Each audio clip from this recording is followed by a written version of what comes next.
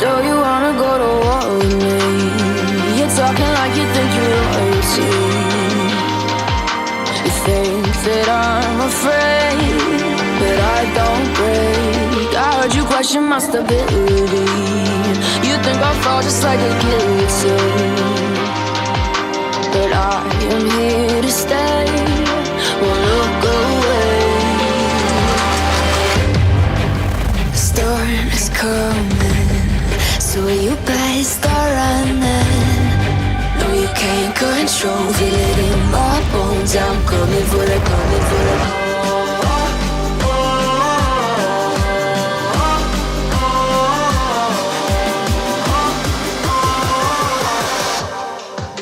I'm coming for the throne.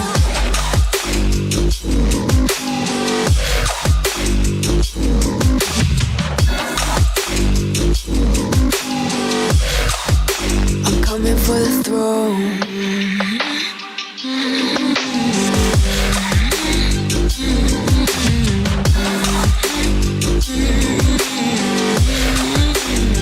So you wanna be my enemy?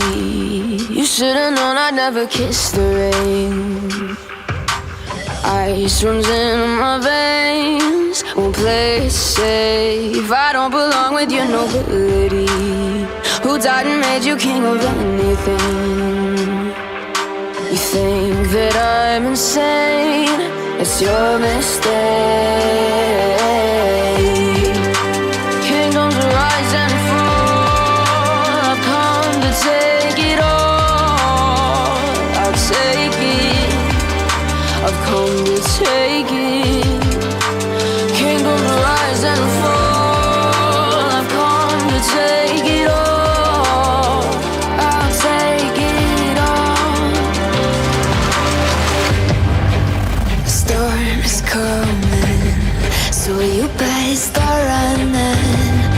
No, you can't control, feel it in my bones. I'm coming for the, coming for the.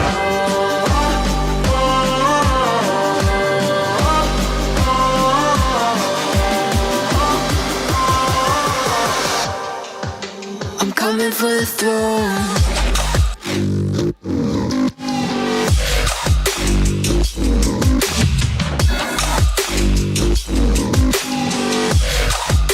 I'm coming for the throne.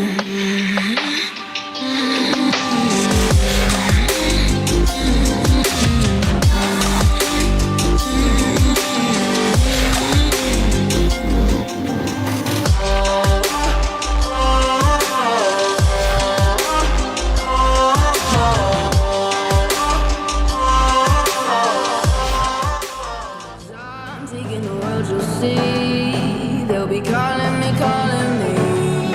They'll be calling me royalty. Best to give me loyalty, 'cause I'm taking the world, you'll see. They'll be calling me, calling me. They'll be calling me royalty. They'll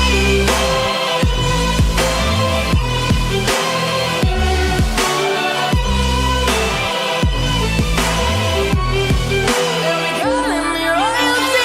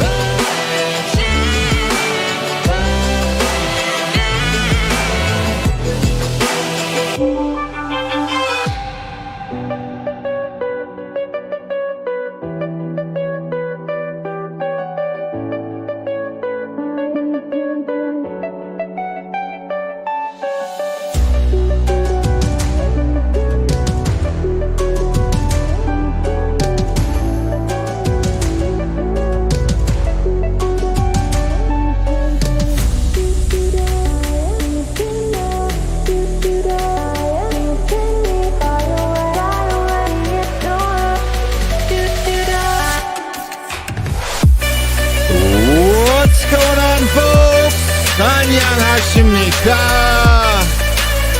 My name is Will Stewart, and you are watching THFCRants.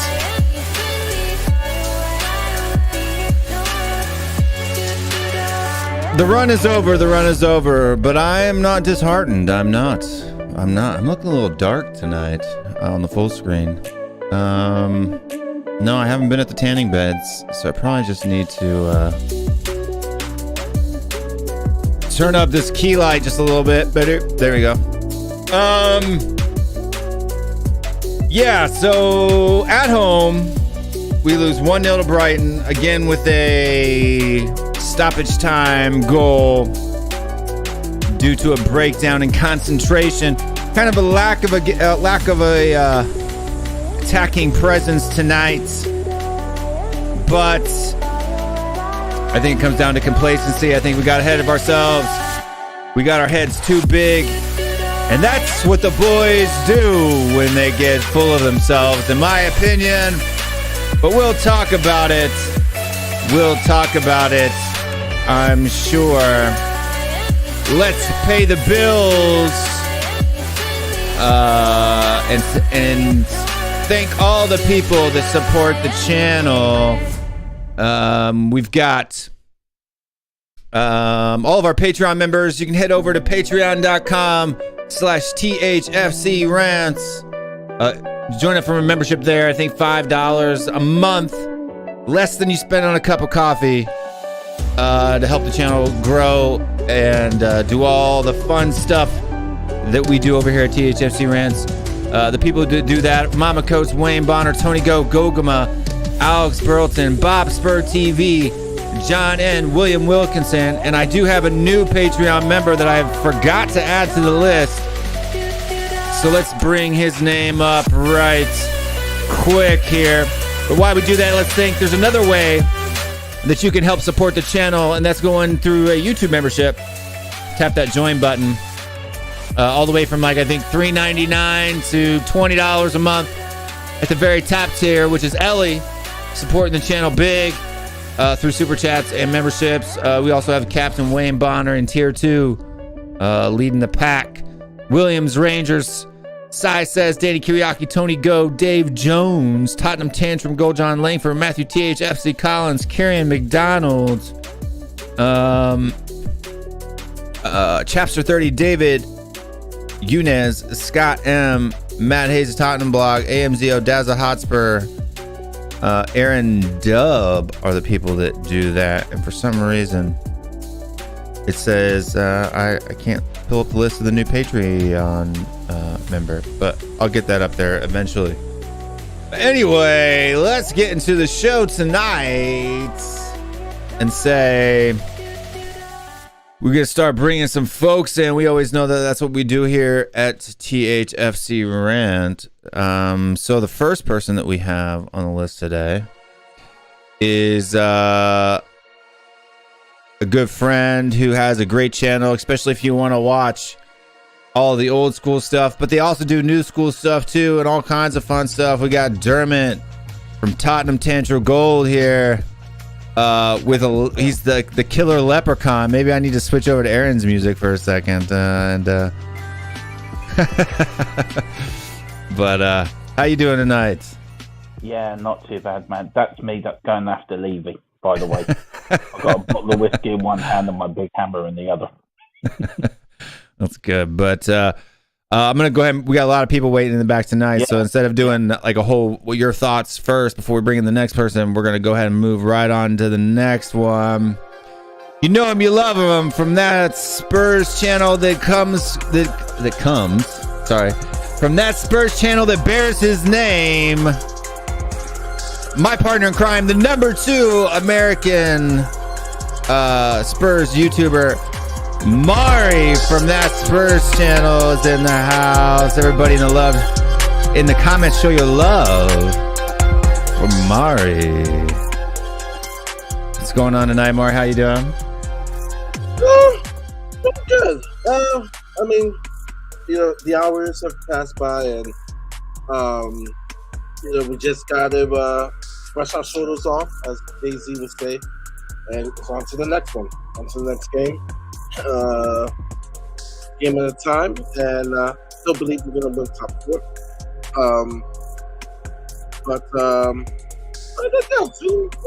Okay, no, that's bad. There'll be a lot of discussions, interesting discussions, and that's good for our channels. So, yeah.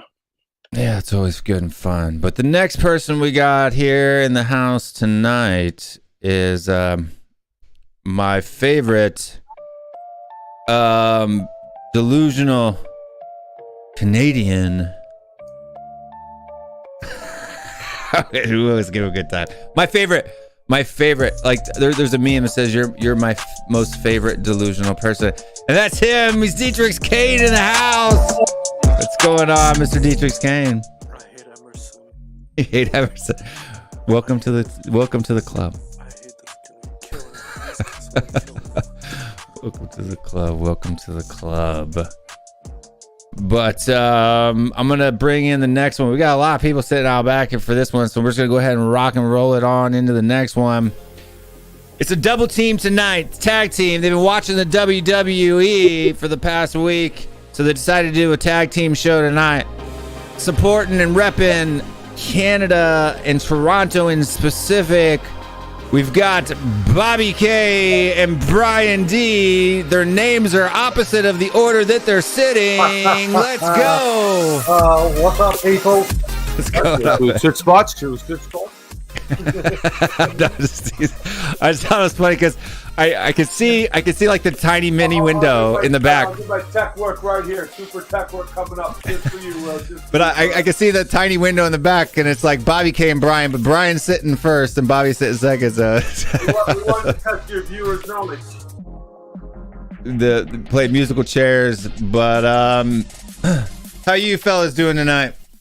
Other than the loss, brother, I'm doing great. Oh, man, Brian.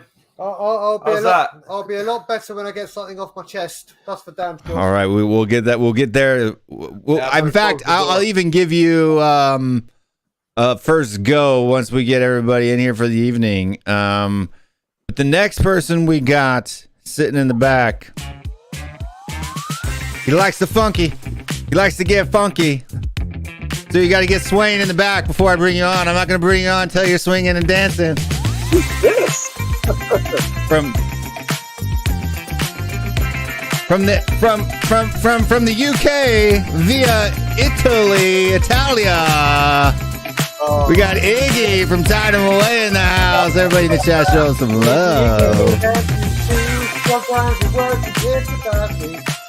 I just made Iggy's day. The smile on his face now after hearing his song, I think, is made the whole day better for him. Absolutely. How you doing, guys? Doing good, man. Like Mari, I'm doing a lot better now than I was today. Yeah. That's good. And then now he's going to be jealous because Iggy's intro was so much fun. We've got him. My brother from another mother, the coach, the guru, the tactical genius himself. Let's hear it for him. Stelios is in the house. What's going on, Tom? There you go. Is he playing himself? Yeah. I need to mail you my kid's recorder that he doesn't use anymore for a prop. That's what I need to do. I don't know. Do your kids play recorders in elementary school? Were you? Yeah. We all did, didn't we? Yeah. And then There we go. we've got him in there in the back too. Let's everybody show some love for. Let me find his song here. All right. He is my favorite Brazilian. He's always given us that South American flavor, right? The calmness when it needs to be calm and the fire when it needs to be fire. Thiago Vasquez. He plays for Barcelona.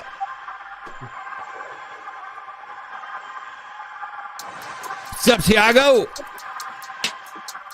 You guys good? Sorry, I forgot to put my headphones. That's all right. All right, we got everybody in. The intros are completed. It was a task tonight, but we got Ellie here starting off the show with a super sticker. So if you do want to help support the channel, you can do that with super chats, stickers, or whatever. That helps us, especially things when things get fiery.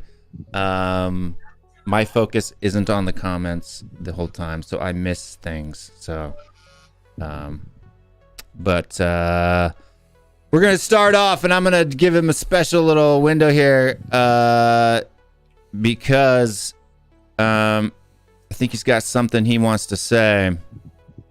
Let's go, Brian. Shit, let me close the door. Yeah, I just need to piggyback and elaborate on what Stel was saying on Bob Spurs' channel, when saying today is all about the parasite and everything this parasite does. And I'm going to go into a few sections here. So here we go. I'm going to start with our manager, Antonio Conte, and our World Cup winning goalkeeper, Hugo Lloris, coming out and saying, we must learn from this. We must learn. Do you know how many fucking times I've heard this? Do you know how many times we've got to hear, oh, we've got to learn for this. We've got to learn for it. Do you know how sick and tired I am hearing the goddamn excuse? That's the kick up the arse we needed. They've had so many arseholes teared up outside of them. If you kick them up the arse, your foot comes out of their mouth. It's so fucking loose back there. Enough is enough with this bullshit excuses. He has the audacity for the manager and World Cup winners to say, we learn. Well, they didn't learn under Poch. All the players learned is how to throw Poch under the bus. They didn't learn under Mourinho. They learned how to throw Mourinho under the bus. And now Conte has to deal with this shit. Conte has to deal with players that don't fit in the system, i.e. what Stel says.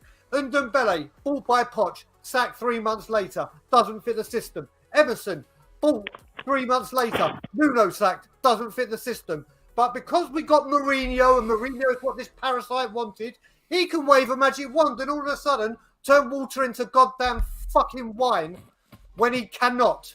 Every single time, it all goes back to this parasite. Do you think he wanted to bring blooming Harry Winks on? He has no option in midfield. What the fuck Do you think he wants Emerson starting at right back? He has no option. He cannot drop Kane. He has no option. Everything is all rooted with this parasite. And just to show how wonderful this parasite is, within an hour of the defeat to Brighton, an email is sent out to Spurs fans saying, guys, don't forget, this is the last 24 hours to get your 25% off the third kit, which will be obsolete. Just in case you missed it, you might need it, right? Because you're about to buy shit. You need it for him, okay? Within a few weeks. Prick. Now, people will say, oh, this is marketing and this was all preset. It's very easy to say select all. And after a defeat, when you're fucking, everyone hates you, it's very easy to say unsubscribe or unsend. The PR team are jokes. The club is a joke. My league game has gone up here. But what happened? I've got a video that Ryan Isaacs took. There are fucking sheep crawling around the block to spend money for this parasite that you're not going to see. Season ticket renewal early. You're not going to see anything invested. Go buy a shirt. You're all fucking sheep. Now, I don't care if you protest or not. I don't care if you feel as passionate as me or not. I don't care if you've got an agenda like me, like Stel, like other people that see this shit. You moan, but then you go and spend shit in this shop. You moan, then you spend shit in the stadium. This has happened for 21 years, and the excuse of, oh, this is the kick up the arse. The excuse of, oh, I don't know, we need to learn from this. These are professional players that have won things and train all fucking week. They train to learn. They train to get knowledge. They train to go on that pitch and be the players that they need to be. Why did Liverpool, Man City, Chelsea get to finals? Yes, they've got the money. We've got money. But what do? They trust their manager and let the manager get who they want. And if it doesn't work with the managers they want and the players they want, Bye-bye. Hey, Off you go. Hey, settle down. They also fucking keep their managers more than 6 months. That's the problem too. We're flipping fucking managers every few months. We're flipping managers. Got to change the system. Got to change the players that we bring in. Well, we know this fucker is not going to bring the players in for him. So what's the point of it? And then we sit here, like you say, support the club. It's the board that's making these decisions, is it not? It's enough. That's it. Well, no, Look enough. at the fucking board. People it's have to it's black and white. realise. Don't say, "Oh, we were expected to lose," or "We were going to drop 2 points. We're going to drop 6." I don't give a fuck. I don't know why people were laughing at Arsenal. I'm furious at that performance. I'm furious at that game. I don't give a fuck. I don't give a fuck what other teams do. I don't give a fuck if other teams get battered. We could have been, as Stel said again, 6 points ahead of everyone, 6 points ahead of United, 6 points ahead of Arsenal. But now we're 3 points behind them, hoping Arsenal lose a game in hand. All roads lead back to the parasite. Enough is enough. Game over. Rant over. Stop making bullshit excuses for this parasite. End of fucking rant. Yeah, but to be fair, we all said, everybody has said, all you guys that actually know 100 times more than I do have said, we're going to drop points in this upcoming run. We're going to drop points. We're going to drop points. We're going to drop points. Okay, we agreed on that. But it's the style we fucking drop points in as well. So we can blame that fucker. But at the end of the day, we've got to ask what Conte was up to. He doesn't have options. Again, why doesn't he option? Because of that fucker. That's why he doesn't have options. Because this man hasn't given him any tools in the fucking toolbox to work with. But at the end of the day, the players didn't show up today either. So go ahead, fellas. Who's next? Alrighty, that sounds like fun.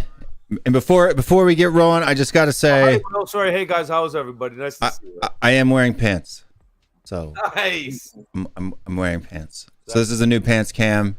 I moved the rear cam and put it in like a CCTV type of scenario. That's actually kind of cool. And I'm wearing pants, so I'm not streaming from the waist down. In my underpants. I would like to go next because I want to probably stem off what Brian is, because I was can everybody hear me? Yeah. Yep. Yeah. Because I was in that mode since the game was over, and I saw some chats and people blaming who and whatever. I'm just like, don't even go there. I looked at. Of course, I got the banter as soon as we lost and whatsoever, and I was feeling salty and whatsoever. But it's always good to kind of think about things throughout the day and stuff like that. I'm looking at, and I'm gonna connect this. I'm looking at my lost Temple, his post about this is why we need new forwards, and that's beyond like that's delusional. But I will say this though to the middle part, and this is what this team is currently learning. He said this before the game. I think the Spurs Express posted this. Something about Kane and Sonny. They're still improving. They need to get better. And I know in the other streams we talked about this. That Collins, Wills, and some other shows previous we're talking about. Our world class players and our team. Our team, despite this loss, I still believe we're going to get top 4. I'm looking at the schedules of the other teams and whatsoever. What they are trying to learn is something that more than 13 years, because I can only speak of since 2008 as a Spurs fan, is having that winning mentality. Having this team deliver when we need them. This team, and includes even our superstars on our team, Lloris, our captain, this team, and I think that's the frustration Brian has. That's the frustration I have. When we need to rely on them, it's just when the pressure goes up psychologically, this team folds. I don't understand it. But the good news is, I believe Conte is slowly changing it. He is slowly changing it. I know, despite of today how bad it was today, I believe he's slowly changing it. From everybody on the squad. But I get the frustration because that's how I felt. I'm like, man, why are we always making it harder on ourselves? Why? Like what we do. Perfect to be up 6 points up, and and I blame everybody. I'm not like, we're clinical. Our offense is also, yeah, that's us. Because when the pressure now goes up, where is this? Where is this great performance? Time and time again. But I believe it's going to get better. So, like, people say, okay, like, my lost tempo, well, we need new forwards. No, we don't need new forwards. It's just that we got to just change the team mentality. It's going to be change that Thursday mentality. I know in the American broadcast, Robbie Earl mentioned this. He said, Conte is working on changing the old Spurs notion that when things really matter, they come up short. It's going to take time to break that mold, and that's why I believe Conte is going to change that, because he hates losing, and he's going to bring that winning mentality, but it's going to take some time. Rome wasn't built in a day. It's a painful, I won't say painful rebuild, but it's a painful learning of, okay, we're going to be the team, like I know Stell said that at the end. Chelsea's going to find a way to win against Crystal Palace and win the FA Cup, right? There is a process of having that aura, like, I'm going to come on this field and we're going to win this game. Whereas when we come up with the big games, right, we are complacent. We don't show up or we're complacent, as Will would say. We're complacent. And that was I even was saying it in the previous streams about one game at a time. Where do we come off of being complacent? Like we haven't won anything. We haven't won anything to beat that team and stuff on field. Like we just better than you. We always should be hungry. Always should be hungry. Yeah, I didn't see any hunger at all today. None. We should always be the hunter because we haven't got there yet. We should always be hungry. So that's the main point I want to say. But it's a process. I believe we're going to learn that process. And we're always hungry. I think that's what's so disappointing, though, Maury, that we've done so well to bounce back over the last few games after the second half that it's almost safe to say nothing changed in the second half. In fact, people would argue it might have even been a worse display. So I think that's what's more disappointing. Like, I don't want to blow up over one game. No. It's one game. We've still got quite a few. Our schedule looks better than the people that we're competing with. So, I still have hope. But I think it's just that's what really, really bothered me is just the display overall. I want to flip this around on people, actually. And I'm going to speak on behalf of me and Stel. We all talk about, yeah, we believe we're going to make it. We're going to make it. We're going to make it. What if we don't? We always talk about the what ifs and what ifs if we do. What if we don't? Then Levy's gonna wiggle out of having to buy anybody this summer. That's what's gonna happen. But but then what happens? We all talk about the what ifs, and if we get Champions League, we're gonna get the better player. We're gonna do this. Kane stays. This happens. That happens. Let's talk on the other side for a change, because obviously when we win and everyone goes, "Where's the Levy outers?" and we go, "I'm right here." Let's put it on the other side. What happens if we don't? Where do Spurs go? What do the fans do? Let's talk on that side for a change. Well, the fans will do nothing. I think they should be out there protesting and screaming, yelling. But before we get into that, I do got to bring him in here. This guy had to wake up at like 4:30 in the morning this morning to watch a Spurs match, to watch the complacent garbage. I don't know if he woke up at 4:30, but if he was going to watch it, that's the time he'd have to wake up.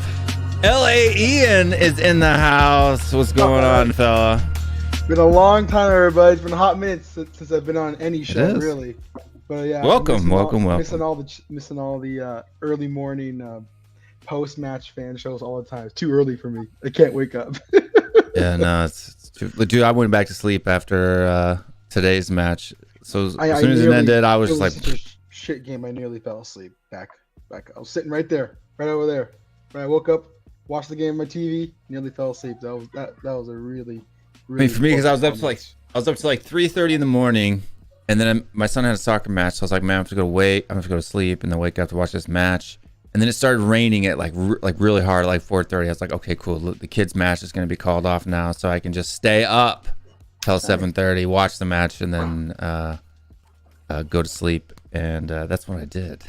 So I was out all day. I missed all of the drama until about 2. Then my wife calls me. My wife went camping yesterday with her friends, and she calls me at like 1:32, and she's like, my car won't start because I guess they tried to use the car for electricity and then realized that the car needs to be on so the battery doesn't die.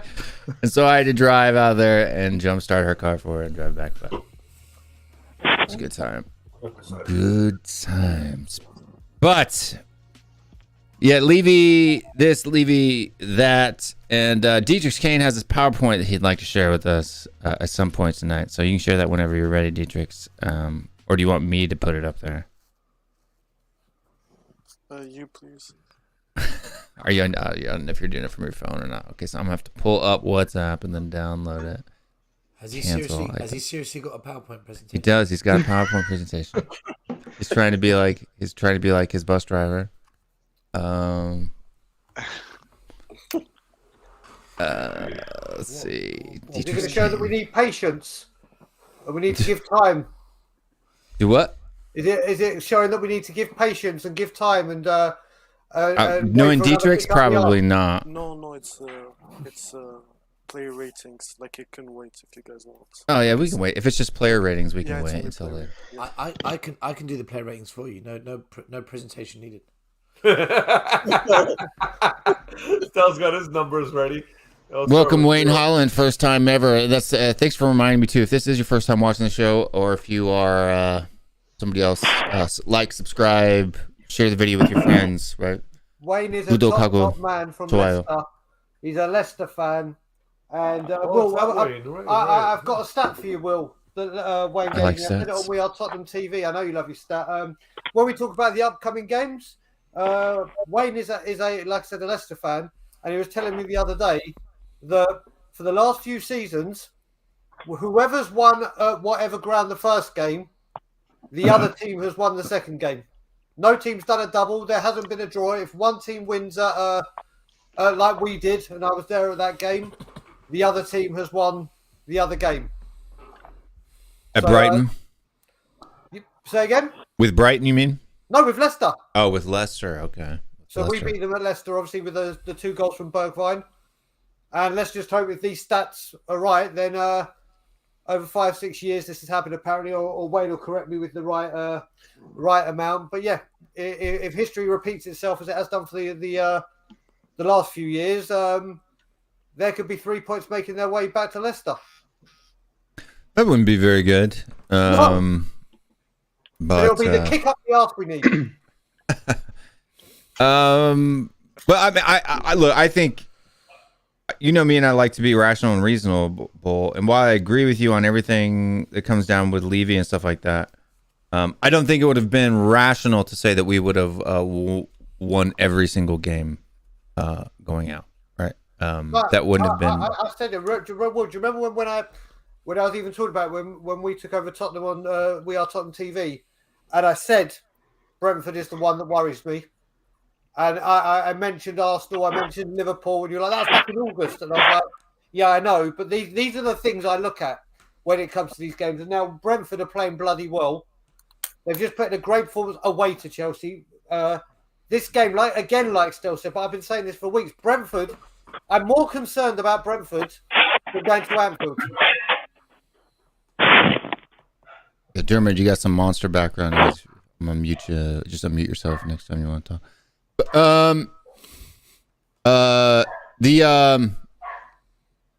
Someone's got a dog puppy. All right. But yeah, so I just want to say that, like, but the good thing about that is, the good thing for us is the other people have been doing even worse than what we expected them to do. So they've been more worse. Like nobody thought that Everton was going to beat Manchester United, right? That nobody guessed that.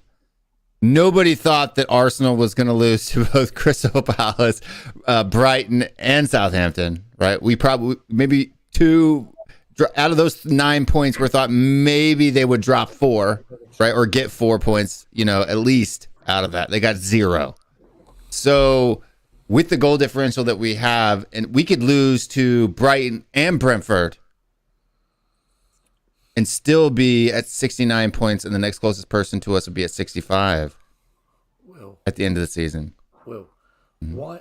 See, what we're Yeah, doing that's is, going with, winning the games that we expect to win, like today. What we're doing is we're saying this point gets you this, and these points get you that, and if we get this many, this for me doesn't work, and I'll tell you why it doesn't work. No one can predict right now. No one can tell me what Arsenal, West Ham, Man United, and Tottenham are going to do in the next 6-7 games. We weren't supposed to. We were never, ever, ever expected or predicted to beat Manchester City twice this season. We're the only team that's done it. The only team. Sure. We were never expected to turn up against Liverpool. Should have beaten them, but we drew 2-2. No, that's right. Right? No one expected us to go away to Arsenal and play so atrociously, so awful, and get battered the way we did. No one expected us to lose twice to the worst Manchester United team I've seen in my life. It's impossible to predict any of these. It's not impossible. Well, stop. It's not impossible. No. I've just explained to you how it is. No. You've given 4 examples of statistical outliers, right? Hold on. Facts, I predicted results. we would beat Aston Villa. I predicted we would beat Newcastle. I predicted that we would beat West Ham. I predicted that we would beat Brighton before that. Those are 4 instances when we beat Brighton before that. Yeah. For every game you get right, we get wrong. Those games I told No. you. You can predict. You can predict because you can listen to what I'm saying first before you just keep jumping there, right? You can predict the majority of games. There may be some that will go against logic, right? But you can predict them. I predicted that Arsenal would lose against Crystal Palace and they would get no more than 1 point against Brighton. I predicted that. I didn't predict they would lose to Southampton, but them losing 6-0 made it obvious. I even said on Twitter, out of the next 3 matches, how many points will they get at most? 3 if they're lucky. Did you predict we would lose at home to Southampton, Wolverhampton, lose away in the FA Cup to Middlesbrough, and lose away to Wolves? Burnley, and today against Brighton? Southampton, no. Wolves would be a tough one. Burnley, no. Like I said, there are options, but my predictions. Hold on, my predictions are right more often than they're wrong. The point I'm making is I gave that's how predictions work.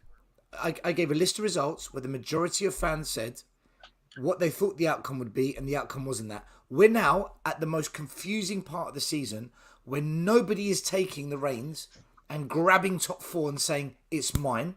Everyone's doing their best to throw it away. We're now at a point of the season where you just don't know what kind of team is going to turn up. Is Ronaldo FC going to turn up? Is Harry Kane and Son FC going to turn up or not? Are Arsenal going to get their shit together? No one knows. And we're doing this guessing game. In my view, it's just my view. No one. But it's not a guessing game, though. Still, it's not a guessing game. When you go out and you look at coefficient, no, it's not. It is. Everyone said we're going to beat Brighton 4-0, 5-1, 3-0. Everyone got it wrong. Everyone. It was a guess. Okay, listen.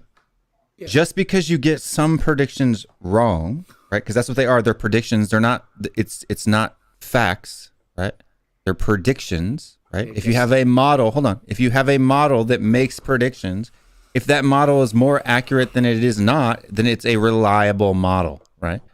It doesn't matter if you sometimes get it wrong, right? If you get it right most of the time, that's why in statistical models, pollings, there's a plus or minus factor. Why was I able to predict how many goals Harry Kane would score this season? How was it? Just luck? How was I able to predict that Brian Hill was going to be bad, that Emerson was going to be bad, that Bentancur was going to be good, that Kulusevski was going to be good? How was I able to predict that? How did I predict that we were going to beat Leeds 4-0 and then lose to the FA Cup Middlesbrough the next game? I had no data to go on. You had history. You did have data. You had historical trends. Yes. No. Stella, that is a historical trend because you've watched. Hold on. Listen to what I'm saying. You've watched Tottenham play for long time, and you know that it's up that the kind of performances that our players put in is where we come up, right? When we're not complacent against big teams, right? We go and then go up and screw up against the easier team, right? Because we're what? Overconfident. We become complacent. And that's exactly what happened today. No, that's not why I said it. I said we'd beat Leeds because they were fucking shit. They were the worst team in the league. That's why I said we're going to batter them. But they weren't the worst team in the league. Everyone was battering them. When I say the worst team in the league, it's a metaphor to say they're in the bottom kind of 4 or 5 worst teams, right? Everyone was beating them 4-0, 5-0, 6. I knew we'd batter them. And I knew we would then go and lose to Middlesbrough because we haven't got the rotation because of the weak squad, because Levy has built a weak squad for 21 years. I knew we'd go to Middlesbrough and bottle job it because that's what happens every year. Yeah, but you also predicted that we would lose to Newcastle and we didn't. Guys, don't you think, though, real quick, don't you think... That's my point, Will. No one can predict anything. They can. You can make predictions, though.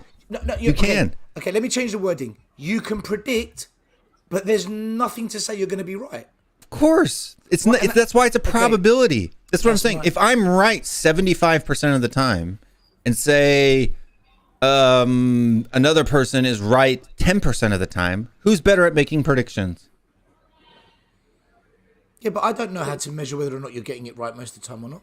I'm just going by what you say. I'm just assuming what you're saying is correct. Do we have short memories? Do we not remember the spreadsheet where we actually made the predictions? That spreadsheet, it's there for everybody to watch. That spreadsheet night was a joke, man. It wasn't a joke. It might have been a joke to you. It was serious to me. I still have it. I'm looking at it right now. I look at it every week. I update it. We had 9 Spurs fans all saying, yes, Spurs are going to win. Yes, Spurs are going to win. Yes, Spurs are going to win. Yes, Spurs are going to win. Yes, Spurs are going to win. And so far we have. Will, we fucking lost to Brighton. They're shit. That's 1 out of 5, Stel. 4 of them in a row. Win. Okay, I'll tell you what. Anyhow, we don't beat Brentford. Stay off YouTube that day. Okay, listen to this. You hope we beat Brentford. I did. That's fine, right? How many times have we won 5 in a row this season? We haven't won 5 in a row in the Premier League for God knows how goddamn long. Okay, so with the odds that's why I predicted a loss between Brighton and Brentford, because it is impossible for us to go 5, 6, 7 wins in a row. We might get a draw, right? We're going to drop points at some point. But right now, it's probably if since we dropped points yesterday, if these players are now hungry because now they feel the pressure again, they're not complacent, right? We go and beat Brentford and we go and beat Leicester. That puts us on 72 points in the year. If we lose to Liverpool, then go beat Burnley, and then go beat Norwich, and then go beat Arsenal, right? Puts us at 72 points. We have 5 games left that we can that we need to win in order to hit 72. The way do you think Manchester United is going to beat Liverpool right now? No. Do you think Manchester United is going to beat Chelsea right now? Will, who knows? Because it's called probability. Liverpool is here. They're scoring this many points every game consistently over 38 weeks. Manchester United is here. They're doing this. You can have statistical outliers. Brentford battered Chelsea. Still, that is not evidence that Chelsea is going to continue that form, right? That's called a statistical outlier. Do you know what that means? Yes.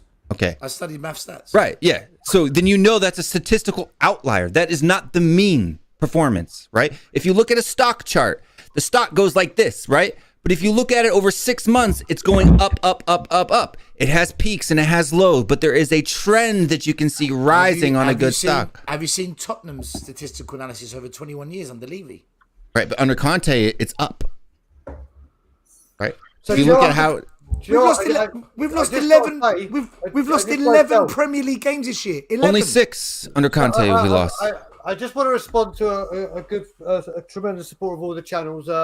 Jamie Gitt's question or statement, and he's right in what he says. But I keep saying this thing over and over and over again, and I tweet it over and over and over again.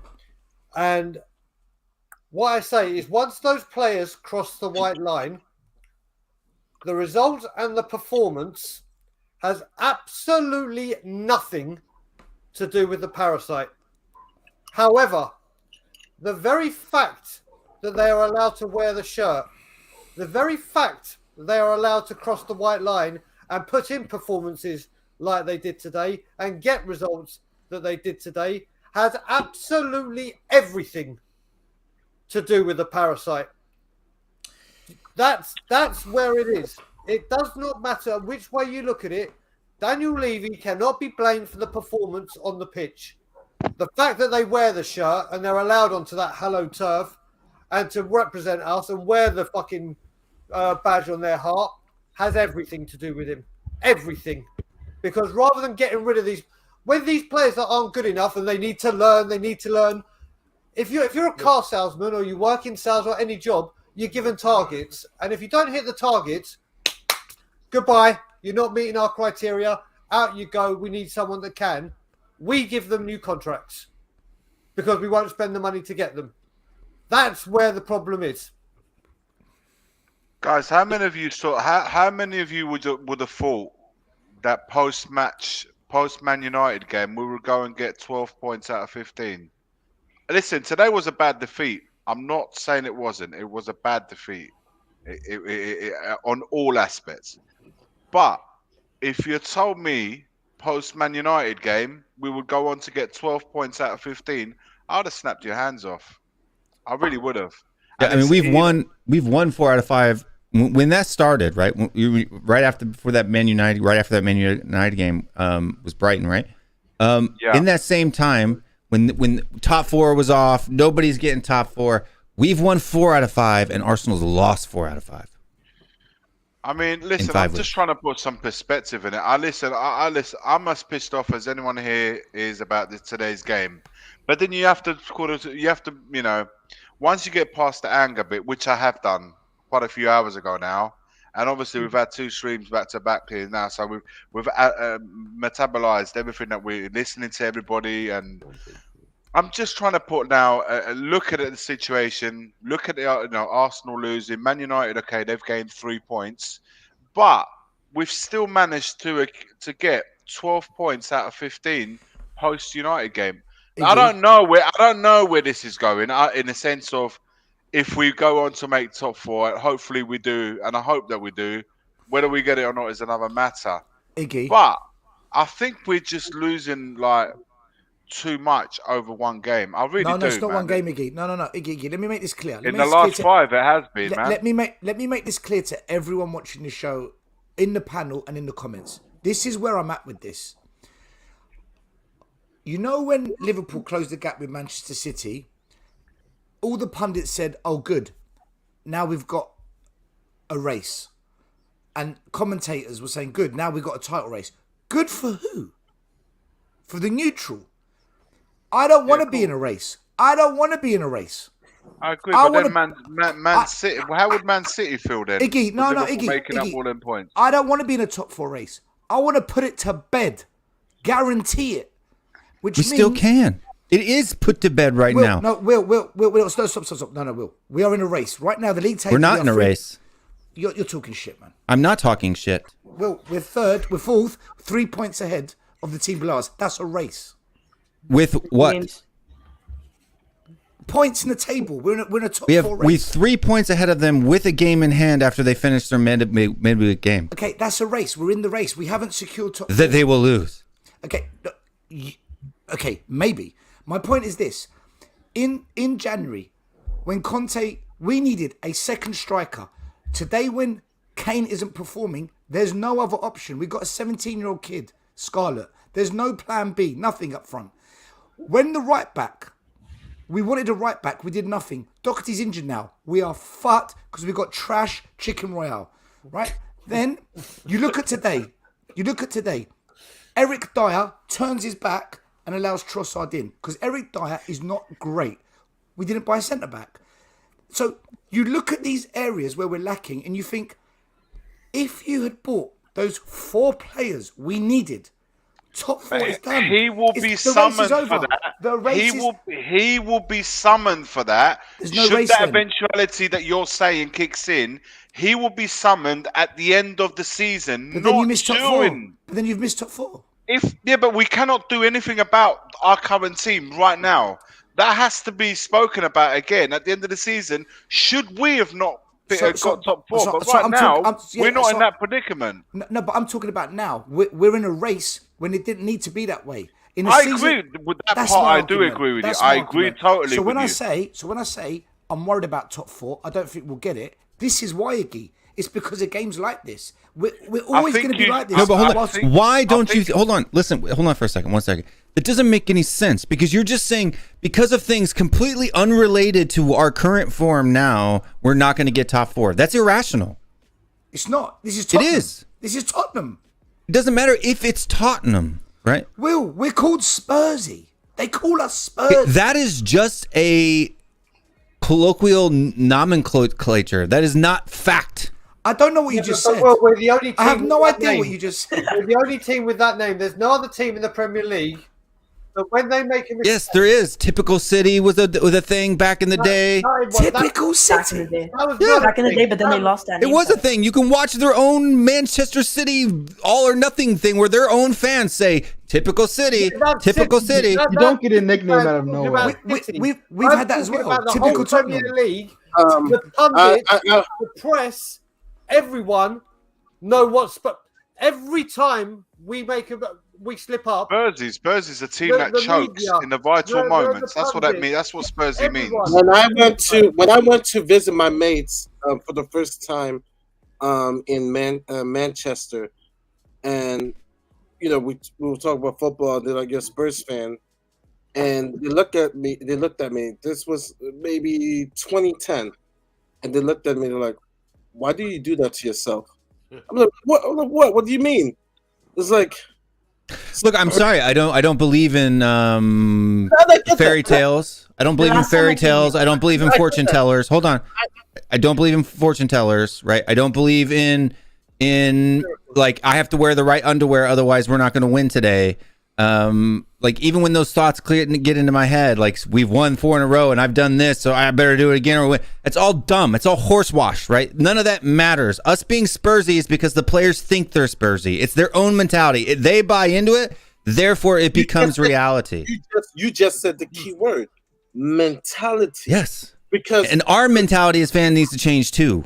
Yeah. It needs to change. It's something. Why?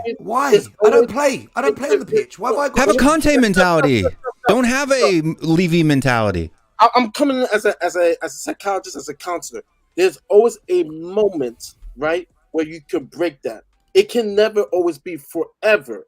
But for our team, we have not overcome that. There's plenty of teams, the Jets, the Clippers, Spurs, where we have that mentality, and we believe that, and so it becomes of us. And so I understand Stell and Brian to the point, because at first when I came, I'm like, oh, we can overcome that. Now I'm just like, okay, it is embedded into our club. I just said that Conte has come to change that, because we should believe that it should change. But history shows, yes, we have. But look, this is what I'm talking about. Scott M says there's no reason to believe. You said use reason, not fairy tales. Look at the table that I have before us. This is our minus today. This is before today's results. This is our form in 2022. Is that not reason to believe that this is a blip?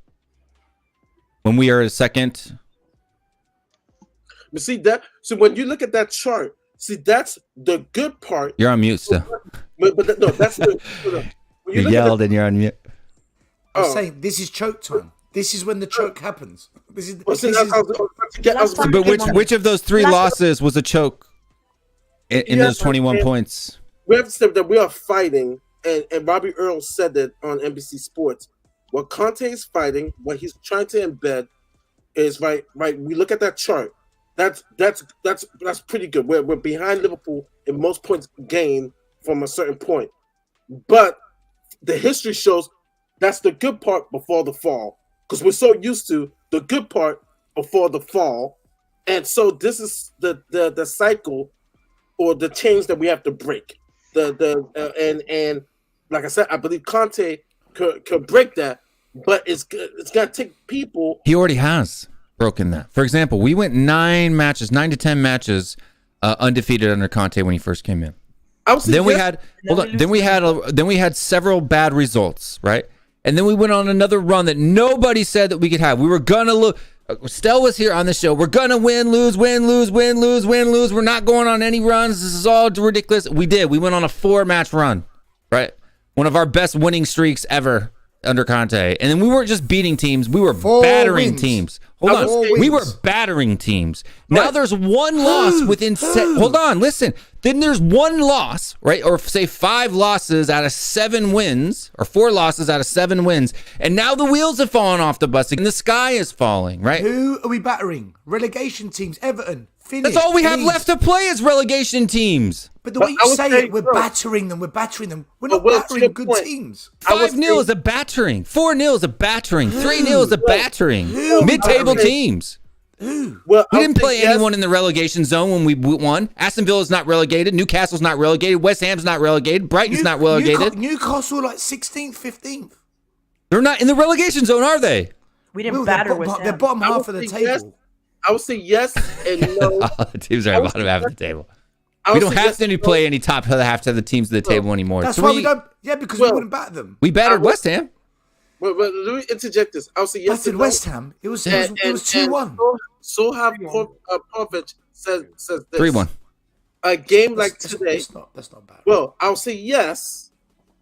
I'll say more of Conte's currently in that process of changing that mentality. But a game like today is what Sovereign Putt have posted. It's more like PTSD. And for our fan base, we are so used to that. It's like PTSD.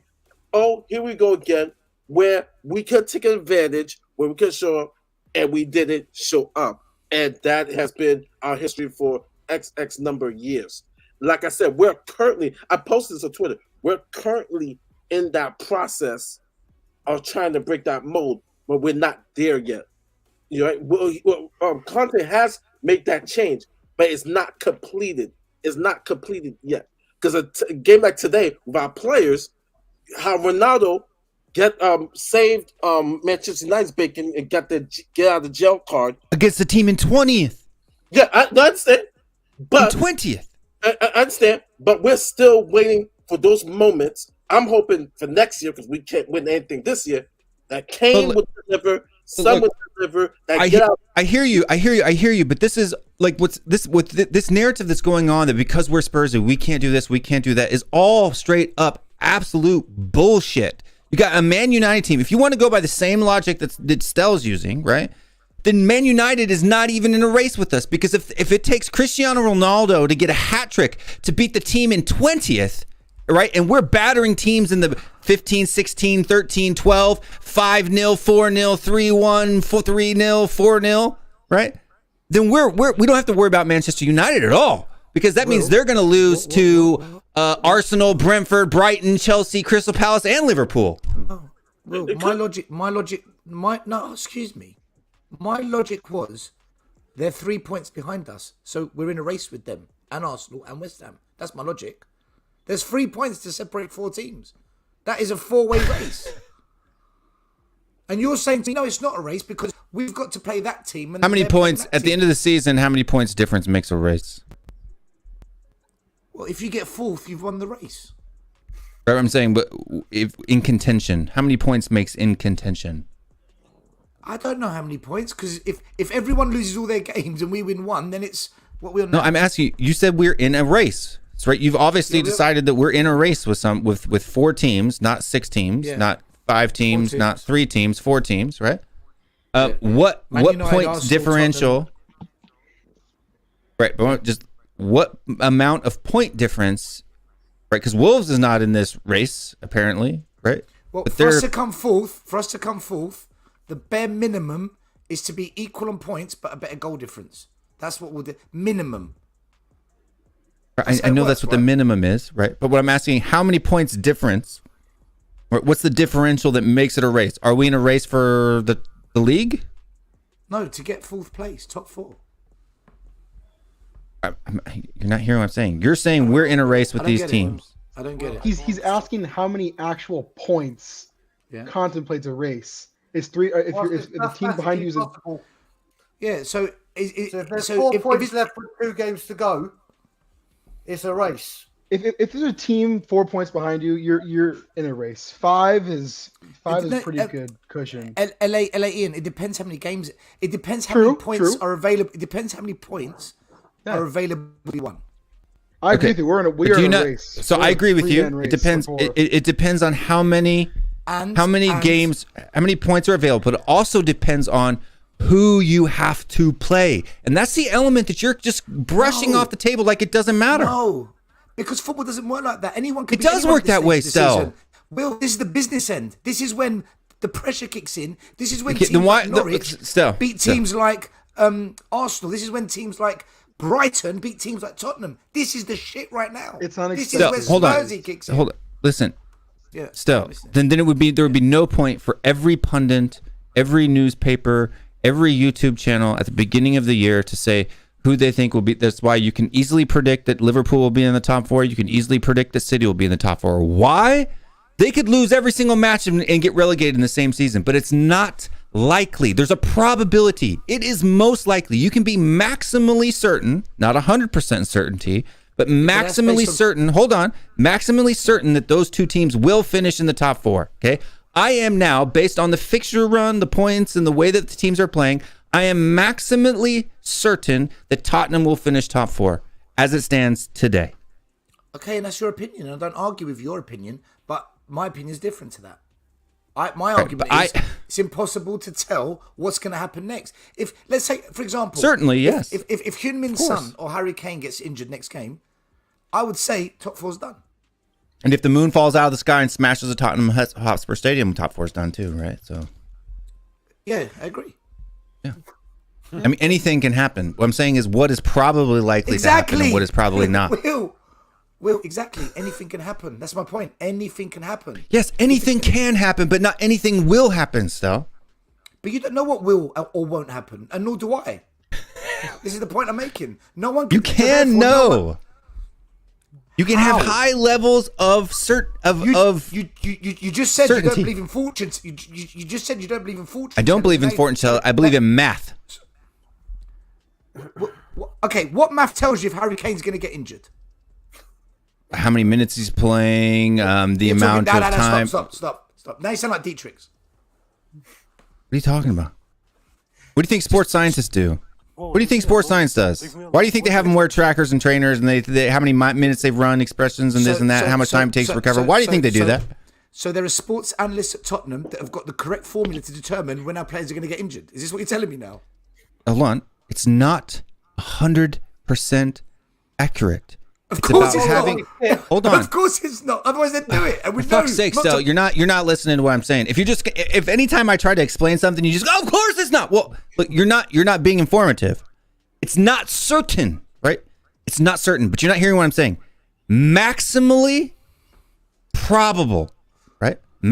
A high degree of likelihood, right? It's called mitigating risk, right? When I create a brand new product in my job, it's never seen the market before. Do I know how many I'm going to sell? No, I don't. But based on the market, what people like, the products that I've developed in the past, current market trends, I can make predictions, right? And if I'm good at my job, I make good predictions. If I'm bad at my job, my company goes out of business and I get fired and I'm out on the street, right?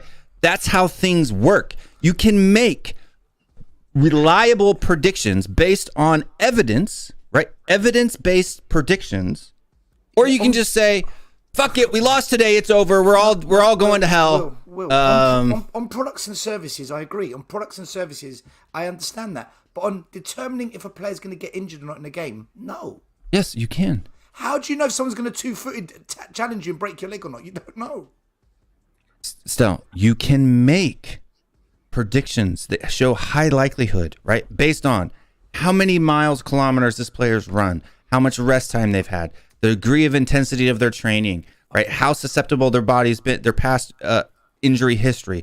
That's why they can say that if you smoke cigarettes, you have a higher chance of getting heart disease than if you don't, right?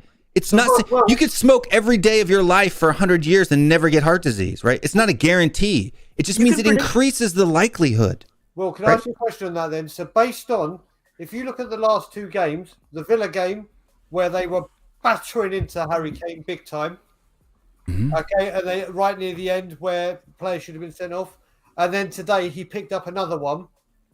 Surely they've got to start looking at things and saying, do you know? And this is why I think Harry Kane was ineffective today. I think he was told not to drop deep because players are just going to keep clattering into you and go for your ankle, which we've seen in the last 2 games.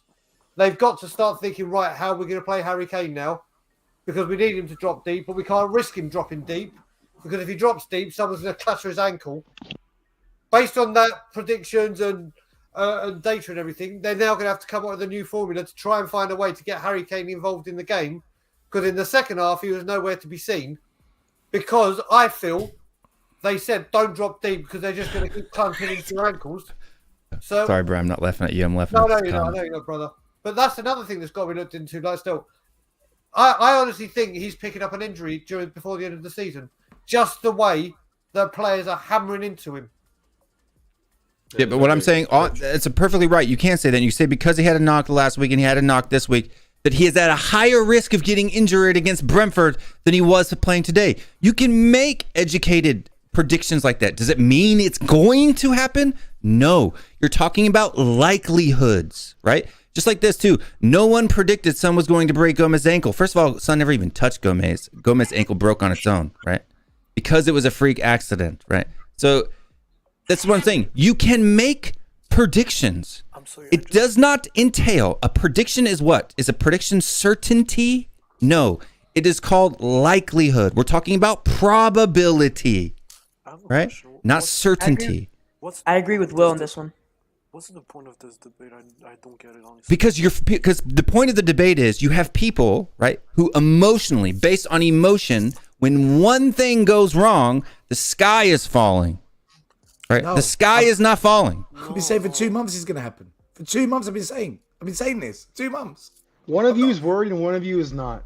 That's just really, one of you is worried about it and one of you is not worried about it. Still sees really 1 loss out of 5 as the sky is falling. I see 1 loss in 5 as going according to prediction because I predicted a loss. I see losing 4 games that everyone predicted we were going to win and we lost them as alarming.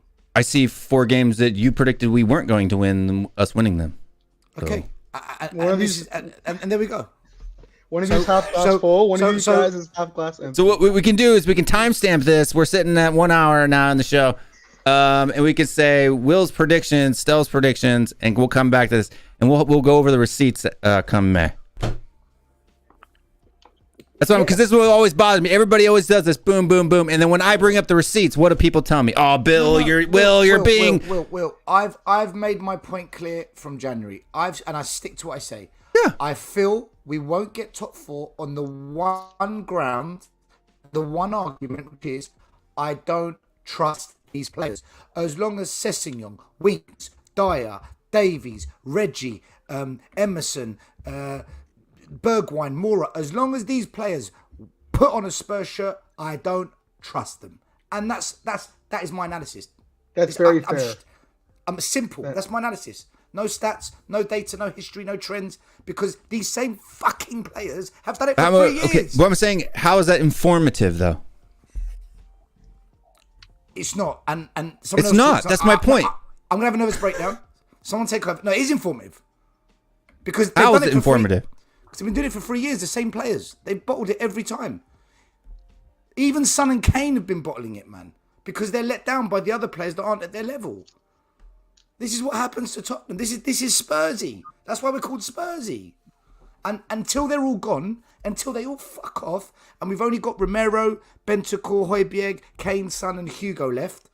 Just maybe Skip and Kulu, right? Kulu actually, yeah. So I want 65% of this squad gone. I want 8 players to stay and build a team that I can say, I believe. Until that happens, I will never believe. And if I'm wrong at the end of the season, good. I look forward to top 4, good. But I still won't believe they'll win a trophy until they're all fucking gone and Levy spends 300 million and actually shows some ambition. Do I disagree with you on the quality of our players? Have I ever disagreed with you on the quality of our players? No, but you believe the quality's there to get top 4. I don't trust them. I never trust them. At the beginning of the season, what did I say the likelihood? Ask Cody. Cody Mack, you're in the comment. What did I say the likelihood of us getting top 4 was? We all said we won't get it. We all said it. I said 30% chance, right? A 30% chance. I got crap even for saying 30%. Okay? Will, I think most fans didn't believe we'd get top 4. But that's fine. But what I'm saying is that's different, right? Every time that I make a comment or a prediction, whether it be Brian Hill or anybody else, players, points, who's better, who's worse, it's all based on evidence, right? Not my feelings, not this. It's based on historical trends and evidence, right? The evidence right now says it is more likely than not that we get top 4 right now.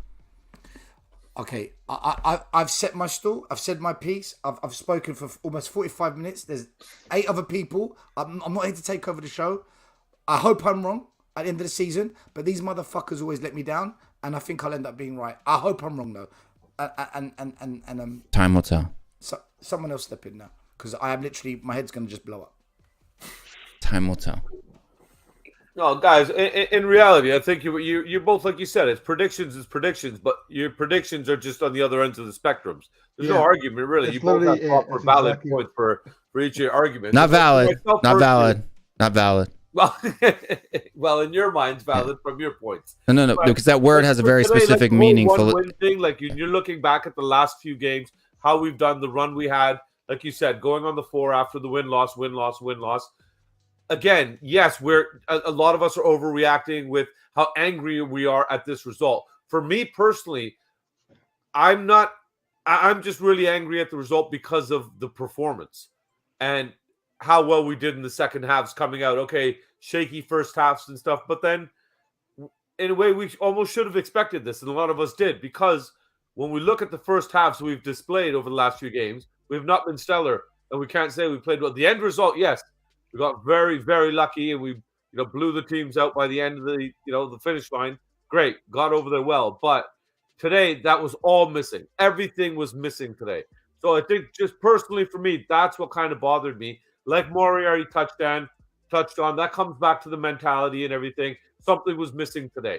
Will, I know you were on Bob earlier. You were talking about how they were fucking around in training, basically. They're grabbing asses, you were saying, and stuff like that. And, they're playing around and schoolboy. The mentality wasn't there. All of a sudden, they're looking at the fact that Arsenal's dropped points, United dropped points. We've kind of putting ourselves in a great position now. We're psyching ourselves up. We're looking into the future, kind of, all right, yes, we've got this. We're going in there. The pressure's off. They kind of almost forgot that every game is a cup final right now. They had that mentality over the last few games, and that disappeared today. So me personally, I expected, like I agreed with Brian on this one, that the upcoming game was going to be our loss, Brentford. And I pray to God, I'm hoping that this was the kick in the ass that they needed to be reminded that now every game is a cup final. I want to, hopefully Stell is going to be wrong with where we end up, because obviously all of us as fans want to see us finish in top 4, get the money, get the pedigree of the Champions League, so Conte can bring in the players that want to play with him, and in the Champions League have that pull, have that necessary draw for the players. But again, unless everybody agrees, if Levy doesn't sign the fucking checks this time, and he's still there, we've got fights coming up between fans and the board and everything. It's going to be chaos after that. 100%. But Iggy, you said you were going to bounce out, or are you sticking on? Yeah, buddy. Listen, I've been listening to you guys, and you all make really valid points, man. You really do. Unfortunately, listen, this team, for all the love I can have and want for them to make top 4, they do have these tendencies of shortcomings in games where they are expected to win. It's just fact. It's just we have those. Those shortcomings have been there since the beginning of the season, and we will be getting results where we probably didn't think we was going to get results, and we will drop points where we thought they would win games. These are you're right, and then there's a lot of things that need to be done still in regards to the team, who we're going to keep and who we're going to ship out come the summer. That is undeniable. I think though the real your debate with Will and both of your debates, that you will only get the real answers from that. This analysis that you guys are doing, at the end of the season, you will be able to look back at all the season and realize, right, this is where it went right, this is where it went wrong, etc. You make a full once the season's been played out. Right now, though, it's like you said, they were grabbing asses this week, and they were messing about, mucking around. Probably the focus wasn't as there, and maybe there was a tendencies of being a bit lethargic, and the complacency kicked in this week. There was a lot of distractions, and I said this previously with the whole Paratici and the post-COVID. The COVID that Conte got after the Aston Villa game. So quite a few things were there in place, which this team cannot afford to do. And today we played the ultimate prize for it. Now we got a week, another week before the Brentford game, and it will be interesting to see if what you said earlier on about how the video and training and stuff like that, how serious it will be this week coming up. If you're going to see this mucking around in training this upcoming week, it would be interesting what they show us. If it's going to be anything similar to last week, it will be completely different. Because if it is different, then what we saw last week was a clear sign that there was a clear complacency. So I'm looking forward to this week's training videos that will come, and the pictures and the images that we'll get to see. I'll be very interested to see how that changes. And look, we just, again, it sounds really cliche because I've said this before. It's going to be a real game-to-game basis. We now have to make sure that we regroup. We get back to focusing the way we have done in the last 3 or 4 games, and really go and get these 3 tough earned points, which will be Brentford. Brentford's not an easy ground to go to. They're a clear good run of form, and we have to do our utmost to come away to shake off this defeat from the Brighton game and go and get those 3 points at Brentford. I think if we can do that, it kind of kick-starts that top 4 race again. That's the way I see it. I think there will obviously there's going to be a lot of games that's going to be played before we play Brentford, and there's a lot of points won and lost amongst themselves. A lot of 6 pointers, as we call them here. 6 pointers meaning there's a lot of teams there that are direct rivals. So, for somebody losing 3 points, they're going to gain 3. So it's a 6 pointer is what we call it. And it'll be interesting to see how that unfolds before we get to kick a ball again against Brentford. And no, I hear you. But I got a couple things. I got my friend Simos here. It could be worse, guys. We could be Arsenal. He's my Arsenal friend. I agree. Don't forget to use your mouse on the like button and hit that ring. And then we've got 2 super chats here. One from J. Coe. He says, "Are we having fun yet? Everyone take a breath." That was a while ago. Yeah, we're having fun. And then Stell wants to know, We're venting. What is everyone's honest prediction about Spurs away to Brentford? And before we ask the panel that, I just want to show this real quickly. So this is that spreadsheet that we did the other day. I put in the absolute worst scenario. We lose to Brentford. We lose to Liverpool. We lose to Arsenal. And that's what we're looking at. 66 points. Best case scenario for Manchester United. They beat Arsenal. They beat Brentford. They beat Brighton. They beat Crystal Palace. Lose to Chelsea. Lose to Liverpool. 66, 66, 66. We still get 4th. On goal differential. This isn't the spreadsheet we did. This is a spreadsheet. I just changed the bottom half of the tables. He did the worst scenarios possible. Yeah. But who decided it was the worst scenario? No, it wasn't ours. Well, that wasn't ours. What's the worst scenario, that we lose all of our match? You think we're going to lose every match for the rest of the season? No, that wasn't the spreadsheet. I'm only confident about beating Burnley and Arsenal. The rest of our games, I'm not confident. So we're not beating Norwich. Will, do you know what I think is going to happen? I think the top 4 race is going to go to the last game of the season, and Spurs, if they go away to Norwich and win, they get top 4. Norwich has no mathematical possibility of not getting relegated this season. Yeah, and they went away to Man United. It was 2-2 until Ronaldo scored a worldie. I think it's going to go to the last game of the season. It's going to be in Spurs' hands, and Spurs have got one job. Go away to Norwich, win, and we get top 4, and we're going to draw. So you don't think we're going to win our next game? Okay, so we're gonna beat Arsenal and we're gonna beat Leicester. So either way, it's the same thing. I don't think we're going to beat Leicester. I think we're going to beat Burnley because they've sacked Sean Dyche, the biggest mistake, and we always smash Burnley at home. I think. And you don't, and we're thinking we're going to lose to Norwich. No, we're going to draw. We're going to draw with Norwich. Yeah, because we have to beat them to get top 4. I think we'll just do what we always do. Basically, he's saying we're going to do a Spursy against Norwich. That's essentially what it is. Where we need a point, 3 points, we'll go and get 1. We'll bottle it. We'll choke in the vital moment. In the last game of the season, we're going to choke. That will be the catalyst of the whole. So you're saying Man United's going to get top 4 then? I don't know who's going to get it. Will I have no idea. At that point, I don't think Still will give a shit who gets top 4 because Spurs it's not us. Yeah, it's exactly. not us. So. Exactly. Look, I'm going to say this live on air right now.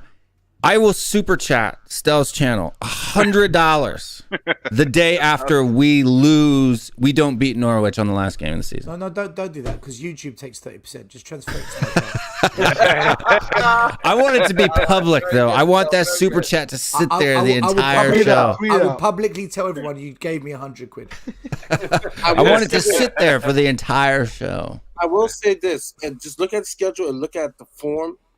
If there's any of those teams, West Ham, Arsenal, and United, that if we don't get it, they're going to get it, I would say United. Because Arsenal is playing bad. And I don't give them a... They can't score, Arsenal. Arsenal can't score, man. They are not beating Chelsea. They are not. You got Partey out for the rest of the season, Tierney out for the rest of the season. Partey's not out for the season. I don't think they're beating United. In 2 weeks. I don't think they beat United. I don't think they beat us. Arteta said he's more than likely out for the season. Yeah, he's just in that press conference on. But Arsenal is bad. Skip and Doherty are out, so technically we've got a problem because we've got no options in midfield for Bentancur and Højbjerg, and the wing backs. Our wing backs right now are we got wings. Next level of crocodile shit. I'm asking right now. You know that Conte has never lost 4 league matches in a row, ever. Dr. Tottenham, baby. Guys, I'm going to bounce. Wait. Thanks very much, Will, for having me on. Guys, I wish you all a good night or good morning, depending where you are in the world, and everybody in the chat. A good night to you all. And I do believe that Spurs are going to go to Brentford and win 2-1. That's my prediction. Good night, Iggy. All right, guys. Take care, guys. All the best, man. Take care. And Will, do you remember when people said Mourinho won trophies at every club he went, but he didn't? Barely hear you. Exactly. Yeah, but hold on. We already set the record for most losses in a row with Conte at 3 in the league, right? That was a record. He had never lost 3 league matches in a row. So now we're going to set a new one at 4. Yeah, it's Tottenham. And you think that's rational to believe that we're going to lose against Brentford, Leicester, Liverpool? No, I never said we're going to lose. It's not rational, but it just seems to happen. It does. That's why a lot of people believe it. So it's irrational. So if it's irrational, why would you believe it? That doesn't make I don't sense. believe it. Why would you believe irrational things? Because Tottenham is an irrational club. It's not irrational. Will, I'm going to lose my shit. Do you not look at what happens in our club every fucking I year? do. Still, I'm more upset. What I really find is I am very, very consistent We are about the only club I know in that. the world I know goes to that. a Champions League final and dropped the star man that got us there to start a fucking guy that hasn't played for 8 weeks. I know we are that. the only club that does that shit. And I just think I find it absolutely hilarious that I find myself and don't take offense because I don't think that you're negative, but just say it, because you're going to give me £100. Say whatever you want. No, because that's what people said about being negative. They always call you negative. I don't necessarily think you're negative, but I think it's so weird that I find myself every other month on the other side of the spectrum, from the happy clappers to the negatives, right? Like it's one week I'm on team negative and one team I'm on team rational. No, it's because I'm rational, and so I consistently have based my opinions on the same type of evidence, and the two opposite polar spectrums don't. I'm a moderate. I'm in the middle. I base my opinions of football, right? What I'm predicting things, right? If I'm making predictions or comparisons, I use evidence. Okay, that's rational. Yeah, but wait. You might say like Conte never lost 4 games in a row. You might say that, which is true. But you see the difference with me, Stel, and maybe others. We're not trying to destroy like ourselves because we know it might happen, and if it happens, we're gonna say, "I told you so." Right, but then you hold on. But then you don't. But then you give me a hard time when I'm always right. Right? When I was right about Emerson, what did you say? No, I don't. When I was right about Harry Kane downing tools, what did you say? No, wait. When I was right about Brian Hill, what did you say? You're not right about Brian Hill. I am right about Brian Hill. That's why he's out on loan to in Spain. He's not going to make it into a Conte team. When I was right about Emerson, what did you say? Emerson, I said give him time, and you're proven right. So technically, yes, you were. Okay. Can you do my super chat? Because I'd really like to know what everyone thinks about Brentford. Because, like for me, I don't think we're going to win. I'm not saying we're going to lose. We might draw. We might lose. I don't know. I just don't think we're going to go there now and win. I don't. Why? What's your reasoning why? Because the performance I saw today, Will, was shocking, man. It was such a bad performance. And it came out of nowhere. And it's such a Tottenham thing to do. We're on the ascendancy, you think, okay, 4-0, 5-0, 4-1. Kulusevski, Kane, Son on fire. The defence is good. Lloris is having brilliant games now. And then out of nowhere, pow. We go and do something like that to a team. That's they've scored 3 goals in 9 games or something, man. It's like out of nowhere they come and bully us. And I'm thinking they bullied Arsenal away too. But you said Arsenal was shit.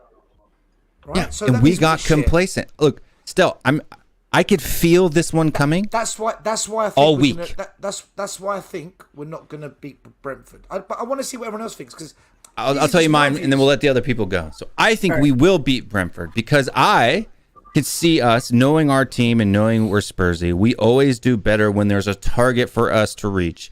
And once Conte was asked in the press conference this week or the week before, do you now see top 3 as your target? And he didn't say yes. Okay, top 4, we've accomplished that. Now Chelsea's my target because now the club, the players don't have anything to push for. When he said, just kind of gave a non-answer and said, no, top 4 is enough. And then I saw him get COVID. Then I saw the players playing around in practice, goofing off more than they ever have shown on social media before. I was worried. I said, we're going to come out and we're going to end up blowing this match against Brighton because we are not taking it serious. We're not treating this like a cup final. Is that how players train before a cup final? Joking around, doing velociraptors, laying on the deck, and that's not how they train for a cup final, right? We lose all our finals, so fuck knows. Right. I mean, who knows? But what I'm saying is that's not how I would train for a final. But I'm just saying. So for me, I was worried. That's why I super chatted. I spent money to ask multiple channels that exact same question. No, it's okay. It's just camaraderie. It's just this. But I was worried, right? I gave a 3-1 thing because I was like, maybe I'm just overthinking it. Maybe I'm overreacting. 3-1 is what we should have beaten them by if we were playing how we had currently been informed. Didn't happen, right? They came out today with 0 complacency, right? So now I think this will be a kick up the backside, a wake up call, whatever you want to say. What it does now is it puts pressure on them again where they didn't have pressure before. And so because they have this is the problem with our players. They can't provide their own pressure, their own mentality, right? That's the difference. You can even look at Kyle Walker and you look at his interviews and talking about the differences for playing for Tottenham, for playing for City. Yeah. It was like it's City. They don't mess about. They win every week. It's expected. They're not allowed to lose. At Tottenham, it's okay if we lose, right? It's okay. We'll just go out and do velociraptors and roll around on the pitch and laugh at each other and go on Snapchat. All right. Will, you think we're gonna win? Mari, what about you? I think before that, I thought it was a trap game. Now, because we lost, I expect a reaction. I expect this week, Conte is going to be on their ass this week. And I expect everybody to perform under this pressure. Because if we don't, then I'm going batshit worried. I seriously think we're going to beat Brentford because of what just happened. And I think Son and Kane are going to come good. Like the rest of the team, I think this loss, as I said, I posted, this loss was a humbling experience, much needed to get us back on track for top 4. But yeah, Conte, I agree with Will. Conte will be like, we're not doing poses, Eric Dyer going like this, doing all that. We need to beat Brentford because we played like shit like home last week. So I expect us to win. I expect. All right, so that's 2 wins. Who's next? Dietrich? If I say something, they will call me I'm not a Spurs fan, so I'm not gonna say anything. Honestly, I'm not. No, Dietrich. Nobody's gonna call you that. No, Stell and Will, they know my answer. I know we're gonna get battered. You watch, just watch. So you're gonna lose?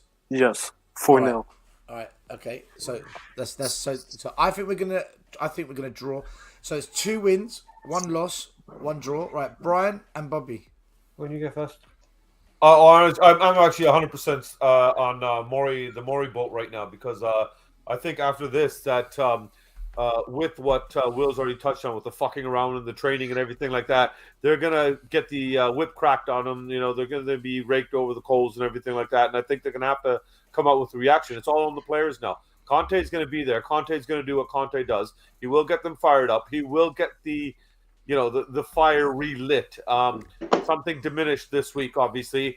Like Iggy touched on before he left, there was a lot of outside factors as well, distractions and everything. All the Paratici nonsense, Conte getting COVID and everything like that. I believe it was this week that we got the announcement Skip was done for the season. Doherty just at the end of last week, we found out he's done for the season. So it was a lot to go through for them to kind of digest, especially the fact that we've already got such a lean squad as it is. So I wholeheartedly agree with Maury that I honestly believe, Maury, that they're going to come out with a reaction. I honestly believe they're going to come out with a reaction. And I think, I don't think we were poor defensively today. I think, Dyer made a bit of a mistake. Trossard got in behind him, and it was a good goal. I'm not going to take away from it. It was a good goal. And they worked for it. They got it. We didn't fight back enough today. But I don't think we were dreadful defensively the way we were in the first half against Villa. Sorry to say this. Emerson was at a position. Emerson's always at a fucking position. Show me a game when he's in position still. Okay, but this is the defending. So the defender's out of position. Romero goes over, wins the ball, slips over. The ball then falls to Trossard. And then, Dyer turned his back and let Trossard go in. He's got the man. He went in behind him. It was terrible defending that led to the goal. But that's what I'm saying. If you look at last week's defensive errors against Villa in the first half, how much pressure we allowed them to have, how many shots we allowed them to have. I think we were a bit tighter in that sense. We were way poorer moving the ball out, getting any creativity at all from anywhere today was lacking everywhere. We didn't get anything going.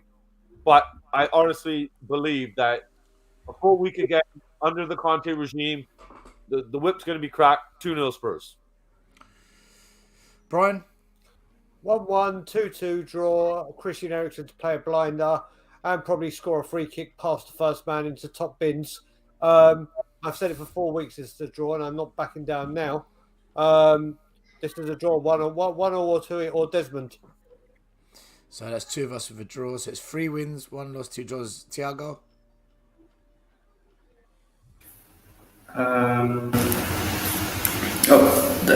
The echo again, sorry. Against Brentford, I'd love to say we're gonna see a reaction, but we've seen with other managers before, some players that the manager said, I need more pressure, I need more from them, and they didn't show up.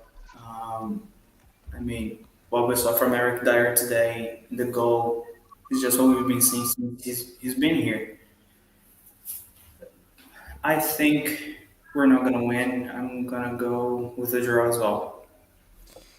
So that's 3 draws, 3 wins. Okay, Ian? We're going to win 2-1. Eriksen is going to score. I can almost guarantee it. It's written in the stars. Because just what Mari said, it's perfect. Because messing around all training week, you lose, you get out of focus, and you lose. So Conte is going to be on their ass, and he's going to make sure we win this game. It's almost a guarantee in my head we're going to win this game. Eriksen will score, though. Okay, that's 4 wins. Let me just grab these because they're pretty short comments. We got Wayne Bonner here says, with £2. Thank you, Wayne. That's still Brentford, squeaky bum time. Mr. Iggy says, we will make top 4. Hashtag back Conte. Hashtag leave you out. Thank you very much, Iggy, for the super chat. And I was kidding. Like, just because I super chat your guys' show a lot doesn't mean you have to do mine. But thank you. I appreciate it. Iggy, we don't have to super chat anymore. Yeah. You don't have to. Yeah. I don't super chat because I expect people to super chat to me. Yeah. I appreciate it when they do it back, but I don't. I super chatted because I wanted this question, to be honest. There you go. That's the same reason why I always super chat, because I want to be heard on your stream. And everybody ignores my comment, like, especially Tommy. Tommy's great at it. He ignores my comments because he knows if he ignores me long enough, I'll super chat it in. But sorry, go. Who's next? Dan. Dan. Do you know what? I keep thinking Yid Kid. I need to remember it's Dan. Yep, damn. Well, I think we're gonna come back. I think we're gonna come back because in this season, we've seen a lot of the time Antonio Conte knows how to light up this squad after a loss. You see that Burnley game that we lost. He came out in a press conference, and all of us were worried that he was gonna leave. And at the end of the day, after we won the game, after that, it came out on Twitter, a report that he was doing that for mental game and to get the team fired up and to win the next game. So I think we're gonna win that game 3-0. Dan, just quick. I actually I started a new video game and I made my name on the video game the Yid Kid. So I'm gonna DM you a picture of it one time because you inspired me. It's a great name. Thanks. Just hide that away from anyone in England because they'll probably try and shut you down. It's a game idea. I'm sure there's a lot worse ones out there. But who's next? Ian? Did he go? I already gave my prediction. All right, cool.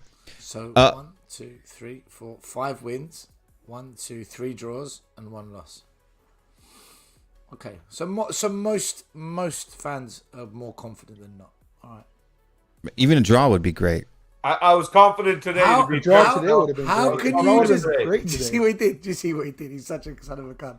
How can you sit there with all this statistic and speech and blah blah blah and tell me we're going to win, and then right at the end you go, if we draw, that's still okay. Because if we don't win now, even you're if gonna we use draw, you're going to use that little comment saying, I said that. No, I see what you that's did. not. No, I'm not saying. Yeah, I think we will win. Hold on, I'm not changing my tune. I think we will win. I'm saying from the math, right, points wise, even if we draw. Right, because if you just saw the worst case scenario, right, I had us losing the next 4 in a row, right, and still being even on points with Manchester United and Arsenal, right. I'm done. I'm just saying, even if we draw, that puts us at 67 versus 66, and we don't even have to worry about our goal differential. I want a refund on my super chat.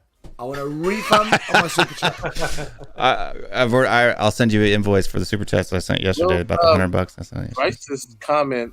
I would kind of agree to a point. It doesn't look good to go cross country. I mean, everybody has a right to do whatever they want to do during their day off, but traveling cross country does do a toll on your body. I know for me personally, and so. I wasn't outrageously like, I was kind of like, King, do you really have to be there at the Masters? I mean, like, are they paying you? Because I think he did an interview, being there. I'm like, they're trying to recruit Bale. Yeah. I mean, we're on the top 4 run. I like, don't come over here. I know the Masters are in April, but it's like. Murray, what you got to remember though is when Harry Kane flies over to the Masters, he doesn't fly in economy and have to wait 3 hours to get his luggage and check. He'll get on a private jet, have all the luxury in the world, get off easy and fly back. I know what you're saying. The club shouldn't allow him. Have a couple of days away in Spain or whatever. Don't go on a transatlantic flight, jet lag, blah blah blah blah. Time difference, everything as well. It just seems. But do you not find it odd though? Like him going to the Masters. Yeah, it's a bit of a bad optic. But does it really bother me that much? No. Do I think it's a little bit of a poor mentality? Yeah, probably. It's just a little bit. Do you think that for the thing that worries me the most about this though is while Harry Kane's off across the world, pretending like he's going to wear a green jacket, everybody else is at Dele's birthday party and Kane's not invited. Do you not see that there's like some kind of weird thing here where he's out, he's not in the in group? His invite and went to the Masters instead. Yeah. That's a pretty fucked up friend to say, sorry, but mate, I'm not coming to your birthday party even after you left and we don't really see each other anymore. I'm going to go to the Masters and hang out for a couple hours and then fly back. I said that. Dyer and Sonny have always been friends with Dele. I've never seen really in a picture where I've seen Kane and Dele. And maybe because the way Dele likes to do the fun stuff. Kane's not the type to play video games. Kane's best friends are Dyer and Doherty in the team. Yeah, but that's what I'm saying. Dyer's at the birthday party. Yeah, but he's not gonna go there. Trust me, he's not there. Why are we questioning Harry Kane's professionalism here? Are we questioning Harry Kane's professionalism? Yes. Yeah, they are. That's not even a question to ask. He's already done it. He's Mr. Professional. I just think it's bad. With the transfer window saga too when he fucked off, right? In my opinion, if Harry Kane comes back and scores a hat trick today, nobody's talking about the Masters. Yeah, but he didn't. That's so true. It's true. He didn't. That's the problem. That's a question that they happen. So it looks bad. I can say this because I'm a New York Giants fan. We had a big playoff game at Green Bay a couple of years ago. Odell Beckham, who's a superstar player, take everybody on a boat trip. Bad optics. A couple of days in the Keys before that playoff game. He drops a couple of balls. We lose. New York goes mental. Now, he could have had a great game, but you take a risk. You could do it, but you better show up that next game. So I'm not saying that you bad much into optics. I'm just saying. But you see, Mari, I'm a Cowboys fan and I love that picture. Honestly, what we need to ask here is, was there any player? Go ahead. Was there any player that stayed in England that actually done much more than Harry Kane today? No, but what I'm saying is if we're gonna hold Harry Kane to the world class status, right? Everybody made a big deal when Ronaldo. Hold on, don't interrupt when I'm speaking, or I'll just kick you out of the show, like other people do. But what I'm saying is if we're gonna hold Harry Kane to the world class standard, right? Everybody made a big deal when Ronaldo went to Portugal midweek when he wasn't selected, and he didn't even have a match, and that we're only talking about Portugal, right? No, the media made a huge deal about Ronaldo going to Portugal. So why do you bring up that argument? Why? Because we're saying we're making excuses. You're making apologetics for Harry Kane going to the Masters. No, stop. You're making an apologetic for Harry Kane going to the Masters, but then it's like, but he's world class, and so it's no big deal that Ronaldo went to Portugal then either, right?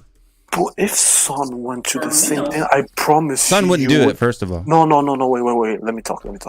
If Son did it, I swear on my life, you would find an excuse. No, stop lying. You would find an excuse. It's true. No, stop lying. It's not true. Stop lying. You're lying. You're lying. This is what Alex Davies. This is why Alex Davies calls us Kane FC. It's shit like this. This is why he calls us Kane FC. No, it's ridiculous because Dietrich. This is what Dietrich likes to do. He likes to gaslight people, right, into saying things that they've never said, will never say, and have never done or showed a tendency to do, and then out of stubbornness, simply just tell them that they're lying over and over and over and over and over and over and over and over and over and over and over and over and over and over and over and over and over and over and over again until people get pissed off at him, right? No. Because No. You see the difference? Every time there's something related with Kane, you find anything to bash the kid. Every single time. But when it's Name what anytime I've bashed Kane and he hasn't deserved it. Name one. He down tooled at the start of the season, which that's true. No. You said he down tooled, and he's the reason that Nuno failed. You said that. I didn't say that. No, you did. Quote me, clip me, show me. Send it to me. I have to go back to that. You're making that up in your brain again. Next. No. Next. Yeah. Then you say anything that. Anything what? Specifics. No. Specifics. You see what bothers me in everything. Like, why do you have to bring up that comment? Because you're just making shit up in your head, Dietrich. That's why I asked for specifics. Dietrich, you told me you wear women's underpants on Thursdays. I never said that. Yes, you did. All my life I never did. Yes, you did. You told me you wear women's underpants on Thursdays. He's making it up, Dietrich. Yeah, of course. I'm making it up because you never said it, and I never said the things you said, dude. But you keep pushing it over and over, and then I ask you for evidence, and you're like, why do you ask me for evidence? You want me to spend 5 hours going back and watching all the shows that you did to find the evidence of you saying you wear women's underpants on Thursdays? I'm not doing it. Cody, clip that. Clip. Bro, come on. Let's use our brains. Right? No, one. Anything that no, you can't just make shit up saying I said it and then I didn't. Can I say something? If there was fans from any other football club that tuned in to watch Spurs fans, they would honestly think we're the most fucking weirdest group of people with the most amount of fucking issues out of any fan base. I reckon external fans look at Spurs fans and are like, damn. That's what it's like supporting that fucking club. It's better than watching Arsenal fans stand outside.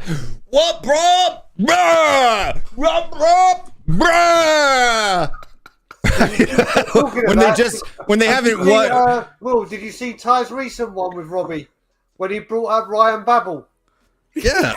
I was like, and Robbie's gotten to the point. I mean, seriously. It's like the discussions that me and Dietrich have are the exact same as the ones that Robbie and Ty has, except I'm Robbie and Dietrich is Ty. It's insane. You're insane. Robbie's actually you're insane. Robbie's had enough of him. He now calls him Sour Ty. He calls him Sour Ty. Yeah, I call him delusional Dietrichs. Double D's. It's you right now, double D. DDK, baby, DDK. Do you know what? I was watching Arsenal fan TV today because whenever they lose, obviously that's what you do. You got to go and watch a bit of it. Yeah. And there's this one fan on there. He's like the most positive fan out of all the Arsenal fans. But you know when you're so positive, you've actually entered full blown denial. Like you are full blown delusional now because your positivity's ignored all the shit that's going on. He said he's fucking crazy guy. He said right. He goes, I can't wait for the next 3 games. I'm so excited. They've got Chelsea, United, and West Ham away. And he thinks he's gonna beat them. It's the same thing, dude. It's like we're gonna beat him. We're gonna beat him. We're gonna beat him. Listen. Dietrich isn't Ty, so Dietrich isn't Ty. Hold on. Dietrich is Bizarro Ty. Right, so if anybody who watches Superman, you got Bizarro Superman. They're opposite. Like the Bizarro Superman even speaks backwards, right? Like. So whereas Ty is overly diluted positive, Dietrich is overly diluted negative. No, wait. What's the one thing I said I'm diluted? Please name them. Go ahead. Diluted? Right? Yeah. Harry Kane's the best striker in the world, yes. That we're going to get battered, that we're not going to get top 4, all the things that you say. Right? How is that diluted? Do you know what delusional means, Dietrich? No. You tell me, how is that diluted? So delusion means not based in reality. Okay, so if I say I think we're not getting top 4, how does that make me deluded? Okay. Is that thought based in reality? But that's my feeling. Okay, so I never said it's true. But that's delusion. That's what I'm saying. Look, that's the definition of delusional, right? Is having thoughts or opinions based on feelings rather than being based on reality is delusional. Right? Okay, for example, hold on. For example, it is diluted. For example, if I think, I never said Stell's diluted. I said if you think, right, that the moon is made of cheese, oh my God, that makes you delusional because it's not. If you believe that the world is flat, that makes you delusional because in reality, it's not. Okay, right? so when you say we're gonna win against Brentford or against Leicester, so that makes you deluded, right? No, I never said we would. No, but you say you predict. Yes, predict. Yeah, and it's a prediction. Okay, that's my prediction. We're gonna lose. Okay. So how is that deluded? Please tell me. Is your prediction based on reality? Is your prediction based evidence? On reality too? Yes. No, it's not. Yeah. No, it's have I ever said I feel like we're gonna beat them? No, I have reasons. I give evidence. Right? There's a difference. Football is one of the games you cannot predict. It's his life period. You can predict it. Otherwise, bookies wouldn't give odds. Okay, so next year, please predict we're gonna win the Premier League and you're gonna win. I can't predict it unless there's evidence for it. Let me do another super chat so we can change the subject. Right, carry on. You're silly. You don't know what these words mean. No, dude, I'm sorry. No. You see, I can tell you the philosophy when you were young. That's why you're so deluded inside your head. I can tell. What? Because I'm not a sophist. Because every person. Do you know what sophistry is? Wait. Every person that has philosophy, every time you want to have an argument with them, they give you one of the most biggest headache in the world. That's you. What are you talking about? I said you give me headaches every single time I talk with you. Okay, I get a headache every single time I talk with you because literally it's like talking to a pigeon. How am I a pigeon? Because I will show you actually how you're being fallacious, right? And you just double down. It's like you don't give a fuck about being fallacious at all. It doesn't matter if it's true or not. In Dietrich's mind is all that matters. You're in Dietrich's world, right? And it doesn't matter what's actually happening in the real world. It's irrelevant because if you don't see it in Dietrich's world, it doesn't matter. Will's just being stubborn. Well, no, I'm sorry. If you tell me the moon's made of cheese, I'm not going to say you're right ever because it's not. It doesn't matter how many times you say it. Next, can you please change subjects? I'm sick and tired.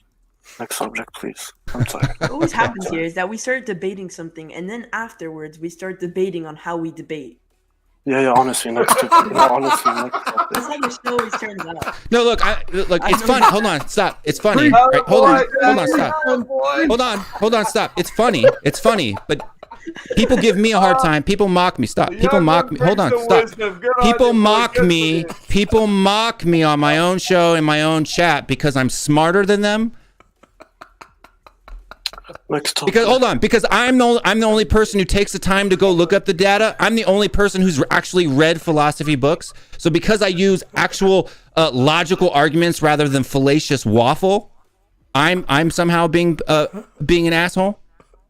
I never chose to support Tottenham. Yeah, fuck off. I never wanted to support Tottenham. My family made. I'm not going to be an idiot just to make other idiots feel smart. We should support another Everton. It's not happening. I will say this. I did 3 years of debate doing undergrad, and had to take 2 years of stats. Hated it, but I needed to be a counselor. You have to go through statistics, and just the art of debate. You have to appreciate that people come up. They come at different angles and stuff, and so when you debate someone, you're going to have to always do the homework. So much you have to take their position.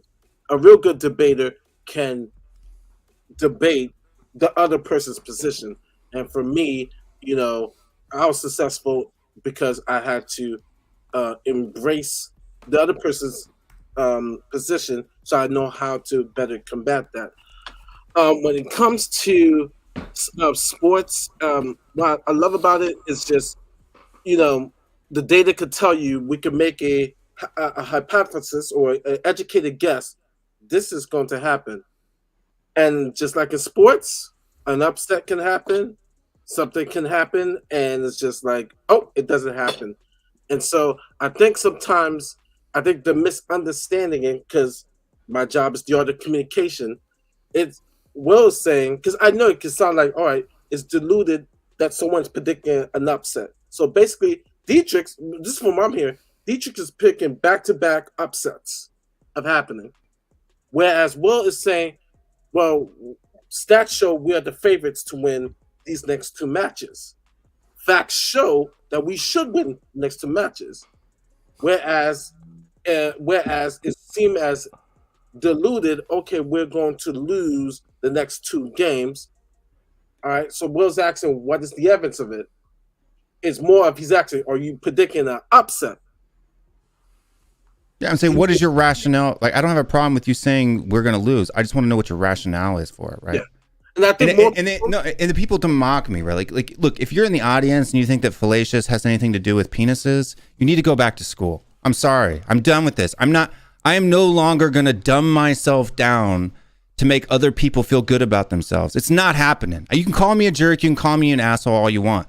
But I would be a dishonest individual if I believed something to be true or possibly true when I know it not to be. Right? That doesn't show humility. That shows ignorance. Yeah. In my mind. I'm just not going to do it, dude. If you tell me the world's flat, I won't believe you. I just won't. Right? There's no argument that you could make that would cause me to believe that the world is flat when I've flown in airplanes and seen with my own eyes that it's not. It's not happening. I just think people have to just worry that, okay, the next 2 games, I'm just basing from Diedrich's point, they're going to be 2 upsets. I just feel that it's going to be 2 upsets. And if that's his opinion, then that's his opinion. And this is what I'm talking about too. Like camping, Carla, Joe, English. It's hard to debate a narcissist. Better to walk away every time. Define narcissist if you're referring to me. Define narcissism. Do you know when Dan said we debate how to debate? It reminds me when Brian Daigle said that Daniel Levy needs to arrange a meeting about a meeting to have a meeting. No, because listen, it's not funny, right? Like this, I'm getting bored with it now. I'm getting bored with it now in group chats, and I'm getting bored with it now on streams. I'm seriously, I'm not even joking around anymore. This isn't banter. This isn't play. I'm literally mad right now, right? Like you can differentiate, you can have a different opinion than me and all of that stuff. But if you're going to mock the fact that I'm smarter than you, you have problems. Period. Right? If you don't know what the word fallacious means, get a dictionary. If you don't know what a sophist is, get a dictionary. Right? Don't mock me. Don't call me a narcissist, right? When you don't even know what the word narcissist means. Because if you knew what it meant, I'm not a narcissist. Right? Words have definitions, words have meanings. Right? I don't care. You can do whatever you want, you can say whatever you want. It's a fact. It's not arrogance. It is not arrogance. And to be arrogant is to have a highly inflated opinion of yourself. Right? That is not based in reality. An over-exaggerated opinion of yourself. I know what fallacious means. Right? I know what logical fallacies are. Right? I know what a fallacy is. I know the fallacies the Dietrichs are making. They are fallacious. Just go read a book and then come back and tell me I'm a narcissist. Should we do my On that note, still had a good question in the super. This is a great question. Spurs fans are moaning about wingbacks. Daughtry's out for a season. Reggie's playing. We all agree that Reguilon is not good enough, right? No, Reguilon, goodbye. We don't agree on that. Too many missed opportunities. But still, go ahead. You got a question, buddy? Running around the room. Where do you want to start? Nah, Will, run it. So Spurs fans are moaning about our wingbacks. Doherty's out for the season. Reggie is playing crap, and Emerson is awful. Who do we play as wingbacks? I would like to hear from Thiago. I know Emerson being is he still in the national team for Brazil? I like the way Murray did it. Honestly, I would pay any country to come and take his nationality away. Just do it. Oh, it's all right. He's from Barcelona. He's a good player. He's only 30 million. I'm going to say something. Barcelona were only joking about when we sold him. Only Tottenham, I said this on We Are Tottenham TV today. Only Tottenham Hotspur, whose most important positions are wing-back under Conte, can say they've got a wing-back from Real Madrid and Barcelona, and they're both shit. It's so true. Real Madrid thought, you know what, let's get rid of him because we can't play him, and apparently there's a problem with him and Zidane. But if he turns out to be good, we're going to fuck Spurs over with Levy like we've done with Modric, like we've done with Bale, and we'll just put a shitty buyback clause in, and we'll take him back. And then we have Barcelona laughing at us for paying that much for fucking Emerson. Only Spurs can have 2 players in the most important positions from the 2 biggest clubs in the world, and they both be shit. But who do Barcelona think they are to laugh at us for transfer business? The transfer business Everyone laughed. The great made them businessman. Bankrupt. They were paying $700K a week for Griezmann for him to score 2 goals a season. Yes, but they would have made a lot of that in revenue in shirt sales. How many people in Barcelona were getting 2? No, they didn't. They almost went bankrupt. They almost went bankrupt. The club almost finished existing. Yeah, Their financial side. Thiago, they still bought more players in January than we did. 1 minute, Thiago. Who would you play as wing backs, left and right?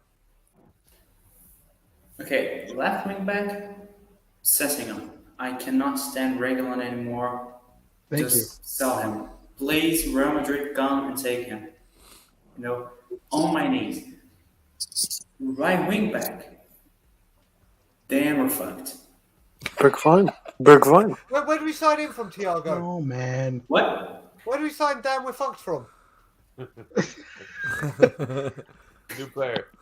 What was that one team in the Europa Conference League? What was their name? I can't remember. Oh, to your mum. Right wing back, Blaney. PDF. We're fucked. Like that Mourinho meme. We're fucked. Does everyone agree Sessignon should be left back? Is that Yes. No. All along. And Will, can you please show what's it called, the heat map of Reguilon, please? No. Okay. So Will, who would you play left back, Will? But the problem is Reguilon hasn't been doing he's shit. What I want, he's not been doing good. But then you have Sessignon, he's gonna play 2 games, he's gonna get injured, and he's gonna be out to the end of the season. That's the Reguilon. Sorry, that's assessing on it. Most people say Sessignon for left back, right? What about right back? This is interesting now. If everyone's healthy or currently because Doherty's out? No, Doherty's out for the season. Yeah, it's for this season. Rest of the season. For today's match or for the entire season, Dietrich? This match, please. It has to be Emerson. You can't pull an Arteta and put a center fielder at right back and then put the guy in the middle. It's just like you play guys their positions. Like would you play? He sucks up, he fucks up. You know. Would you play Kulu at right wing back? No. Listen, you got to look at this. No. If we don't start and then play Lucas, for example. If we don't start Emerson, Lucas out. And we go with Bergwijn or we go with Kulu or we go with Mora, and it goes shit, we have to replace the shit with Emerson. How does that help the squad? You need to start with Emerson, and then if it's not working, you bring it on attacking and go, right, listen, this ain't working. You bring on a Bergwijn and try it, or a Mora, hopefully a Bergwijn. You cannot drop the shittest player in our team and say you're going to be on the bench in case things go wrong. Yeah. You can't do it. Don't do Arteta match. Guys, can I ask you a question, guys? Shit. Is it time to bring Japhet Tanganga back into right back? He's injured. He's hurt. He's injured. He's out. Our medical team is shit. He's done for the season too, isn't he? Yep. Yeah. So Dietrich, what did you want to? Strength in depth. No, like I'm not the pro at heat maps. Like I'm not the best at it. But is it normal that the big red dots he spent most of the time on our side? Is it normal? Based on the position stats of the game, yeah. Yeah, but what you got to remember as well, is we bought him for his searing and exactly. pace, and look how active he's been in the attacking third. Right, but he didn't get enough touches. In pace and his crossing ability. He's fucking. He had 46. Yeah, he can't finish. He can't. And look at his passing. I need a right wing back that can finish, or left wing back that can finish. That's unacceptable. For a guy that plays left wing back, that's unacceptable. Those stats are unacceptable. Do you know what I find that most concerns me about every single fullback at Spurs? Cess, Reggie, Emerson, and Doherty. The one thing that concerns me the most: none of them can take on a player. Yeah. The thing that concerned you the most was Emerson's playing with a shepherd's pie on his head. Right, but like I agree with you that he's not very good on the dribble. But like neither is Trent Alexander-Arnold, right? So no, but can you name me one thing that you like about Reggie? That you think he's by far the best crosser of the ball at Tottenham Hotspur. But does he cross enough? That's the issue. Yeah, he does. He has the most crosses of any player on the team. Reggie. Yeah. Wait, isn't no? Honestly, I don't watch the stats, but is it me or he doesn't look like he crosses a lot? Okay. Yeah, he leads the entire team in crosses. So obviously he may not be like compared to another, maybe like to Tierney or something. I don't know. I have to do a comparison, but according to Tottenham Hotspur, he leads the league in not only crosses but successful crosses. Do you know? Recently, does he? End product is just When he plays. Especially when you look at the number of fixtures compared to like him or Son or somebody else, Kuzeski or whoever. You only have to understand he's only been in the squad like what, 12 times, 15 times. Do you know what? Brian makes a good point. You know, it is pretty fucked up that the most important positions in the team are our weakest areas in the team, like the wing backs. It's so crucial to this system, and it's the weakest options we've got. It's like. It's unbelievable. But why are we playing this system if we don't have the players? I know he's trying to build the team. He's trying to train the rest of the team. Dietrich, I'll tell you, I can answer this because when you hire a manager has his way of playing.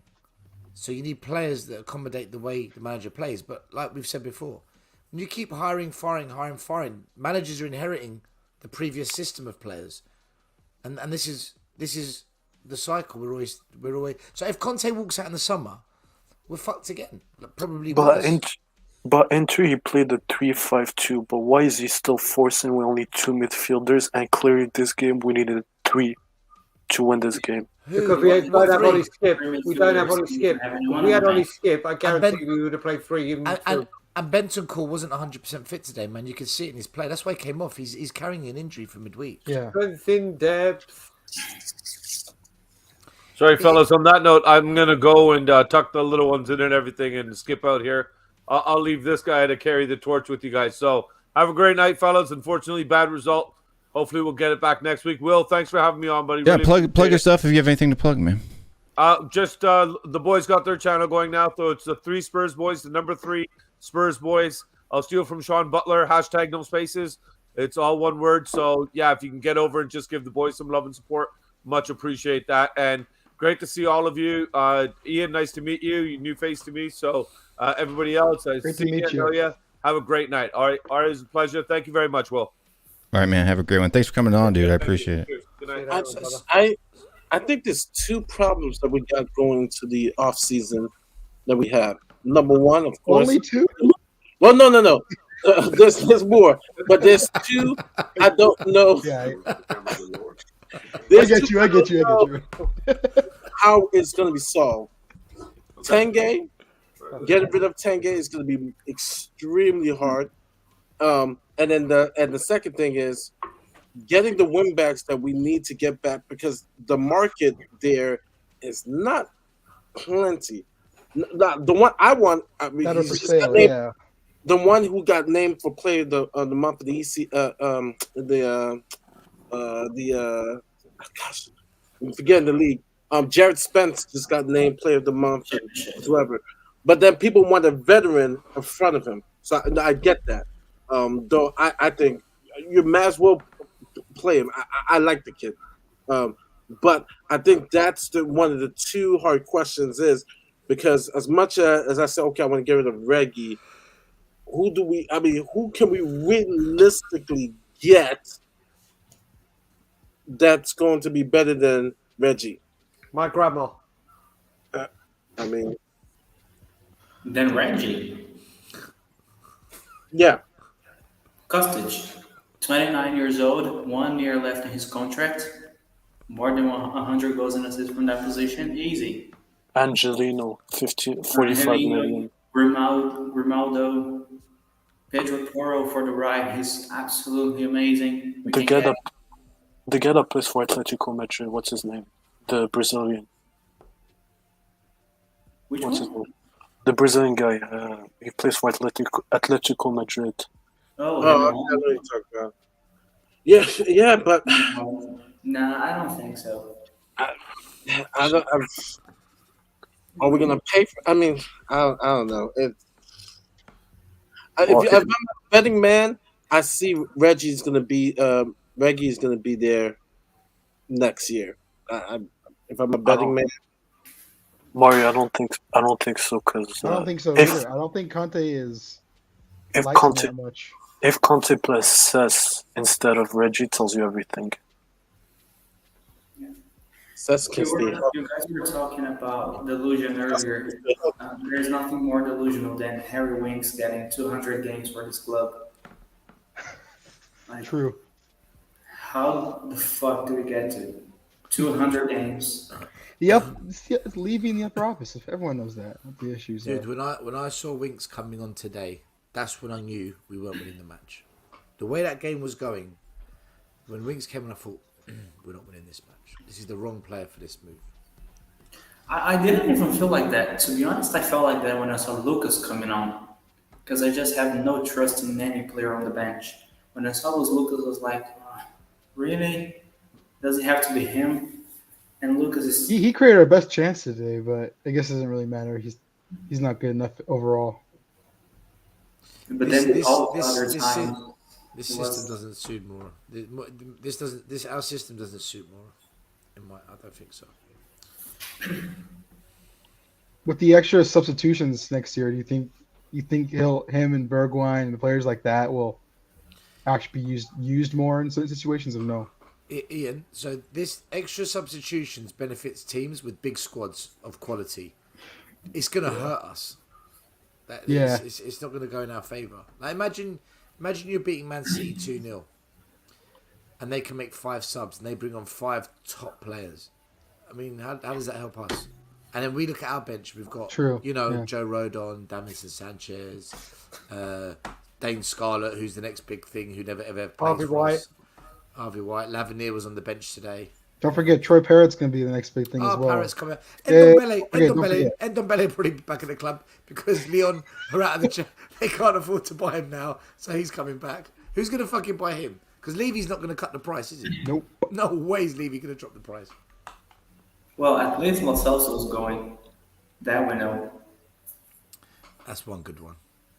Who's the guy that's supposed to come to us because he stayed there for a season? Everyone. No.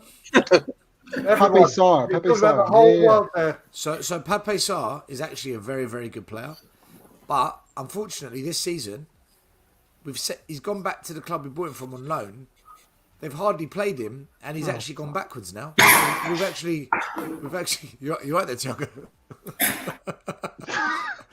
He's joking as I talk. How do we fuck that up? Don't die. Yeah. It's a cough. I got an allergy since Monday, and it's itching like crazy. There's one, you guys, I know we're kind of off it already, but this row right here is Regulon, right? So just for people that want to look at his completed crosses into the 18-yard box compared to other players on the team. Look at second place. Come on. Yeah, 7 versus 20. That's all I say. Will, yeah. can you compare Reggie to the other left wing backs or left wingers in the league? Because comparing give me 4 to compare him against. The only reason I'm asking is comparing Reggie to our players is like comparing shit to diarrhea. Yeah, diarrhea is worse than shit. We can realize that. You got to give me 4 names to compare him with. Or like getting Robertson Gore has to be Cresswell. Cucurella.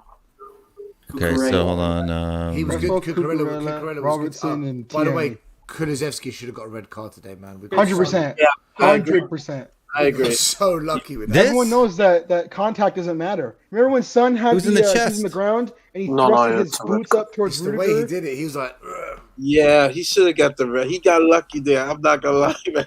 It should have been. And you know what? He knew. I didn't think it was that bad. He knew he was in trouble. Because straight away he turned around and tried to like style it. He pointed the finger, tried to tell him off. No.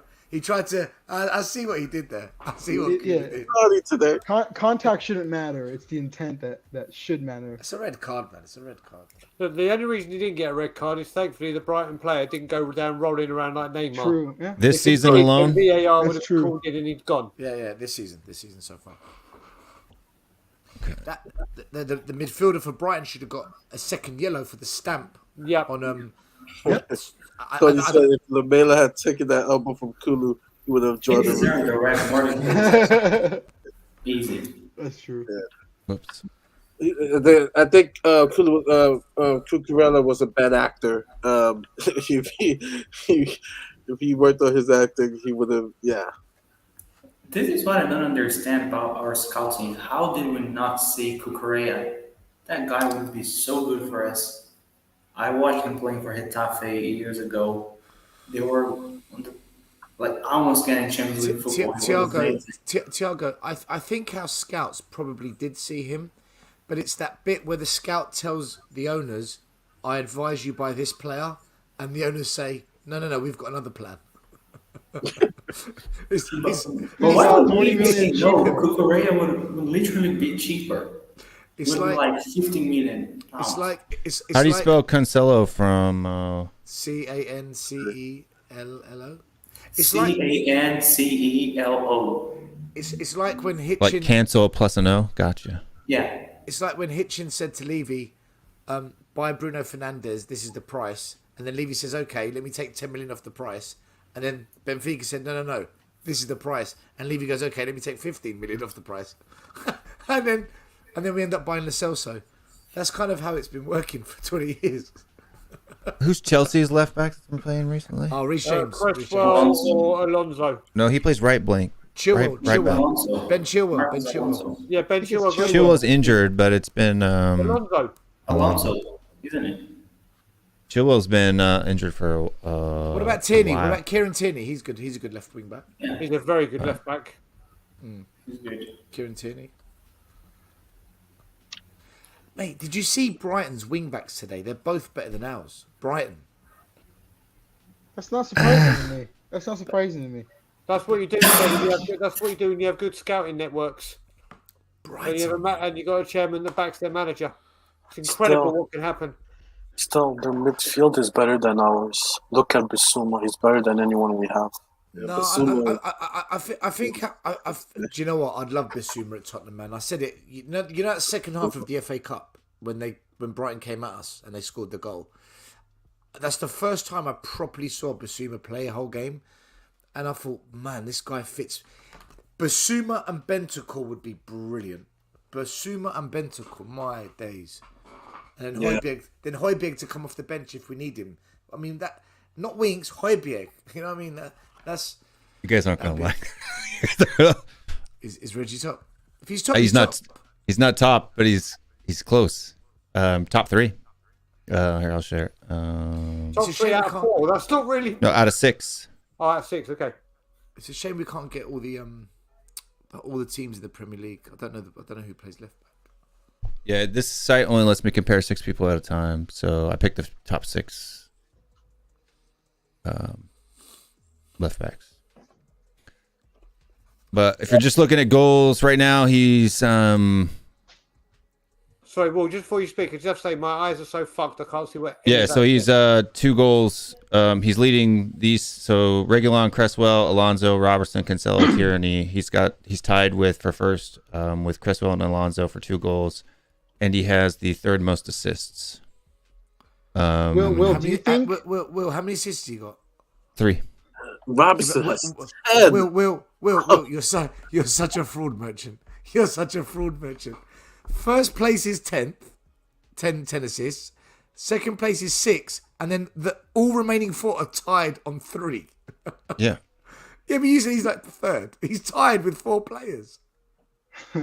But they put him in 3rd for other reasons. When you go down and you look at goals per 90, he has higher numbers, right? That's why. It's the same realization when you go into it's not alphabetical order. If everything is equal, they put him on ties. But because he exceeds things per 90, right? That's why he comes in 3rd in this list, right? It's not from alphabetical order, obviously. Yeah, but that goals per 90 includes goals. But we've said he's got the second. No. What I'm saying, when I click this goals, right? The reason why it puts him in 1st over these guys. It's not alphabetical, right? It's because there's something else down the line that makes him better than them, right? That's why it sorts in that order, right? It's not random.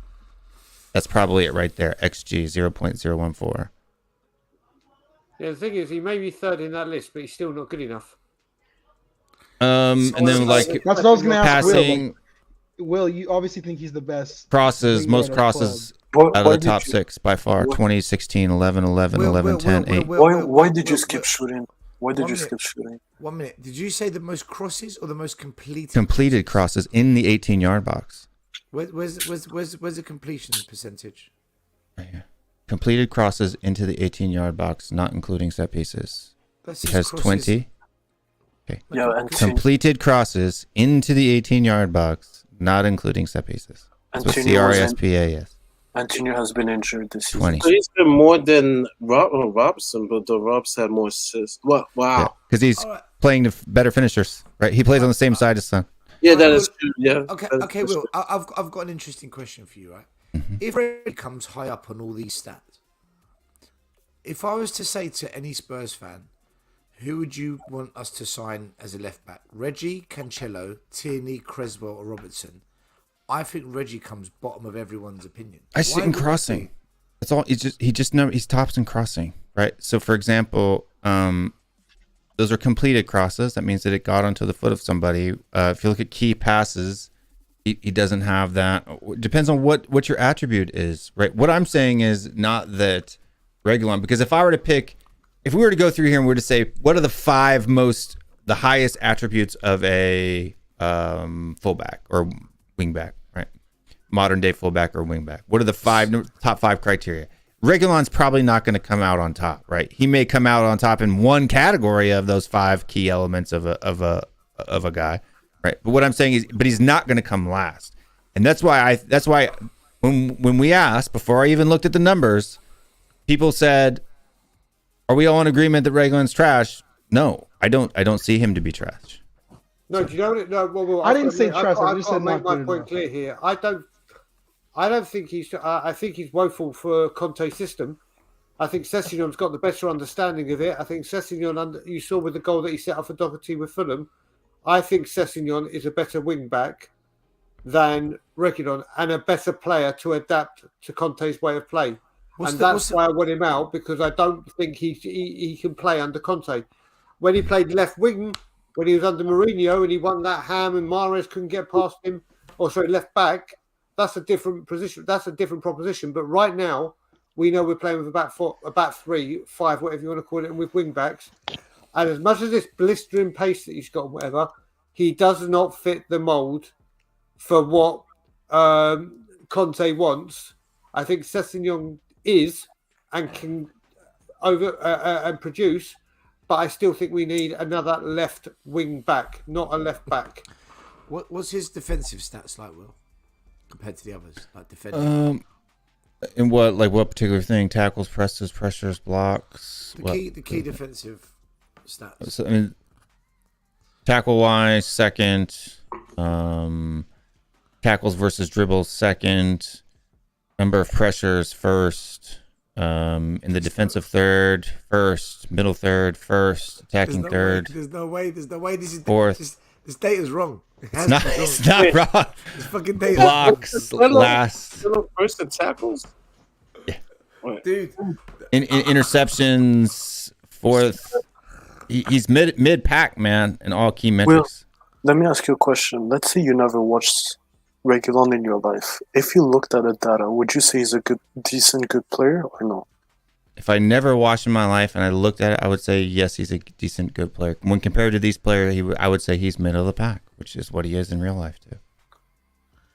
So I would take Tierney, Cancelo, Robertson, and Creswell over Reggie.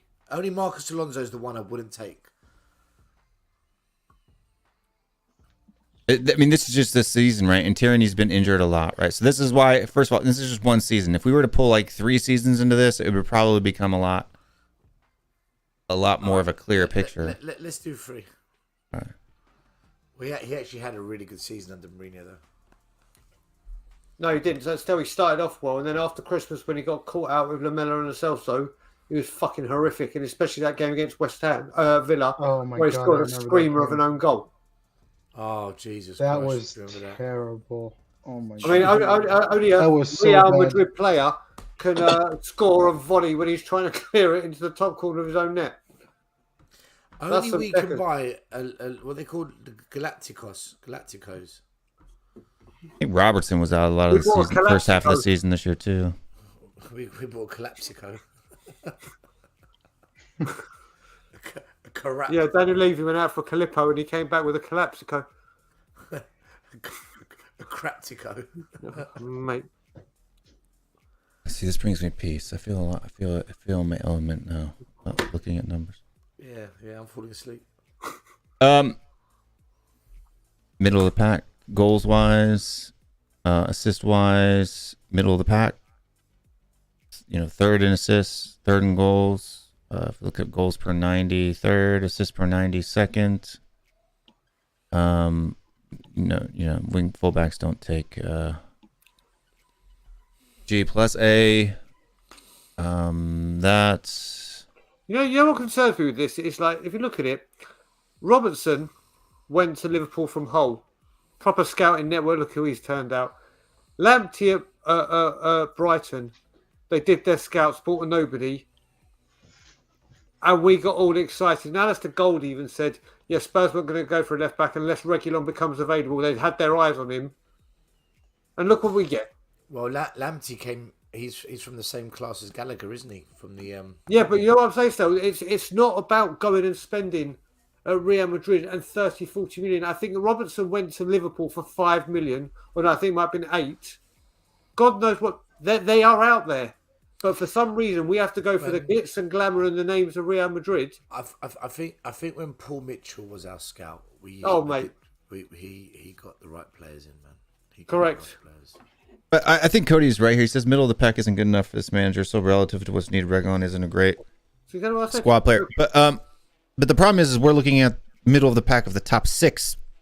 So if he's finishing 3rd out of 6th in most metrics, that means he's a top 4 left back in the league. There may be other left backs that have better numbers than these. This is the problem with this. There may be.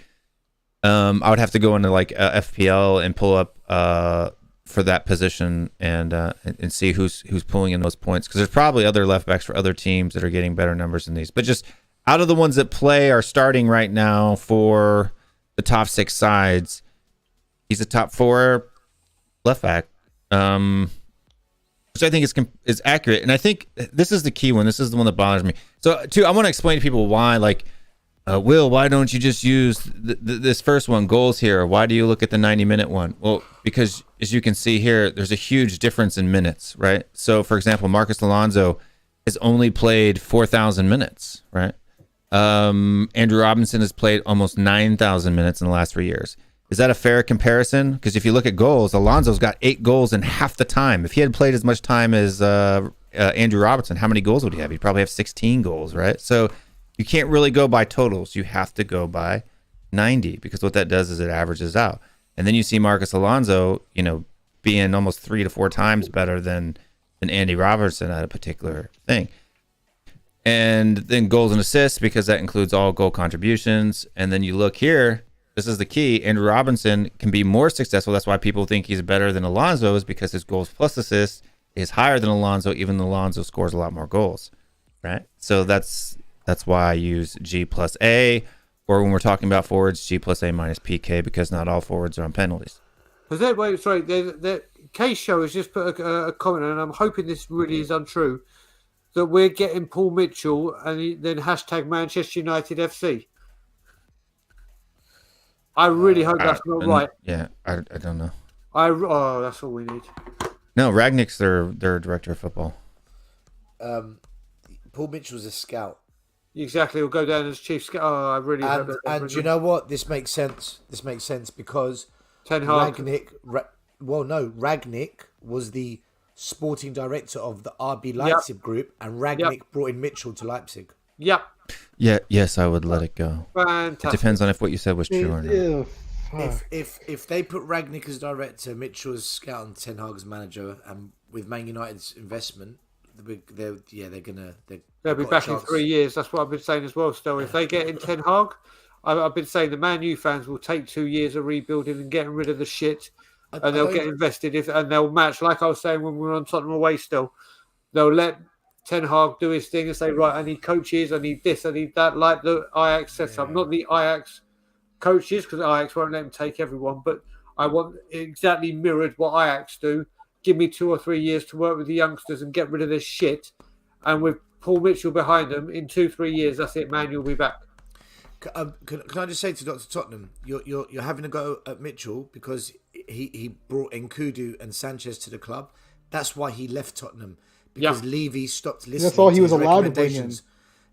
Well, once Levy stopped listening to his recommendations and the club started listening to agents, which is what happened, this is why we started buying Nkudus and Gs and poo-poos and shits and all this bollocks. And Frederick Fazios and Benjamin Stamboulis. Yeah, this is what happened. This is okay. So Fazio, fucking hell. Do you remember the other guy? Who's that clown? Chichiles. That might be this season. No, that was before. Cody. Riches. You have to understand, that Stu. was AVB with the Gareth Bale money. Part of the Magnificent Seven. Because he listened to Baldini as well. Another great one. Oh, Jesus Christ, man. So you can see here the difference when they're like this is why I like A minus XA. So I don't like XA by itself, right? Because XA is completely it's just so XA, XG, they're analytics, right? It's things that they should do. It's not something that's actually happened. But it's a clear defined thing, and you have experts that are not experts, but necessarily people who work these jobs are deciding what the XA or X. There's a criteria that they meet. But A minus XA can show you how much better. For example, Robertson is exceeding his A minus XA, so that's how many assists he's getting based on how many he's expected to get. So for an assist, that could be two things: is the person he passing to, which is Mohamed Salah being a left back and crossing the ball into the box. You're talking Firmino or Masala most of the time.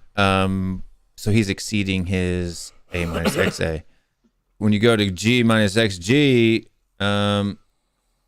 you got Marcus Alonso and you have Sergio Reguilon performing less than his G minus XG.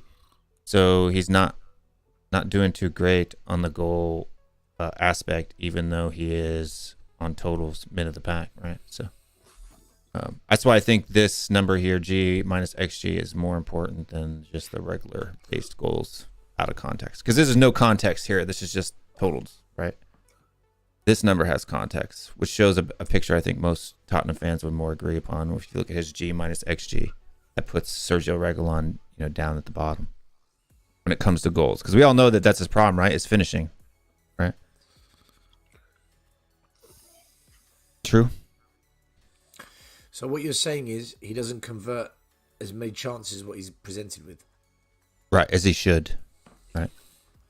So if we had a wing back that could actually finish, we'd so like you would say, so looking here, you would say Tierney, Cresswell, Alonso are the best at finishing their chances, and Alonso, Reguilon, and Cresswell are the best at presenting chances to their teammates. Yeah, what you got with what you were saying there? What were the players that you said are converting their chances?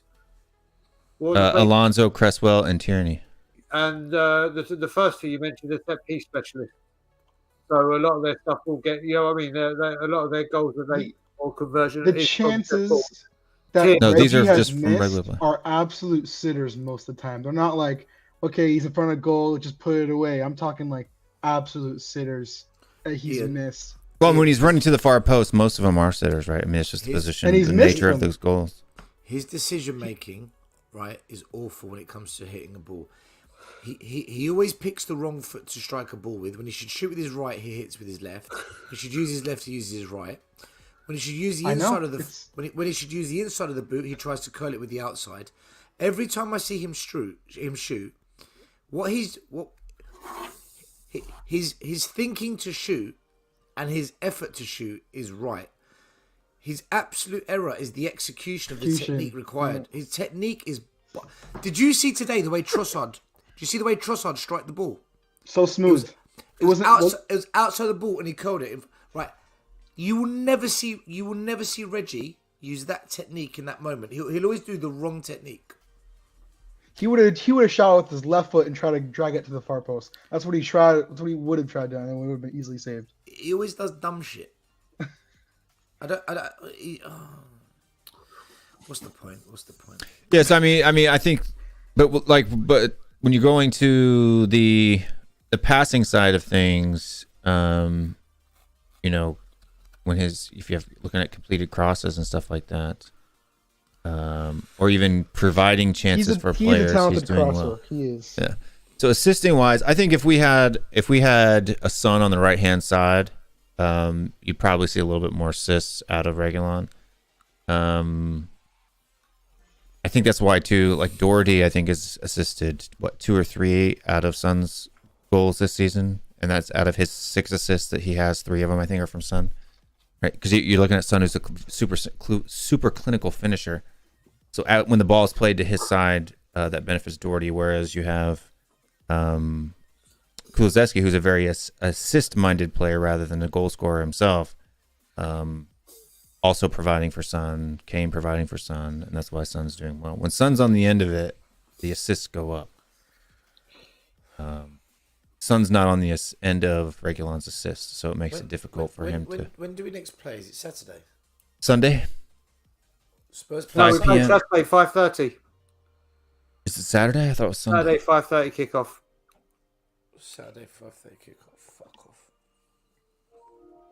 5:30. What time is that for me? You're West Coast, aren't you? Yeah. 9:30. Yeah, that's the best time. Oh yeah, 9:30. Or 10. Kick about in the parking lot beforehand. Yeah. Quick question about super random. Stell, what's your shirt size? That is very random.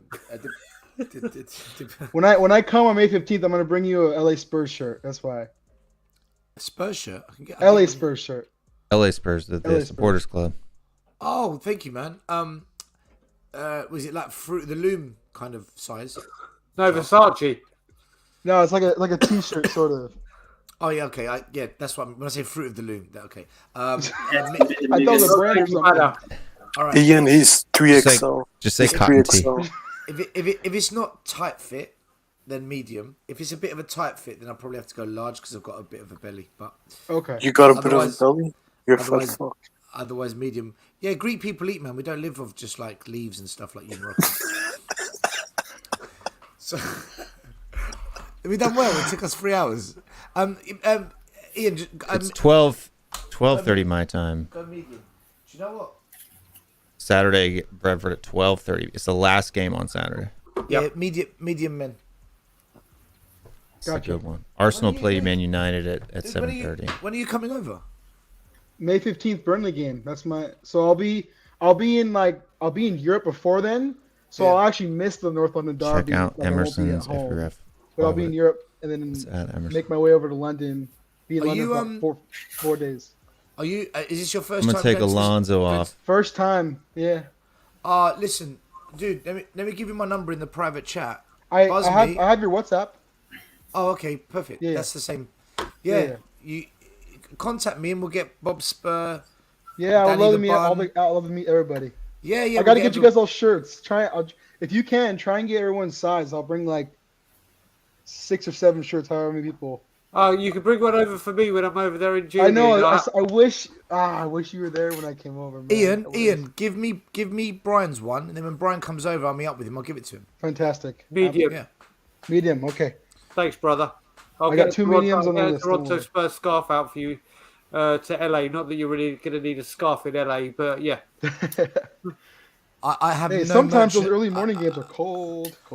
I have no merchandise to give you, but what I'll do is I'll take you to the best fried chicken in Tottenham called Chick King. It's like famous. Did you go for burger today? Huh? Did you go see Met today?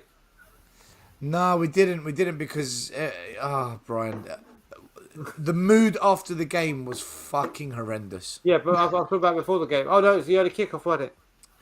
Yeah, I never got to the stadium till about 12. Of course. Oh no, we didn't. Because we went for a coffee. We went to the coffee thing. How early does the stadium open before the game for kickoff? 2 hours. 2 hours. I want to look at anything and everything. And why is this misleading, Cody? Actually, I think it's 3 hours. Even better. Even better. Yeah, don't go 3 hours early because it means you might spend money in there and give money. I think I'm in the west.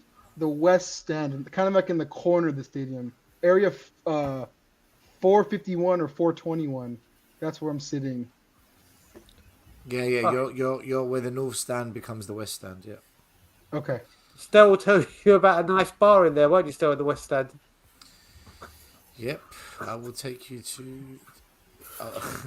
It'll be me and my dad. You'll meet my father as well. I'm laughing because what Brian said. Oh, you come with your pops? Nice, man. Yeah. Nice.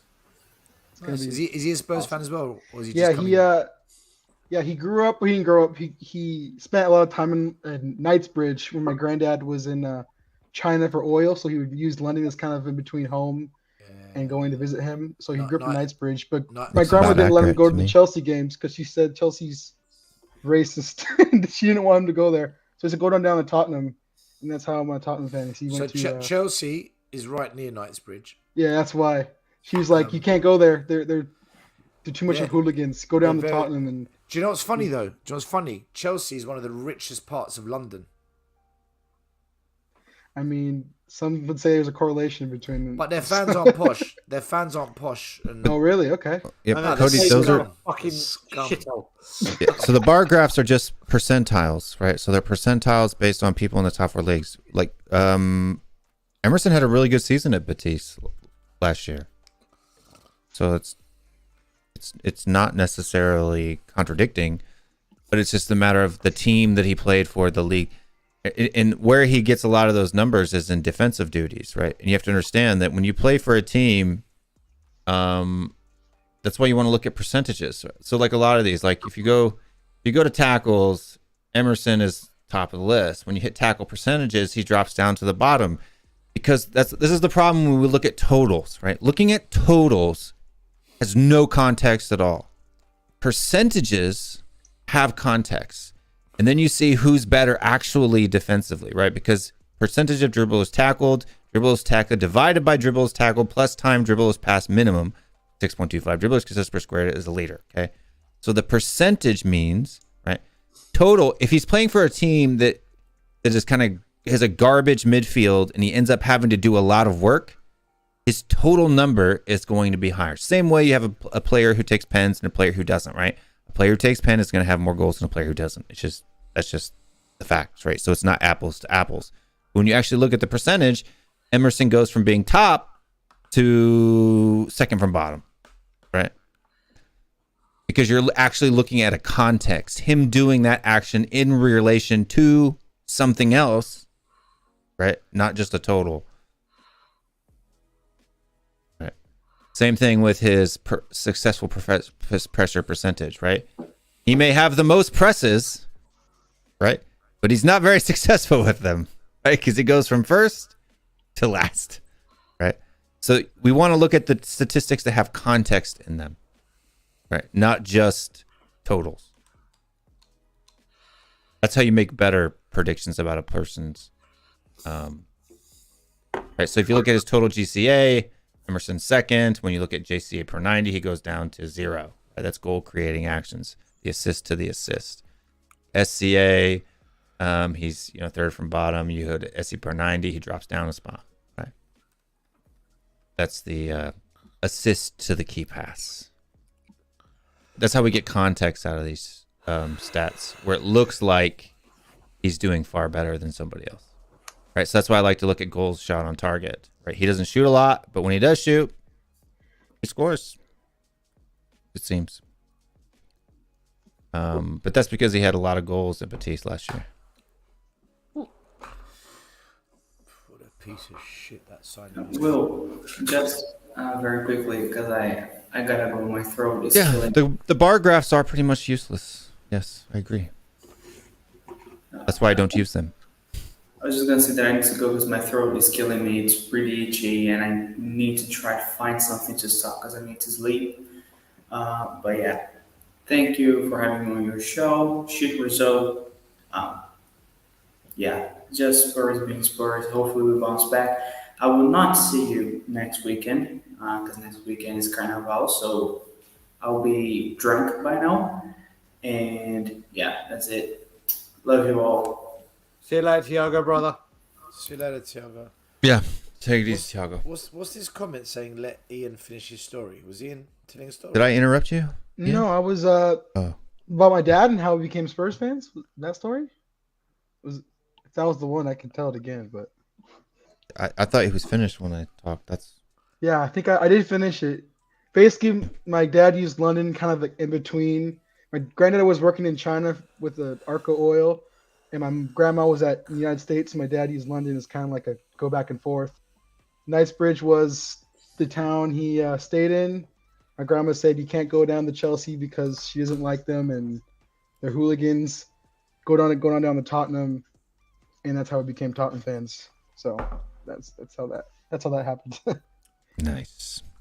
So you basically support Spurs because your grandmother said Chelsea are racist. Yeah, 100. Yeah, it is basically how it happened. That's crazy, man. They are. I got a similar. Well, I mean, not because Chelsea's racist, but I mean similar in the fact that.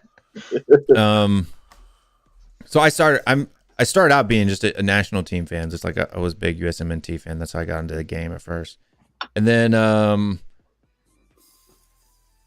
my dad's from Kent and Maidstone area in Kent, and then my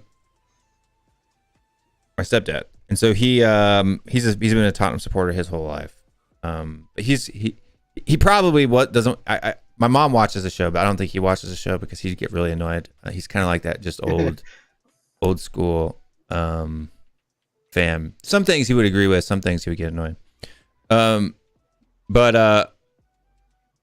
he's been a Tottenham supporter, and then so I started watching Tottenham around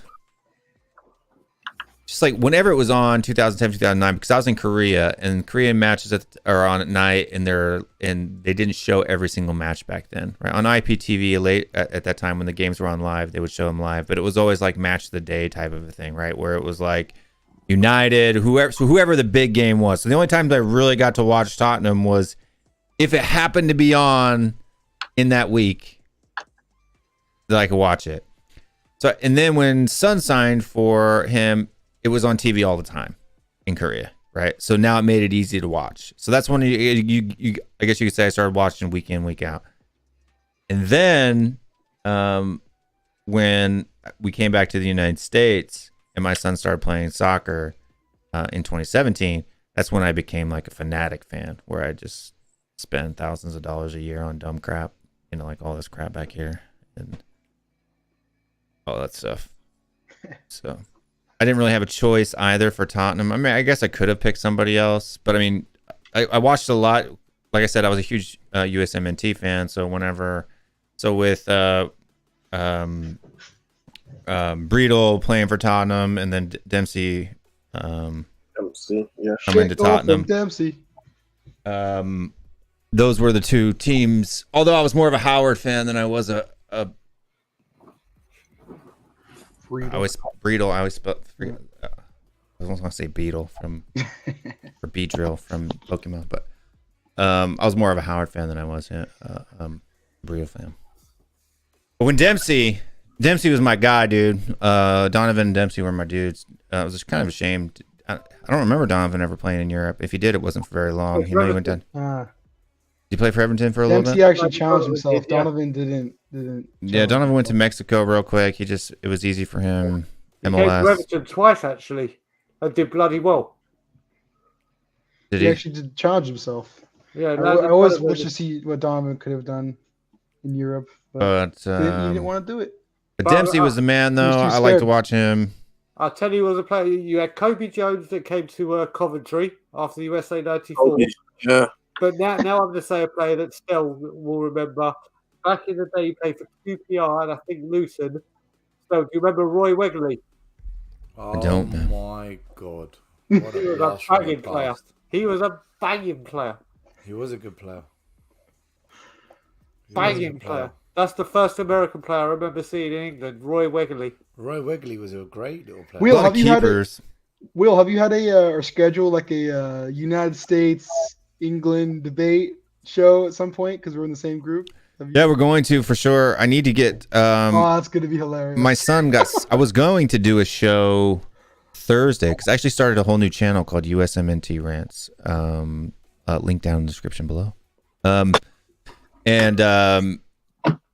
We have we're going to be doing a show. I was going to do a show on Thursday, but my son, right when I'm getting ready to do the show, school calls and says my son has a fever and I have to go pick him up. Unlucky. So unfortunately I had to do that, but I mean, he was fine. It was like 100 degrees. Like I was like, no, I don't know. It's gonna be. That's Twitter's the day. What is it? The first matchup in the group, right? Is United States England, right? No, the first one is the UK plays Iran. We play the second. Whatever days we play, that's gonna be a great day on Twitter. Oh my Black Fridays gosh. when we play them. It's gonna be so funny. Black Friday. So I'm gonna be probably at my mom's house. We'll have my stepdad there, who's obviously an England fan, and I'm not sure he's a big international fan or not, but I think he is. And then we'll have us there too. So I'll probably set up cameras around their house and stream a watch along from there. It'd be fun. But if you guys check out Brian, I actually tweeted out. Everybody go on my Twitter. I introduced one of the U.S. men's national team YouTubers to Henry Wright, and they did a show yesterday. It was really good. If you're English, you might get mad. And Henry wasn't very. He was probably too nice to Americans for some people's taste, but it was a good show. I thought it was a good show. Yeah, I saw some of the show. Thanks for the link. It was good. It was good. It was good interview. Yeah, I was surprised how critical he was about the England team too. But then again, people have their views of Gareth Southgate. People blame him that England is not currently the Euro champions and stuff. So it's. Sorry, I have to say, I think Gareth Southgate is going to would have learned a hell of a lot more from losing that final than he would have done winning it. I think it's honestly going to be invaluable. He's going to. I honestly think we're getting to the final, and that is with my very patriotic hat on. I just think the team and the way they're coming through, and Bellingham will be another year older, and the team have got another year to click. And the weather isn't going to be as big a thing as everyone is saying, because it's November and it's nighttime. Like I said, I used to live in the Middle East. The players are going to be at their prime. They're not going to be like at the end of a long, hard season and then recover at a hotel for 3 weeks and train and then play. They're going to be entering like peak match fitness. And I think that is going to have a huge, huge impact on us. A huge impact on us. And I honestly think we're getting to the final. I just hope Scotland qualifies. You know why? I think if Scotland qualifies, we top that group. And here's why. We'll draw you. Scotland will draw you. And then you'll beat Iran. Right? But we'll beat Scotland and Iran because we don't have that same beef. Like the UK or England has drawn with Scotland every time they've played each other in a competitive competition over the last 5 years. Right? Like it's been 2-2, 0-0, 1-1. Well, don't sleep on Iran. They're actually good. I know, but they're good. They're not horrible, but we'll beat them. No, they're not. I'm not gonna say they're good, but like, if you know, they play Korea all the time. I watch them play all the time, bro. And do you see their goalie how he throws the ball super long? No beef, US Iran. Politically. Yeah, no football beef. No football beef. Yeah, politically, yeah, we do. US Iran. I've also said, I'm going to take a real shot in the dark. I actually think Canada are getting out of their group. I don't think that's going to happen. I hope not. I honestly think, and I'm going to call it now, and you can, as you say, I honestly think the ones they can catch is Croatia. I'm not joking. They're aging. Yeah, Modric is world class. Possible. But I just think with this team, and Canada are going to come in, you've got to remember, every World Cup, 1990, the World Cup is my first memory, and what's still, I agree, my favourite World Cup. Cameroon, no one thought they were getting to the quarterfinals. 2002, no one thought Turkey was getting to the finals. Estelle will tell you, I believe a little team called Greece won the Euros in 2004. No one knew was there. Yes. Always more than Morocco. More than Morocco. Still just celebrated like he's actually just found out. But there's always that one team in this tournament that's surprised. I'm not saying they're going to get past the groups. I mean, past the knockout round into the quarterfinals, or do a Ghana like Ghana did in South Africa. June 5th, by the way. June 5th. I think Canada are going to come around and literally just surprise some people with the way they're going to play football. And I seriously think they're going to get out of the group.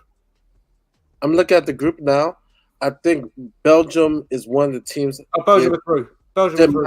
I think they might bottle it. Bottle it, you mean? Yeah. Because I looked at some teams there's always one major power that's just, for some reason, they have a bad World Cup.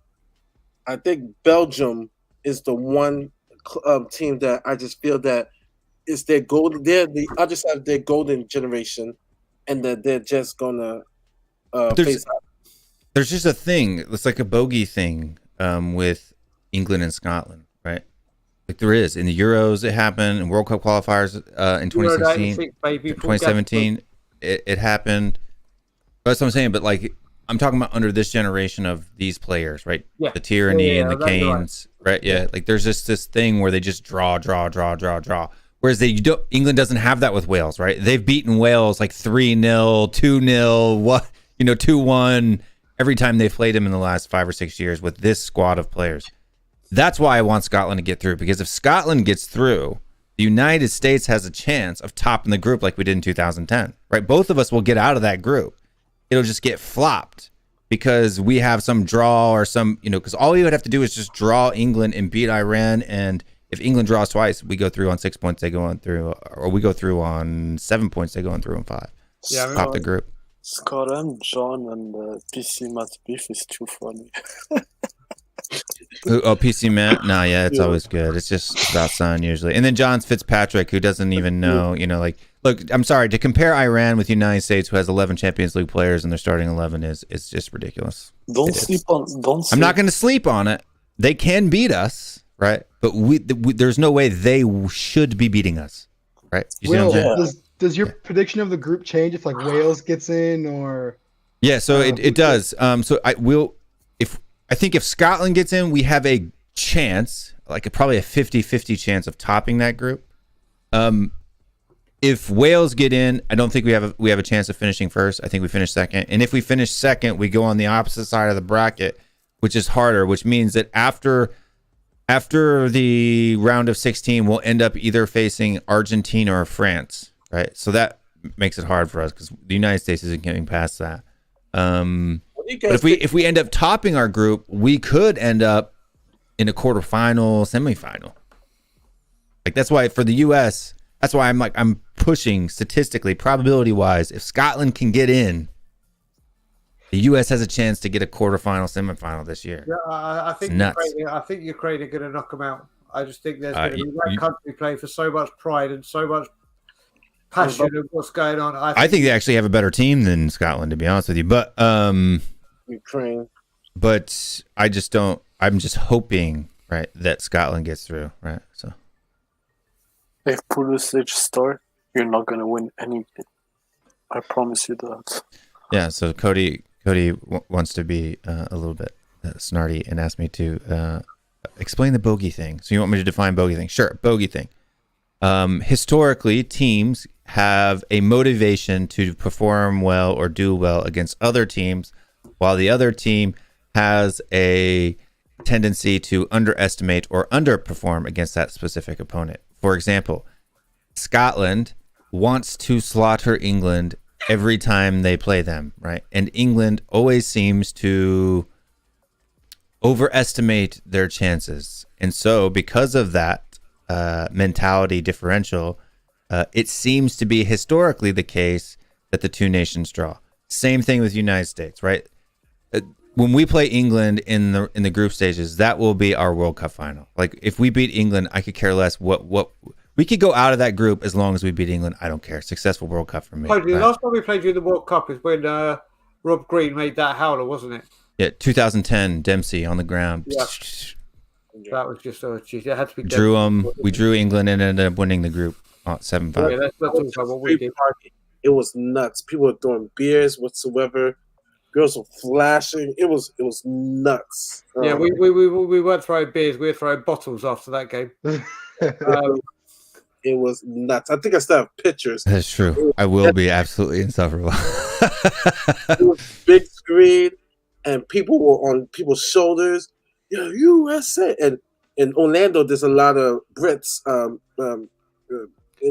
So we had a good representation of people from England. And oh my goodness! And then back in it was great. And then 1955, in England's very first World Cup, we knocked you guys out in a 1-0 win, in what they call the Miracle on Grass. Our captain was a elementary school teacher in South Carolina or something like that. We ended up beating England 1-0. And the goal, knocking him out of the group stages. And the goal was scored by a Haitian American. How did I'm not where did Greece finish in their thing? Did they come close to the playoffs or anything? Were they terrible this year? Serious question. For the World Cup qualifiers. World Cup? Yeah. Greece were awful. Who was in the group with them? Like, who topped the group that they were in? No one special. Greece. I think they were in Wales grought, weren't they? For a few years now, man. No, they weren't in Wales. Yeah, because Israel did. They're always they're like that. Honestly, they're like the Brighton of the division. They draw so many goddamn games. Oh, they were in Spain. Yeah. Sweden, Kosovo, Sweden. That's a hard group, dude. The problem is with Greece. The year they won the Euros, a lot of the players were playing in big leagues like Holland. They didn't even do that bad. Portugal. I mean, do you remember Gobolos used to play for Bolton? Bolton. Yeah, he was fucking banging. Right, so Greece had a lot of players playing abroad. Whereas now... Still, they didn't even do that bad. They finished third in their group. Well, that's shit, man. And they only had 5 points less than Sweden, and they ended up doing really well with Sweden versus Sweden and Spain. It was close. It was competitive. Greece. Ooh, John with the trash talk. He says England's B team beats the United States. No, it's not true. I saw our under 19s. I think England. What? In fact, I know England are going to beat the USA. USA will come second though. The USA's my money's to come second qualifying. Under 19th, nah. Yeah, under most. If Wales or Ukraine qualify, I think we'll come second in the group, which means we'll have a short World Cup. We'll most likely be knocked out in the quarterfinals at best. If we do end up topping the group somehow, getting a draw with England. Wow, we would never see a World Cup if we had to qualify in England, in Europe. Wow, you're that. Our FIFA ranking says otherwise. CONCACAF is refereeing is different. It is. That's not the true. Things that get away in CONCACAF will not get away in Europe. No, I mean people will see. People underestimate. People mock. People tease. Iceland and like people are deluded. Don't have any evidence-based opinions. Did you guys hear from your end on the TV what the Brighton fans were singing to us? No, I don't remember. No, I was barely awake. It was the North London. North London is ours. Brighton fans were singing North London is ours. North London is. We beat them twice, but still, guys. I don't think you understand. No, because they beat Arsenal last week, Dietrich. Yeah. I don't think you understand. Only Arsenal and Spurs fans ever sing that. Nobody sings that. For Brighton, pretty good bit of banter, dude. It was the biggest piss take. You know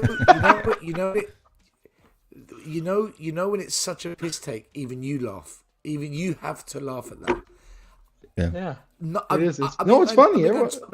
30 years I've been going Tottenham. I've never heard another. But it's kind of funny though that we've beaten them twice, like 2 out of the 3 that's times. What I was saying, like, did they? And it's like they're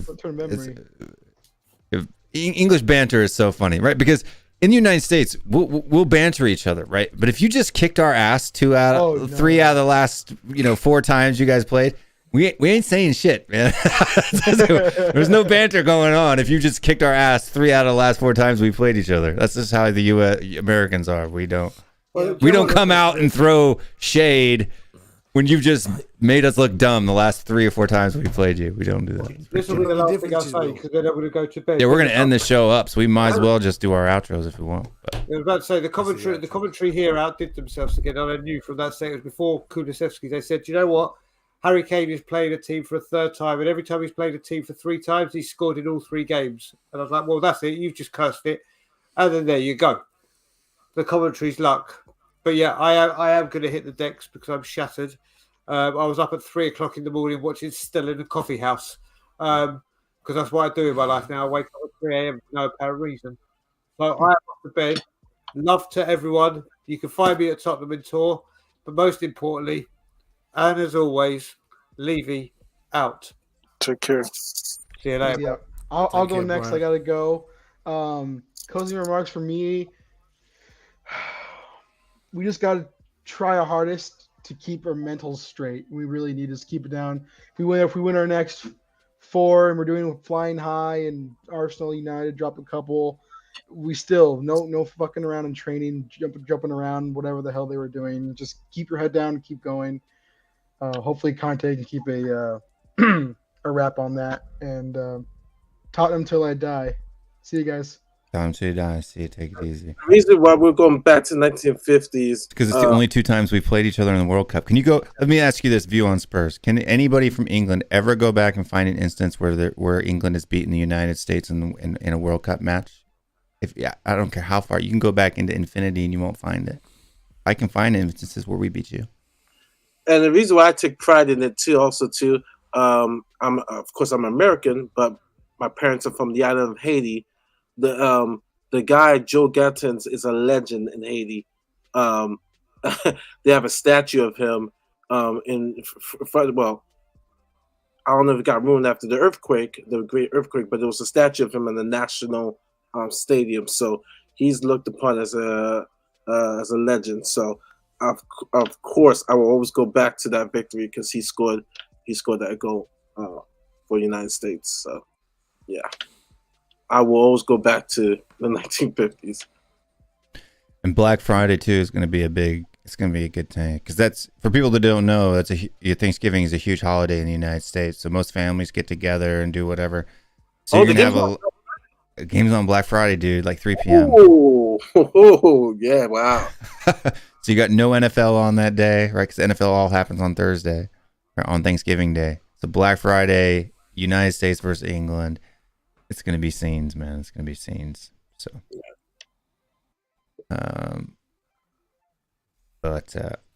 when was the last time we've been in the World Cup? We've been in the World Cup every year since like the 80s, except for 2018. Right, we've not qualified one time in the last 40 years. Same as you. Like I don't understand. Like people act like the United States is not a regular appearer in the World Cup. We're not Canada. we're not Canada. And the thing,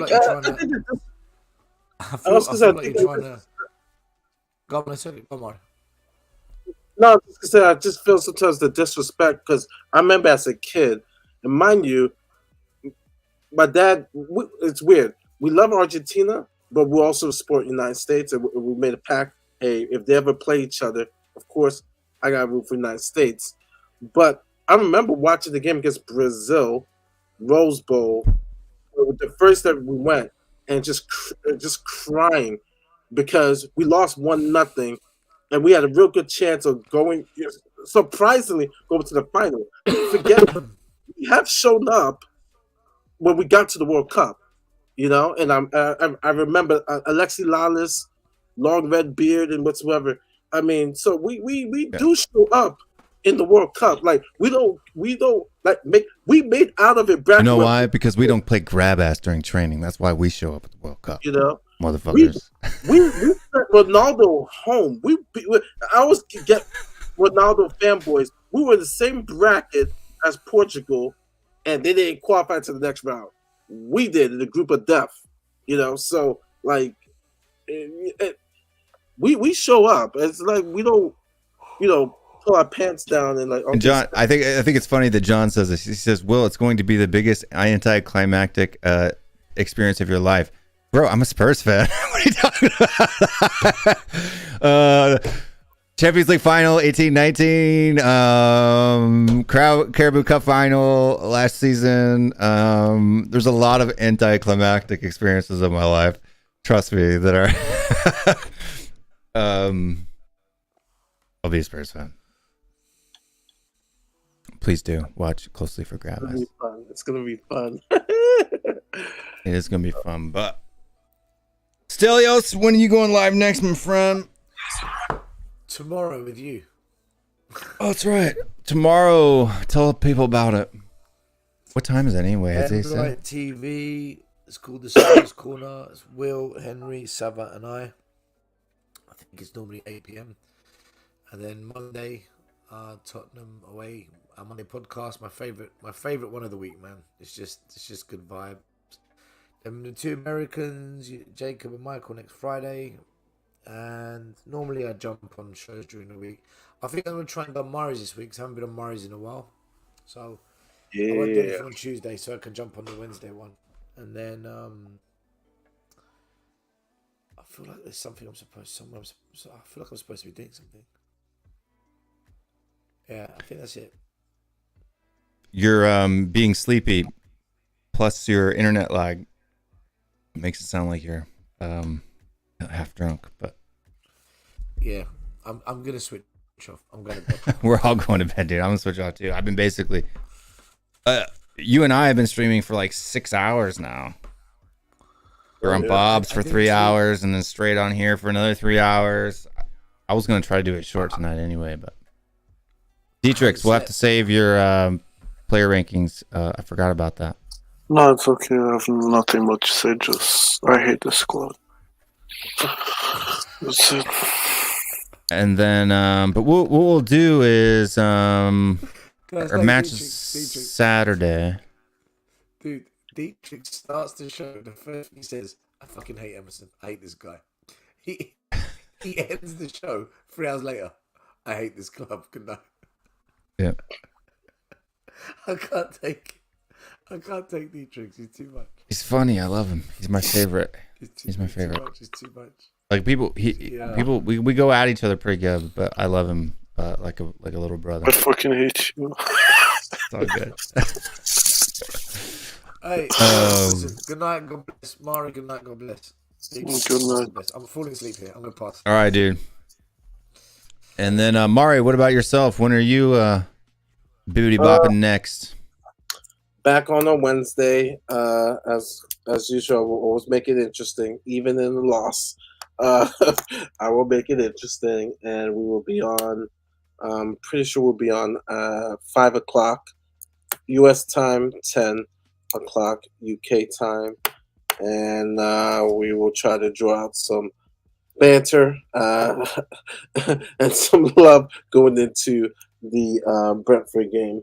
Yeah, and keep sending me that link because if it rains on Wednesdays, I'll always jump on. So you can always know it's raining in Atlanta if I jump in on a Wednesday, because or summertime. Obviously, when it comes summertime, I'll always be available. But okay, yeah, because I know you have the training for your son and stuff. So yeah, just even if it's just in a DM or something, just personal, just boom, send me that link. Because if it does rain, I'll jump on. But if it doesn't rain, then I have to go to.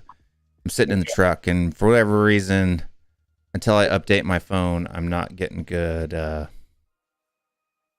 I think they've switched to 5G here in Atlanta, and since I don't have 5G on my old iPhone 11, not real 5G, I think it's since they started this 5GE bullcrap, which is just LTE, but for some reason it's way slower.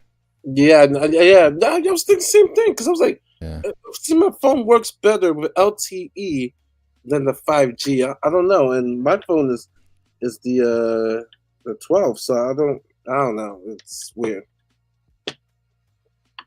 Yeah, so so now because I live in a bigger city now, I'm always in range of that 5GE crap. Whereas when I lived in North Carolina, I was in range of just like it's more of a smaller city, so they didn't have that 5GE stuff. Because apparently with the 5GE, the real 5GE, it's like super fast, right? But because of the nature of the technology, it has to be line of sight. So they have them like the towers on buildings rather than poles, right? Whereas the LTE are individual poles.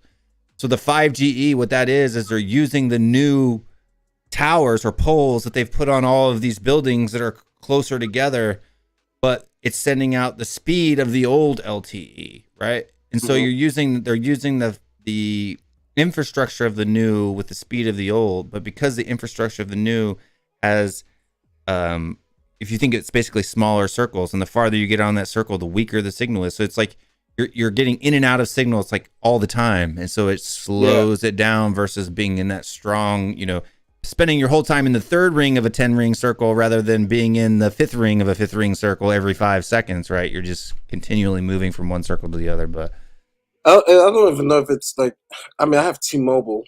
I have AT&T, so it's about the same. Yeah.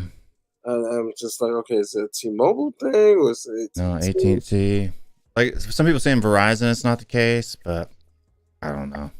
But for me, it's that way. But folks at home, you watched another episode, make sure you hit that like, subscribe, share it with your friends. Tell people not to watch it. Tell people to watch it. Smash the like. Do all that fun stuff. Oh yeah, one last thing. Predictions for Brentford score. Did we did that a little bit earlier. I'll do it again. I think we'll win. Score prediction. 3-0. 2-0. Okay. 2-0. 2-0 Brentford, Dietrich? Because you said we're gonna lose earlier. Yeah. I'm gonna say 3. I hope I'm wrong. I'm just saying. 3-0 to Spurs. And then because I think you're gonna see Son come on in a ravage. Son doesn't have the best record against Brentford or Brighton rather. He does. Yeah, I'm not gonna Brentford. I'm not gonna blame the guy for what happened today. I'm not gonna blame him. He almost he had Kane played like shit. I'm not gonna blame him too. Cool, same thing. I just don't think they had enough service because even Kane, Kane, I thought at least you could see Son getting in the box, taking shots and doing stuff like that. And Kane had some shots too, but towards the end. I thought we were gonna score. There was a sequence when he did a quick throw in to Son. I was like, we're gonna score. And I was like, damn. And it got blocked. That was the second shot of Son's. And I think that one was going in, dude. That was on target. When that dude jumped in, he basically jumped forward right, like probably 3-4 yards in front of the far post, and it hit him right in the legs. Was it Basuma? Who blocked No, that? it was the defender dude, white guy. I can't remember his name. Dunk, yeah. Bounced off his shins. I thought we were gonna score that because something's gonna happen here, and Sonny's gonna score, and we'll win nothing. And the block happened. I was just like, oh damn. So it's like, I mean, Son's first shot he was really off balance. I mean, like, I don't know about where you guys are at, but here in the United States, they said like the first touch was brilliant, and getting a shot off like that is really hard. Bringing it down with your chest and then shooting it with your opposite foot, or rather kicking it up with your right foot and volleying it with your left foot. No, the worst shot of the game was Bergwijn. That's unacceptable. Yeah, I mean, Reguilon too. He's always sliding past those crosses on the back post. That bothered me a little bit. Bergwijn equalized there. I just think he got too excited. Like I said, he had the time. He had the time. Because even then, I was like, all right, equalize. I mean, even Kane only had 27 touches, dude. So I think Son had like 18, and Kulusevski had like 20 something or something like that. Like they didn't get on the ball that much at all. I think Kulu had like 10 touches, like 10 passes, something like that. Something crazy. Yeah, and Kane only had 14 passes. Yeah. So it was bad. They just didn't get on the ball. None of the people in the front did. That's, to be honest with you, I could have railed in on Kane pretty hard today if I wanted to, but it was like I don't really see anything fine. Like I could nitpick if I wanted to be nitpicky, but I'm not a nitpicky guy. So there was no point anyway today because man, just and these two idiots of Dyer or Merrill, why do you keep lumping the ball? Like, what's the point? There's no point. But I mean, Kane too, though. Like his passes forward today were but god awful too, man. Yeah, but he didn't like in the past drop deep. Like he didn't do it too much in this game. Because Basuma killed him. Let's be honest, he killed him. Yeah, he put a number on and then I don't know, man. I think we missed Doherty, and like even though I'm still predicting us, because right now, but the way just based on the numbers, I think we'll get top 4. But not having Emerson instead of Doherty could be the monkey wrench in the clockworks. I think on this. But imagine saying that last year we insulted the guy. Now we're saying we did him. I know, right? I already changed it, but we had Aurier last season too. That's what I'm saying, dude. Letting Aurier go, especially like in hindsight's 2020. We were glad to see Aurier go when he went. But I think him in the Conte system would be pretty damn good, to be honest with you. Like, yeah.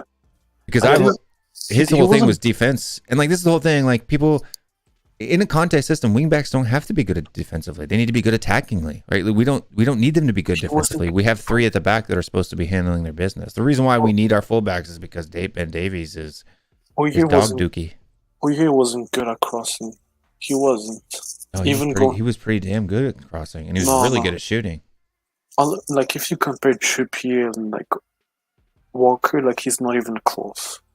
I don't know. I'd have to look. I don't think that's the case.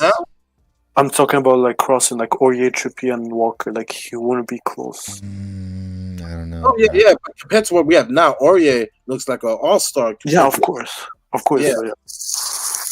What we have now, yeah, I'll take Aurier over Emerson in a heartbeat.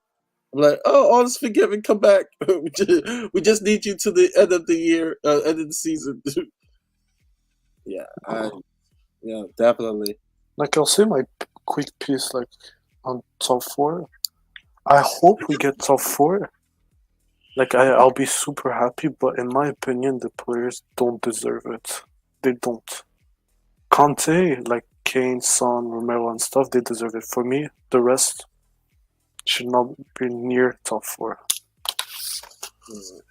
I was thinking this. I was just like, man, imagine if we went over. I know it's hindsight. If we went over after Digne, when he was available in January. And I was like, man, that was good business by that team. And I was just like, man, if we could have done that. And Villa? Yeah, Villa. And I was thinking Digne too. I was like, man, he has Premier League experience. We could try to get him. And I'm just like, damn, we didn't even make an attempt for him. And and I still think we did great getting Bentancur and Koulibaly. I was just like, man, we could have got a third player in, another win back. That would have been good. That would have been awesome.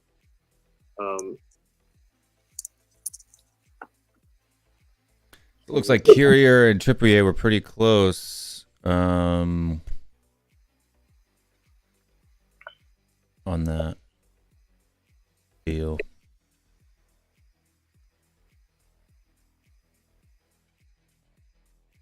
Aurier was the most clinical. Yeah. Is that GSL goals scored? I don't know. Aurier scored a couple of goals too. Yeah, he scored. He's got the most total goals out of the three of them when they played for Tottenham, and the second most assists.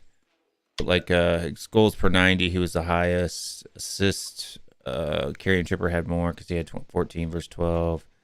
Goals plus assists. That brings a little bit closer together.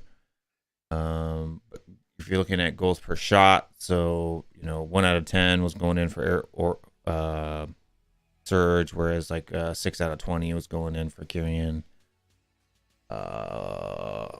Passing, Kyle Walker played too long ago to really get any numbers. But if you look crosses wise, it's pretty dang close, dude. Like Trippier's a little bit better, but I don't think that the differential is as good. And I think that this number here is reflecting who they played with, right? When Kieran Trippier played for the squad regularly, he wasn't playing with 18, 19 forward Son. So you can see the difference, right? If you look at when Son's numbers really start to bloom, when he's a week in, week out starter, when he's hitting 3,000 minutes a season, I think that's the difference between this number and this number, right? His Son from 15, 16 to 17, 18, his numbers don't look that great because he only played half the season. Mostly a substitute, and it was him and Lamella getting switching places all the time. But from 18-19, when Son was actually the the number one in his position for the team, the numbers are a lot different. And that's probably, I would say, probably the difference. But not a huge difference between Aurier and Trippier, to be honest with you. Yeah. If we're looking at SCA, GCA, it's like Trippier's a little bit better. If I were to do like main things, Trippier would probably come in, and with Walker, because they didn't keep stats at that period, it's hard for me to say. Yeah. I just think the Jose Mourinho era was weird because we scored a lot of goals. Like the numbers show that we scored a lot of goals. And Sonny, his last year with Poch, he blew up and continued with Jose. I mean, I think people are a bit, like I said, because I wasn't streaming at that time. I think his career with Spurs was cut short. I didn't really think he was fully back. I believe he wanted Skinner more than Bale, and I think Skinner would have worked out for the team that we've had. But I think it's a bad rap because we scored goals, you know, especially that first half of the season. But I just think mentality-wise and combined with, you know, depth of the squad finally kicked in, you know, and Murray, he was a problem. Let's be honest, he was. I think too, and this is like Cody mentions. Imagine against Fulham, you drop deep. Like against small teams, you drop deep after a 1-0 lead. Like it's unacceptable. Yeah, so completion percentage. If you had Skinner, right, that works, right? We have a defensive captain there. It works because it was kind of working when we got in first place at that time. It would have worked, but the issue, he would have played with Dyer, because he was thinking that Dyer was the best defender. But in fact, if he played, for example, Skriniar with Toby, I would say yes. But it would, at the end of the day, it would have changed nothing. And that was Dyer's bad years, not Dyer's exactly. Year. So that is true. Yeah, it was Dyer's bad year. Just here on Cody's point, like pass completion is kind of dumb. It's just how many work difference. I mean, it's not dumb, but it's not like super informative. But the one I really like is this one here. So passes made while under pressure from an opponent, right? So you got Serge Aurier here, for example. So you could say that under pressure, right? Making and completing passes is probably a better metric to see who is better at like passing the ball. And then the second one would be crosses, completed crosses into the 18-yard box. So for me, like for fullbacks and stuff, those would be the two passing components that I would look at most. Probably key passes, CSPA, and I just think it's the presses. Defense.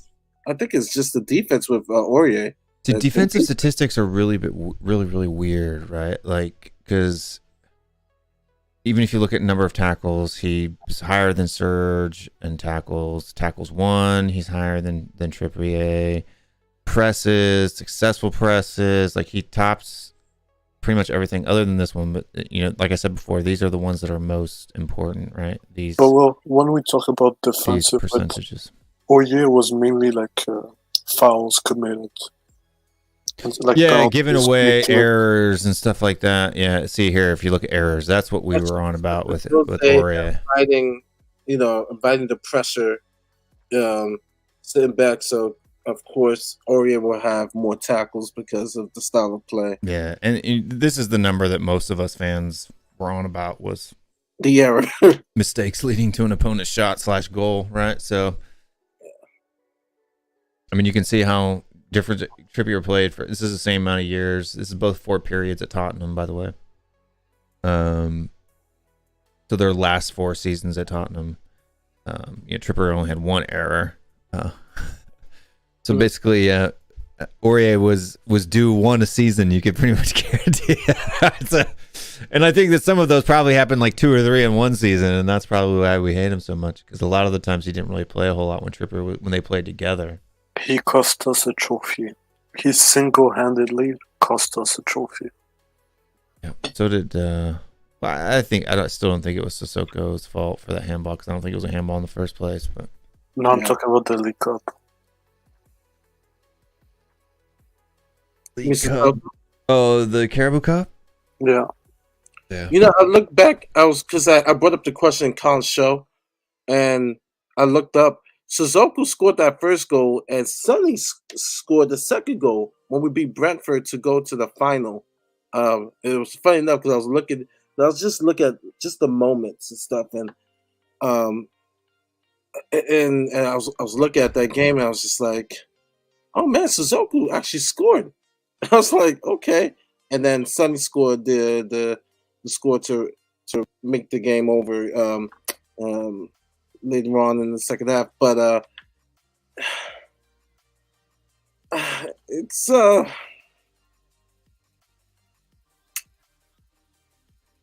you look back and you think about this team, but then again, it's tough because you don't want to look at the past, and that's what I was trying to say.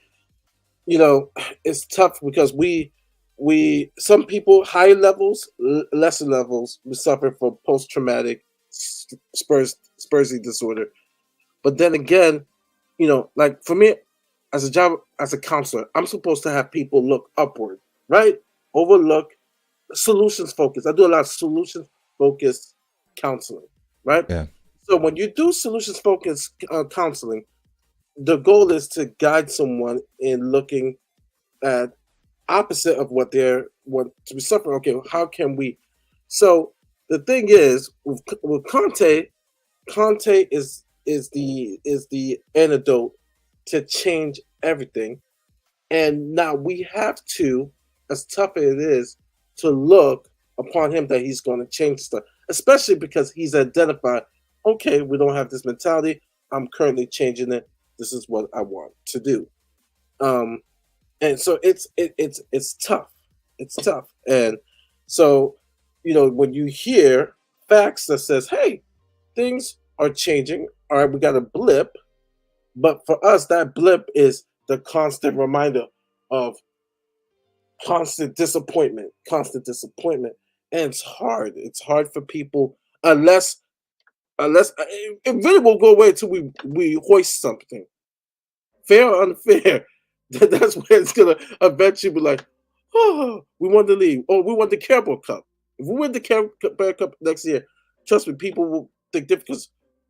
But it's perception, it's mentality, it's also post-traumatic Spurs disorder. It is. It's just, you know, and for me, I said, hey, you know, I don't want to think that way. I want to be happy. I want to go in, say, okay, especially because Conte, I believe he's a game changer. I believe it. If it was any other guy, I would be like. Yeah, that's the difference. I mean, that's the difference, right? That for me, that's the symmetry breaker, right? What's the difference between the Tottenham of last season and the Tottenham of this season? Well, that's Bentancur, Kulusevski, and Conte, right? That's the symmetry breaker for me. Yeah, Romero even. You forgot Nuno. Huh? You forgot Nuno. Look, I always said Nuno was just a placeholder, right? And he was, right? Like Nuno did the job that he was supposed to do, and the games that we lost weren't Nuno's fault; they were the players' fault. That's my opinion. The facts, the data represent that, and that's all I need to say on that. But yeah, but like, I just think, you know, for me, I think top 4 is right now, as of things stand. I'm not saying things that events can't happen in the next coming weeks that necessarily change the model, right? But right now, us losing, you know, today, if it's a blip, right? So saying, if it's just a blip, right? If the rest of the matches go as predicted, we're on schedule, man. We're on schedule for top 4. So I'm not concerned yet. I won't be concerned until we lose, 2 or 3 on the bounce, right? And then we're getting down to that 66, 63 point season type of a deal where we're in the midst, the Uniteds and the Arsenals on their current form. Because you got to admit, Arsenal pretty much just lost 4 in a row, dude. So if they can lose 4 in a row and still be in the race, I think we'll be okay with losing 1. No, for me, it's not Arsenal that I'm scared of. It's Man United. I'm not scared of Man United either, too, dude. Like, people are like, oh, yeah, but they just beat Norwich. Yeah, but they just lost to, like, nobody's the week before that and the week before that. And their schedule coming forward is hard, dude. I saw the schedule. They will have to upset. Either Chelsea, Liverpool, and Arsenal. They got to beat all of them.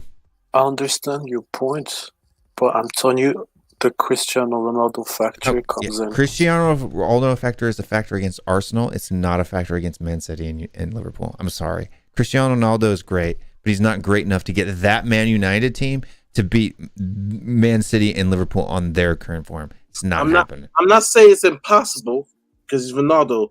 But it's going to be a tall order for him to carry. We're talking like 10% chance at best. Let's be generous. And Chelsea.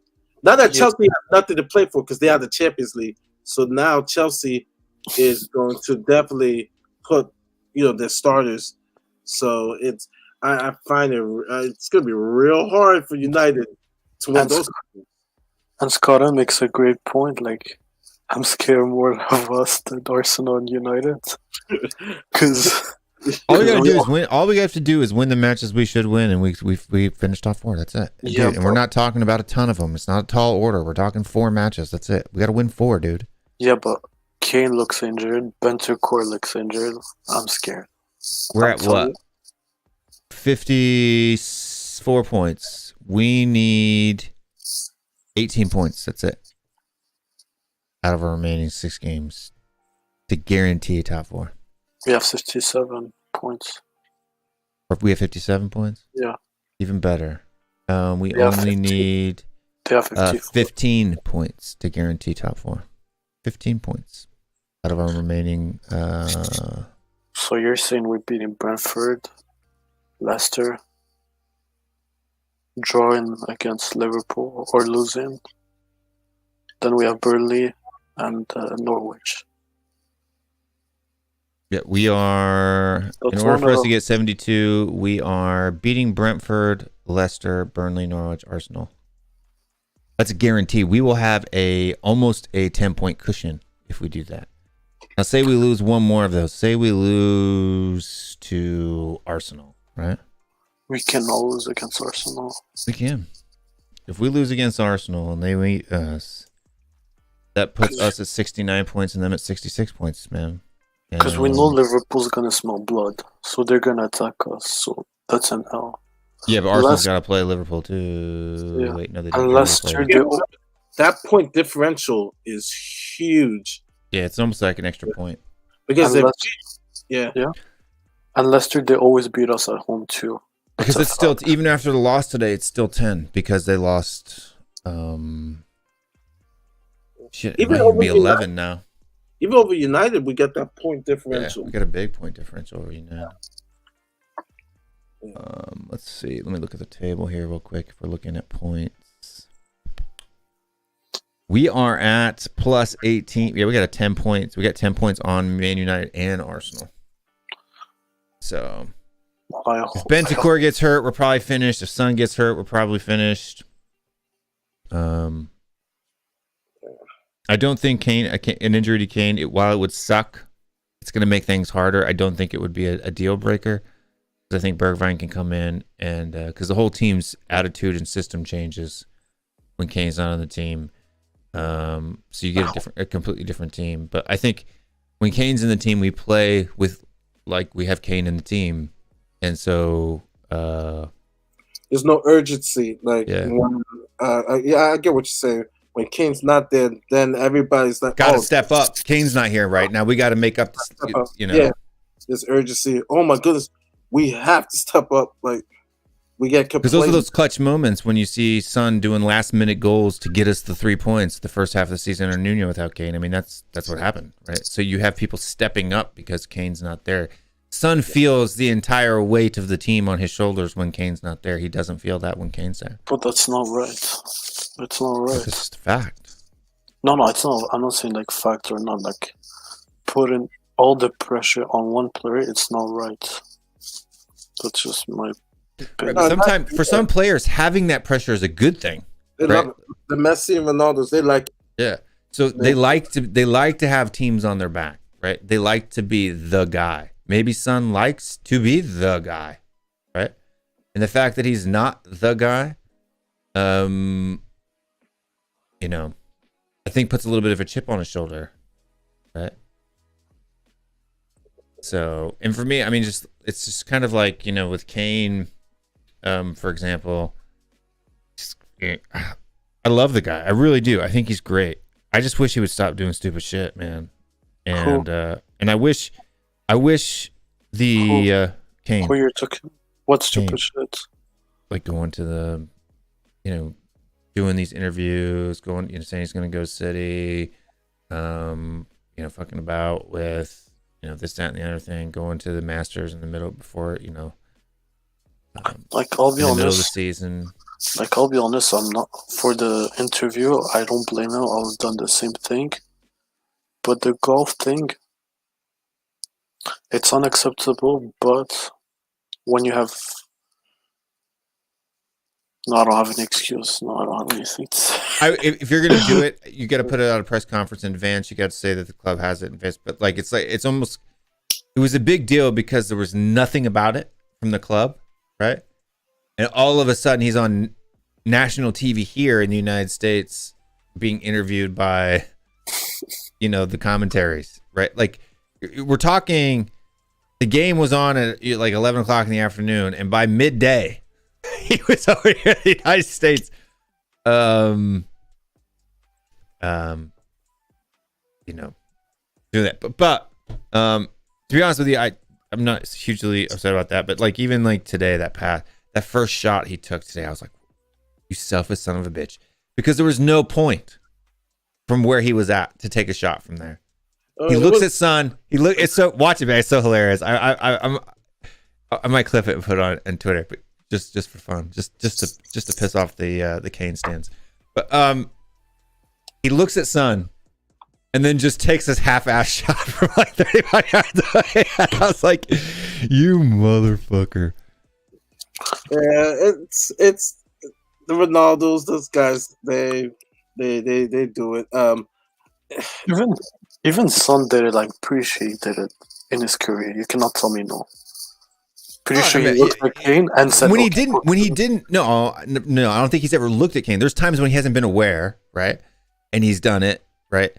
He's done it a couple times to Kulizeski. I think he's done it a couple times to Bergwijn or other people as well. Sometimes the fullbacks probably a lot more. But at least he takes a cracking shot. Like this shot too was like skidding across the ground. Like it wasn't even like a shot. You know what I mean? If it's the 69th, that's the 69th, the 70th minute, do you think he passes it? Oh, 100%. 100%. It's the first minute. It's we're gonna. Yeah, but I mean, why though? Because you don't want to give Son another goal. Like I mean, it's the mentality. Oh, we're gonna beat Brighton. He'll get his right. Everybody will get theirs, but you know, it's the first minute. Let me. No, I don't know about that one. I mean, athletes are funny, man. They're funny sometimes, and so it's yeah. And even with I picked up my phone to as I was watching the game in my knickers. I said that on purpose, just for my pants, and still wearing pants, trousers,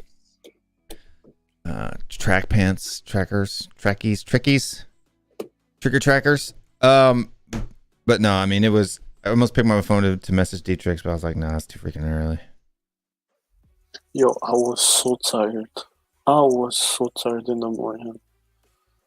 Then we have this shit performance. Yeah, dude. Like I dozed off a little bit in halftime. And I actually woke up. I dozed off. I want to say like halftime. When halftime started, I dozed off, and then I woke up like the 56th minute or something like that. and then finished it out. But like I wasn't even like half awake. To be honest with you. And then I watched it again at 3 for my second time. But I don't feel bad because I was. How many cameras in that room? I've got one. So there's camera here. Can't see it because it's blocked by that light. There's a camera here, camera here, camera here. That's this one. Oh, it's not on. Maybe it is on. It's just, and then that one there. So we got 4 cameras. This one, and then these 2. So, yeah. Anyway, folks, we're done. I'm out of here. And make me a promise tomorrow. Don't mention Kane 100,000 times. I don't even have to mention Kane anymore to piss people off. I just have to mention Son. Like if I tweet. I've been tweeting Son stats for like 2 or 3 in the morning for the last 3-4 days, pissing everybody off, man. No, I don't have an issue with you talking about Son, but if we talk about Kane, keep it to Kane.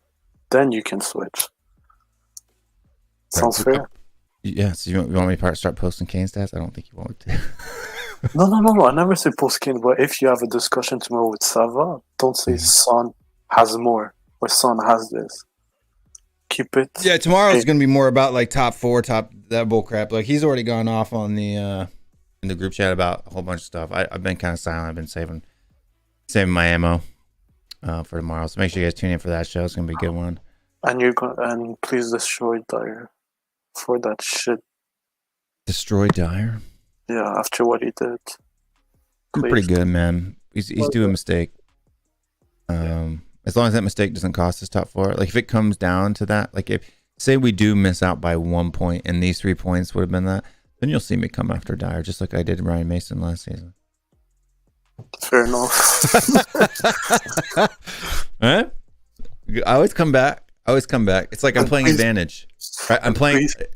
Yeah. I'm playing advantage for. Please talk about Chicken Royale, please. Chicken Royale. Please. Spicy Chicken Royale. I like spicy chicken over regular chicken. Emerson.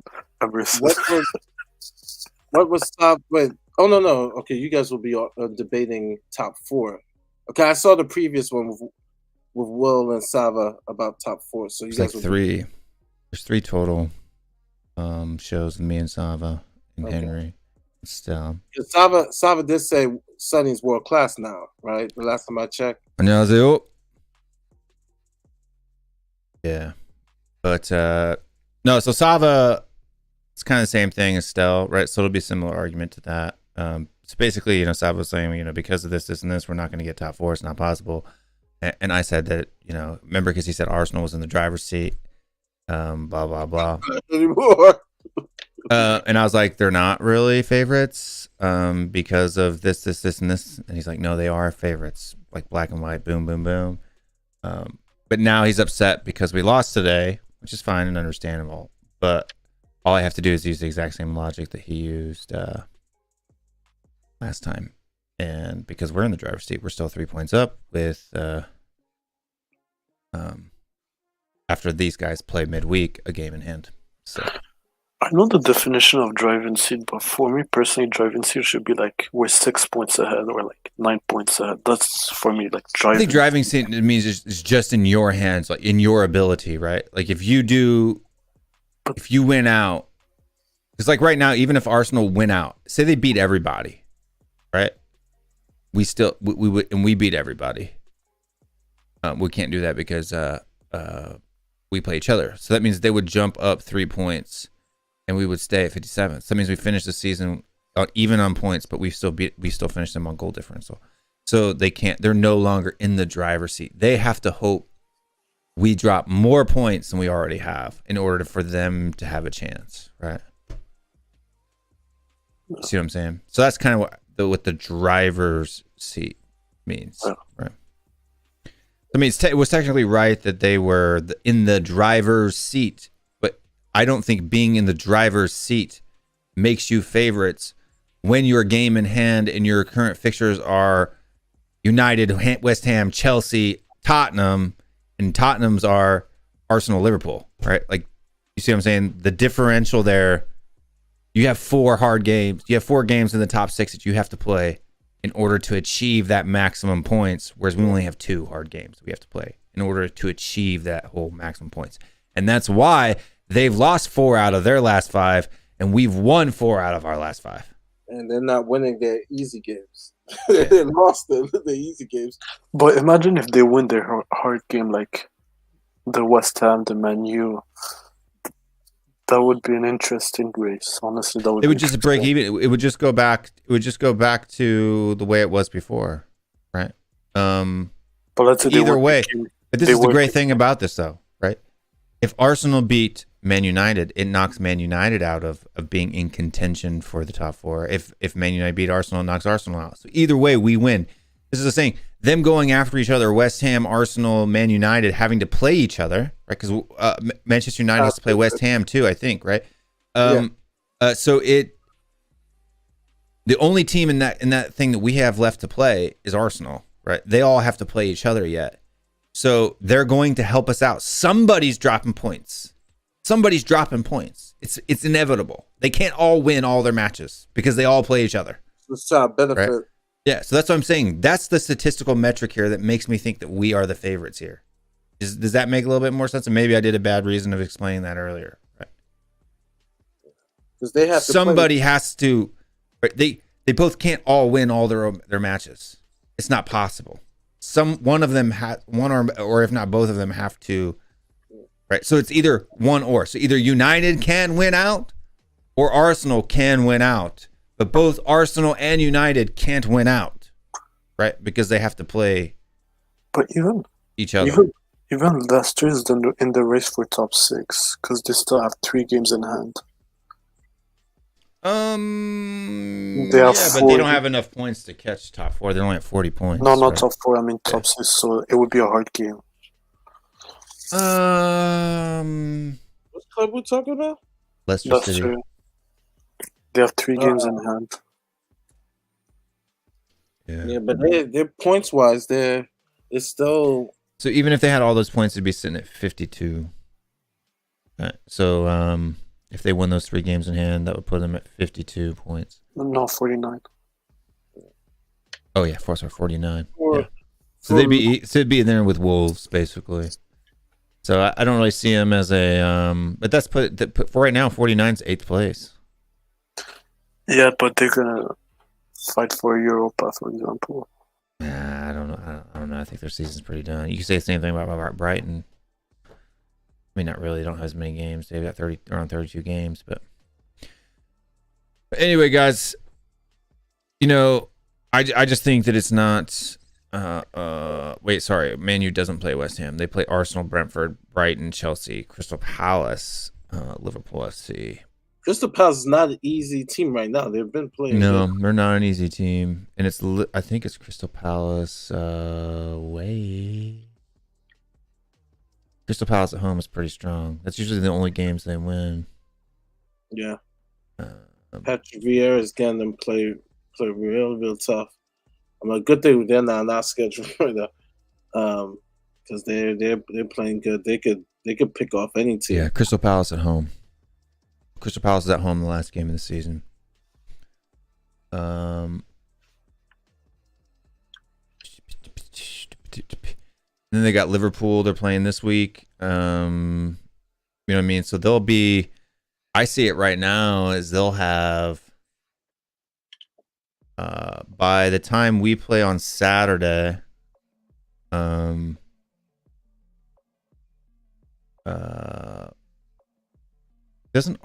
Arsenal play? Man United. Yeah, so they play at 7:30. By the time we play on Saturday, I think we will be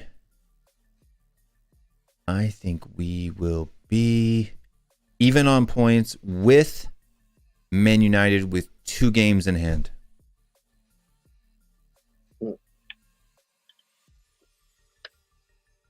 Does that make sense? Mm-hmm.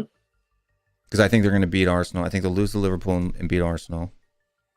And then, so we'll be even on points with them with 2 games in hand. Yeah. And Arsenal will be out of the race. And then we got the goal differential over them too. So even if we like say tie with the same points, it doesn't matter. We still go. Yeah. And so Arsenal will be on 54 points with 33 games played. Manchester United will be on 57 points with 34 games played. And Tottenham will be playing Brentford away, 57 points with 32 games played. So more points, more games to play. So that's why I'm not worried. This game week 33 is going to be a bad one for our competition. Personally, but all right, guys, dude, my back is killing me from sitting in this damn chair. This chair is not comfortable at all. I need to get a new one. Just need a few more super chats. Get a new chair. I've promised my wife that I won't spend any more of my own money on this, so the channel has to fund itself now. So send more super likes, guys. More super likes. Yeah. Chats. I mean, it does all right. I buy things every. Like all the money I make goes right back into the channel. I don't spend any of it on myself. Yeah, because I'm always upgrading, always updating. You know, like different pieces that make things work better. This, that, boom, subscriptions, all that crap. Buying free cameras, that's a waste of money. Let's be honest. No, man, because I do it for. I don't just stream about this. I'll stream about the U.S. men's national team. I can stream about a bunch of different things. I use them for my work too. But the one on top of your head. I already had the camera, so why not set it up? I already had the camera and I already had the camera stand, so it's literally just. So this camera here, and the reason why I don't use this as a main camera. This is my the old camera that I used to use back in North Carolina, right? Before I bought this main one. And that camera there, if I have the autofocus on, there's like that little square box that follows you. You know what I mean? Like it doesn't have a clean HDMI signal. But if I put it way up there and it's on manual focus, right? Then still awake, man. We're about ready to go home. But if I put it on manual focus, then it doesn't have to focus, right? So if I put it on manual focus, that little square in the middle disappears. So when it was behind me, I just would focus it on the monitors manually and just set it and forget it. Up there, set it and forget it. This camera over here, which you can't see because of that light, but there's a camera here and a camera here. I just bought those used off eBay, dude. They're like maybe $500-600 a piece. So the only one that's really expensive is this one. This one's about $1,200. So $2,400 in cameras. I mean, that camera up there wasn't cheap either, but it's older. It's a Canon M5. These are M200s and M6 Mark II. These ones are cheaper. So if you're looking for like a cheap camera, you can check the description below. I have links to everything. Hey, you got some super chats for your chair. Yeah, there you go, James. For a chair, big up, Will. Thank you. Appreciate it, mate. Always enjoy your database analysis inputs. Thank you very much, Jay Vader. I appreciate it.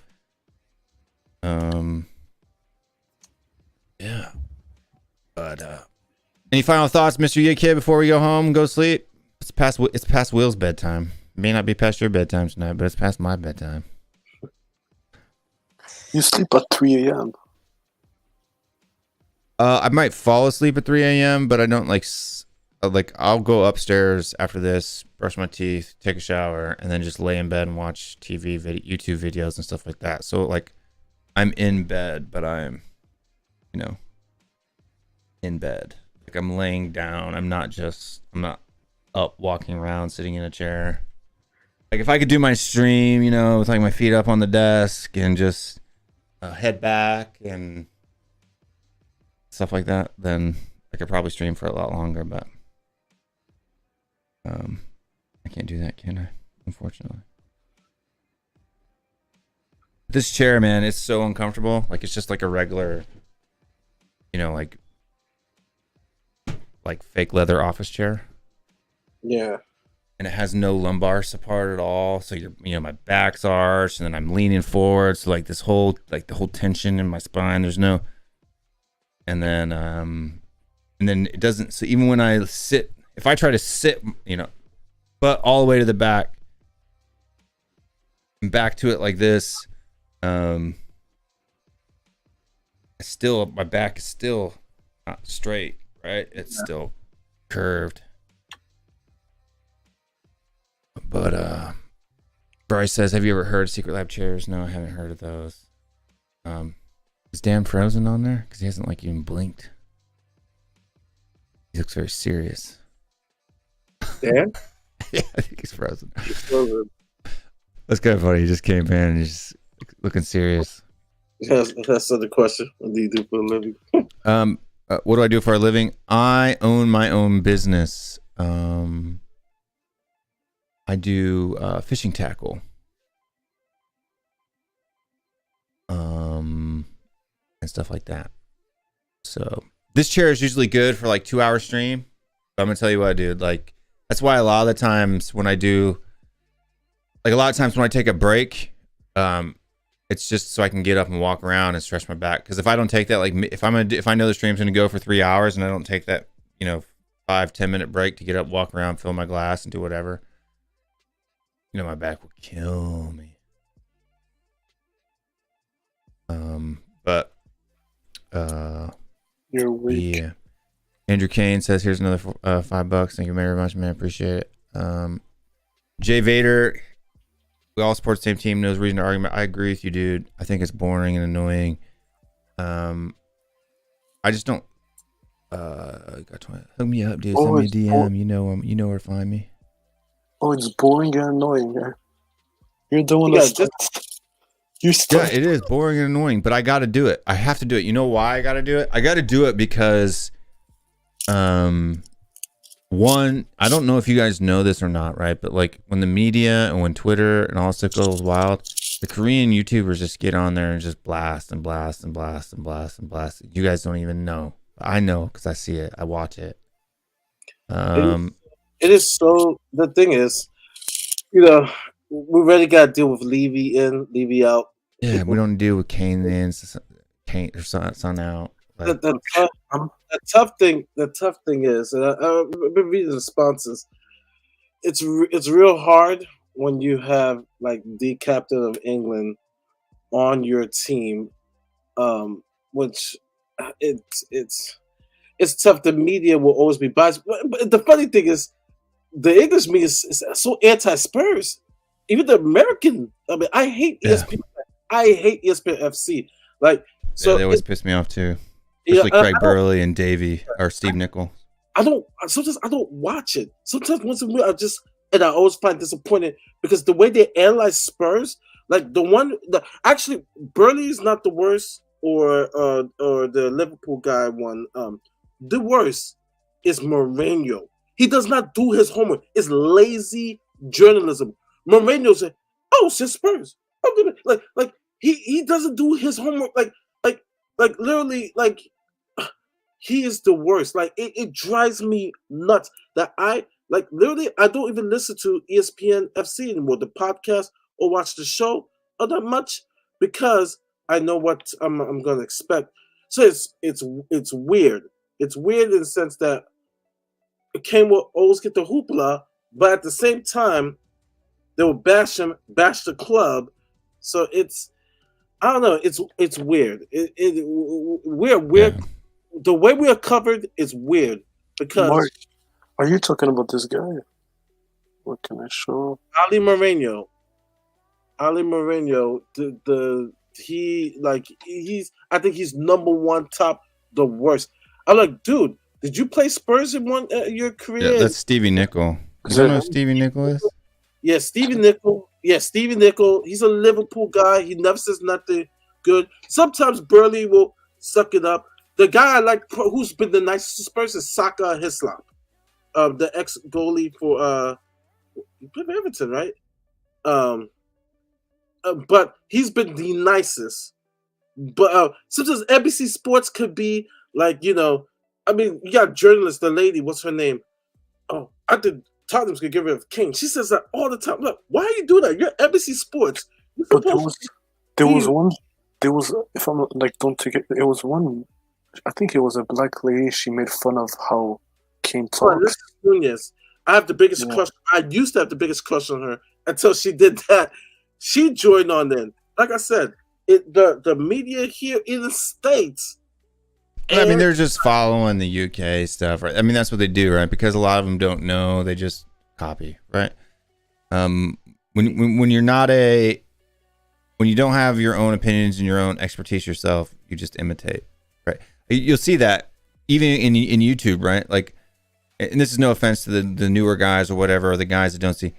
They'll hear like Matt Hayes or Dave say something, and then they just parrot that, right? Because they respect. People, I'm sure people do it with me too, right? Like they'll hear, if they love Son, they'll hear me say something about Son, and they'll just parrot that because they trust they think I'm a reliable source as well, right? Yeah. I tend to not do that so much. Because you're stubborn. It's not because I'm stubborn. It's because I want to make sure that I don't want to be. Like I don't want to be called out. I don't want to run into a situation where I come on a show and I say Son scored 5 goals when he only scored 3. Right? Like that would be embarrassing for me. So I make sure that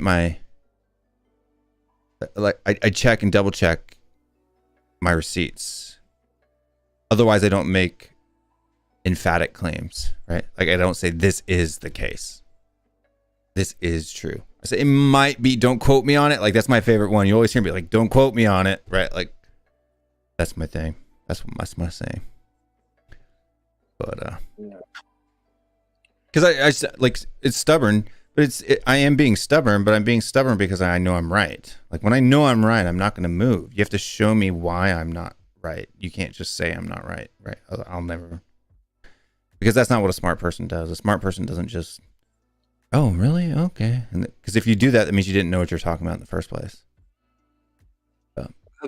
One time I took a picture as well, a picture of Tottenham's top 4, and we actually made top 4. It was a question about Tottenham's top 4 chances, and literally they laughed at my question and stuff like that. And I was just like literally, like just the respect, like.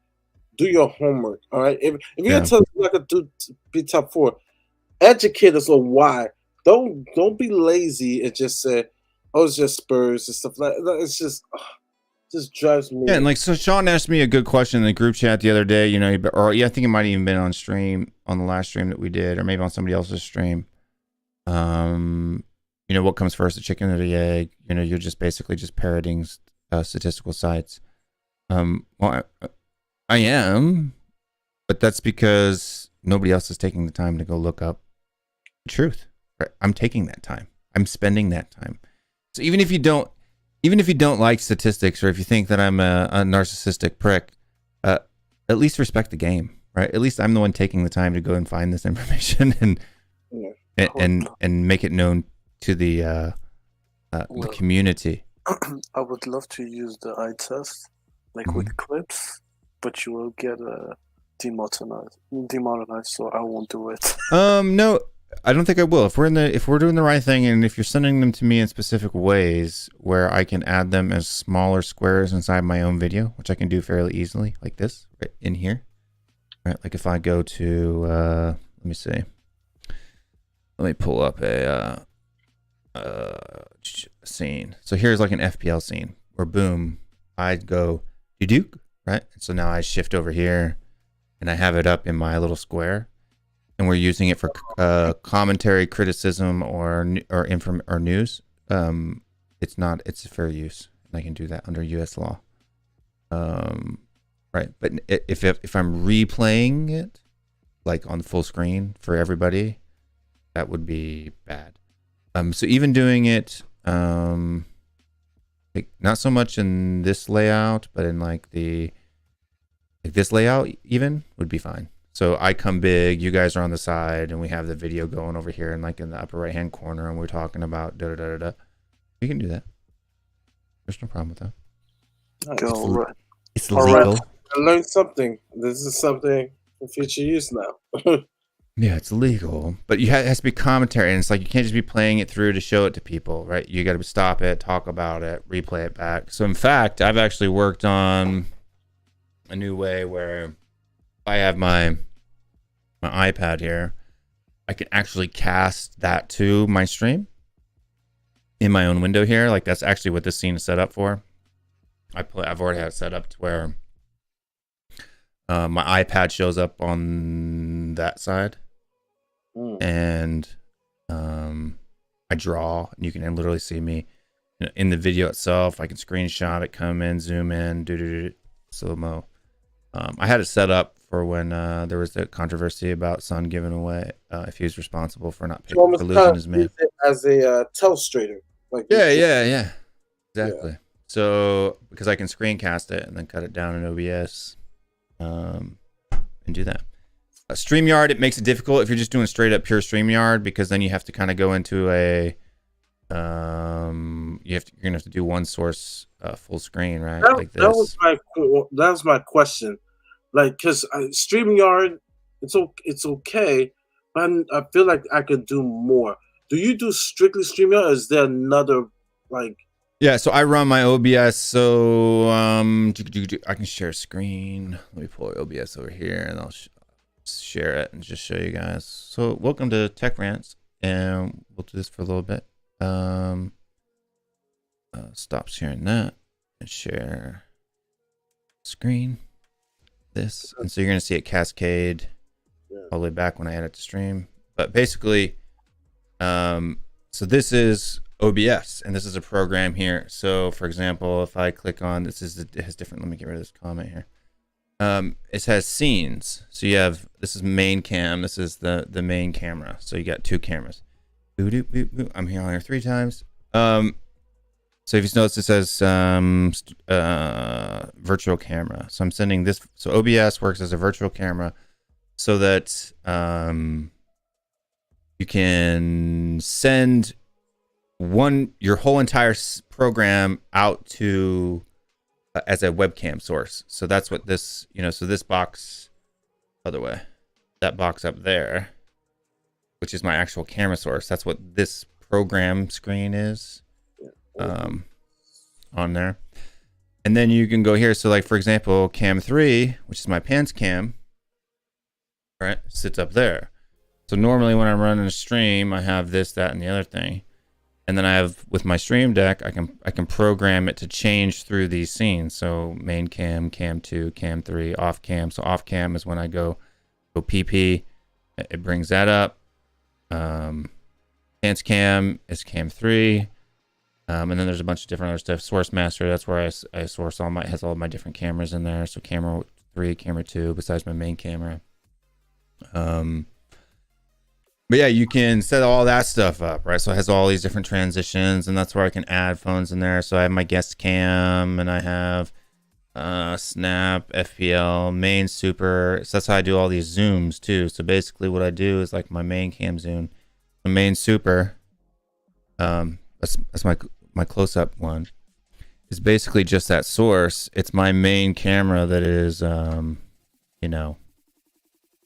basically just blown up real big, right? And so I can even animate this if I want to. So I could even make it like zoom in close and close. Yeah. But with super zoom, I just drag this and make it really big. And I'm giving the entire YouTube world lessons on how to do what I do. Get real big. Then I add sound to it. And when I click the button that changes scenes, you'll watch it switch. Boom, with the sound. Right? Mm-hmm. From one place to the other. So I go to main. That's the main camera here. Right? Boom. Goes to program. Main zoom. So this is when I lean back. So I'm still in frame. So you notice how my head is here. And then when I lean forward, I go out of frame. And I'm good. Nice. Wow, Because, like I said, I definitely want. How much time do I spend being an expert about? A lot of time, dude. And there's a lot of cool stuff that you can do this. You can program transitions. Like I could literally make myself disappear. So basically I would just take a picture of the background, I hit a transition, and I could like have this, Star Trek thing come down, and I would disappear from my chair. Well, you're such a nerd. I know. But and knowing is only half the battle. You got to experience with it. You got to play with it. Yeah. And you got to know how to organize your workload in a fashion that allows you to manage it. Because it's a lot to do. No, I'm glad yo's been resourceful sharing this, because I want to improve my channel, especially now the fact that I'm probably another night I'm gonna do some NFL content when the NFL season comes in. Also, Giants. No, I got some other people who have root for their team. So it'll be the NFL, but yeah, of course I will talk about my Giants. I feel bad. Yeah. So the keys, and if you're setting up your channel, okay, you got what I call the 4 pillars of any video production. Number 1, most important, audio. Most important, right? Like your camera can be dog shit, but if your mic is good, people will sit there and listen to you. Like they don't care. Like Dietrich's boom, he has a decent mic. He's not on camera. You don't see anything except for that old picture of Harry Kane when he was actually good. I'm just kidding. And people don't have a problem with it, right? But number 2 is lighting, right? I could have the best camera in the world, but if the only light I had was let's see. And that I'm gonna make an improvement on. I know you've told me, Mari, but you can tell when it's daylight when my lighting, and you can tell when it gets dark. So I know that's something I'm gonna invest in, because my lighting could be better, much better. Yeah. So like if I turned off all these lights, and the only light I had in my room was this, right? Like even though this camera is still pretty cool and it looks kind of cool, like I'm in this dark, moody place. In the dark room. It doesn't have the same like flare as when they're all on, right? Like it's, you see like when boom boom boom it loads up like, but now it's like my face is clear, I'm separated from the background, the quality, the crispness, right? You can see just even in my beard how it sparkles. It's not.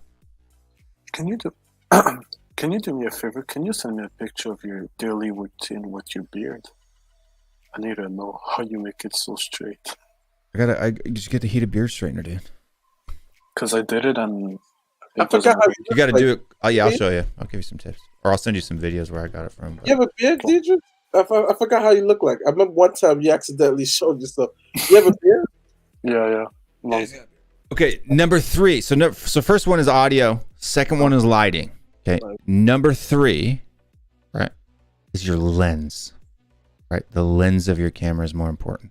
So if I were to go to my overhead cam here. So this camera here, if I were to unplug it and plug it back in, I'm sure I could get it to work. But this camera here and this camera here, this one's $1,200. The body is $800.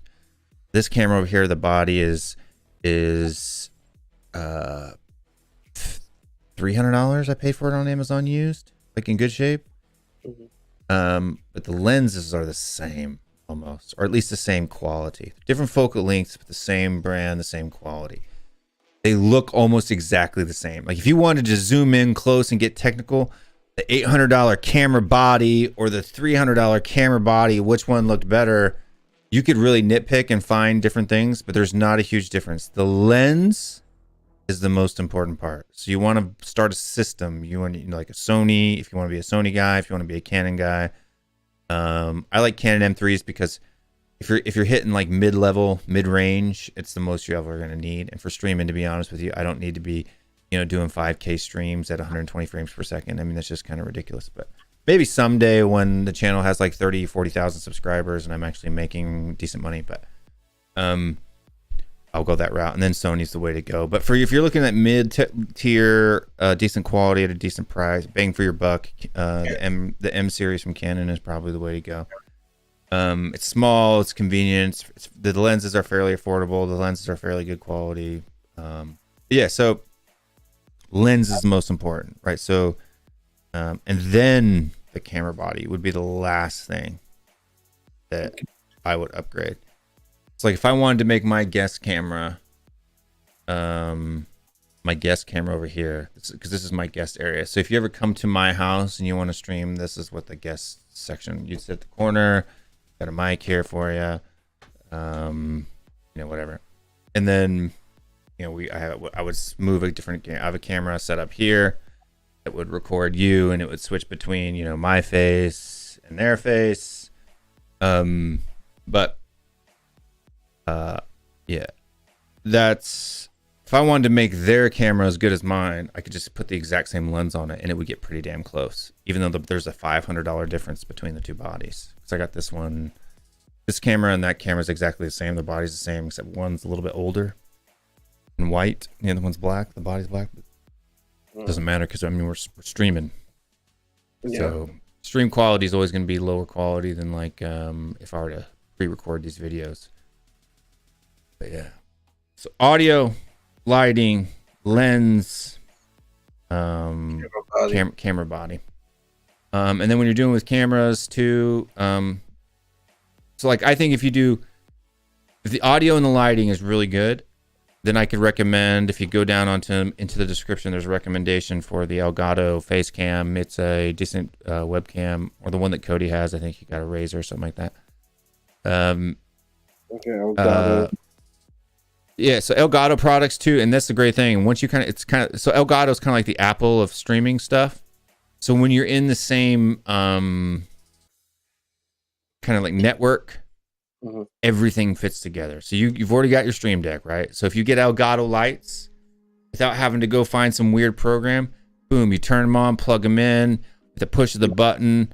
You can turn them on and you can turn them off.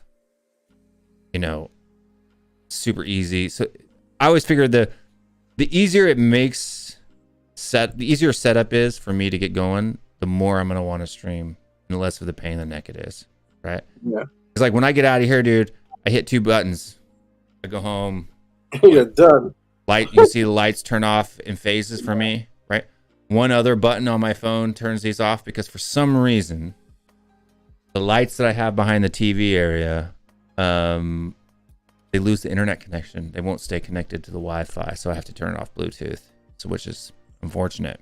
But if you notice, every other light in the room turned off with one push of a button. Yeah. Right? And they all come on. So I just walk in, turn on the cameras. I got a button for that. They stay on all the time. I just turn a button that there's like one of those Wi-Fi switches to the power outlet. Tag that into my stream deck, push a button to turn all the cameras on, push a button to turn the lights on. I'm ready to go. But if I were to have to come in here and click each one of these on one at a time, dude, I'd never get going. I just couldn't be bothered to do all that BS. But yeah, that's the way it is, man. Lens, yep, lens, audio, light, lens, camera body. Yep, camera body. So before I upgrade any of these bodies, I would upgrade to this lens here because this is the best lens. I agree, David. It's the best setup, and yeah. Thank you. Yeah. Yep. Yeah, because I can't think of another setup. Maybe the second best is Expressions, but he gets sponsorship. His is a green screen. Yeah. This is a green screen. Ben and Sim, if they spend a little bit more, like I think. At the studio, a little bit more light. Like I think that the blue lights, while it's very gamer-esque, and I get that, right? Like RGB is kind of outdone. It makes it a lot less boring. Like if I were to just turn you know. So if I were to just turn the RGB off, let's see.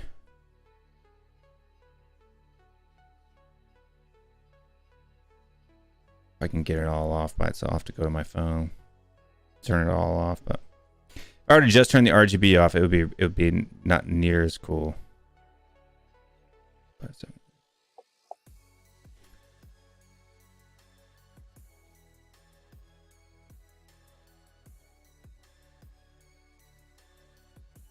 of course, the music in the background. That's yeah, I mean the music helps too and all that good stuff, but yeah.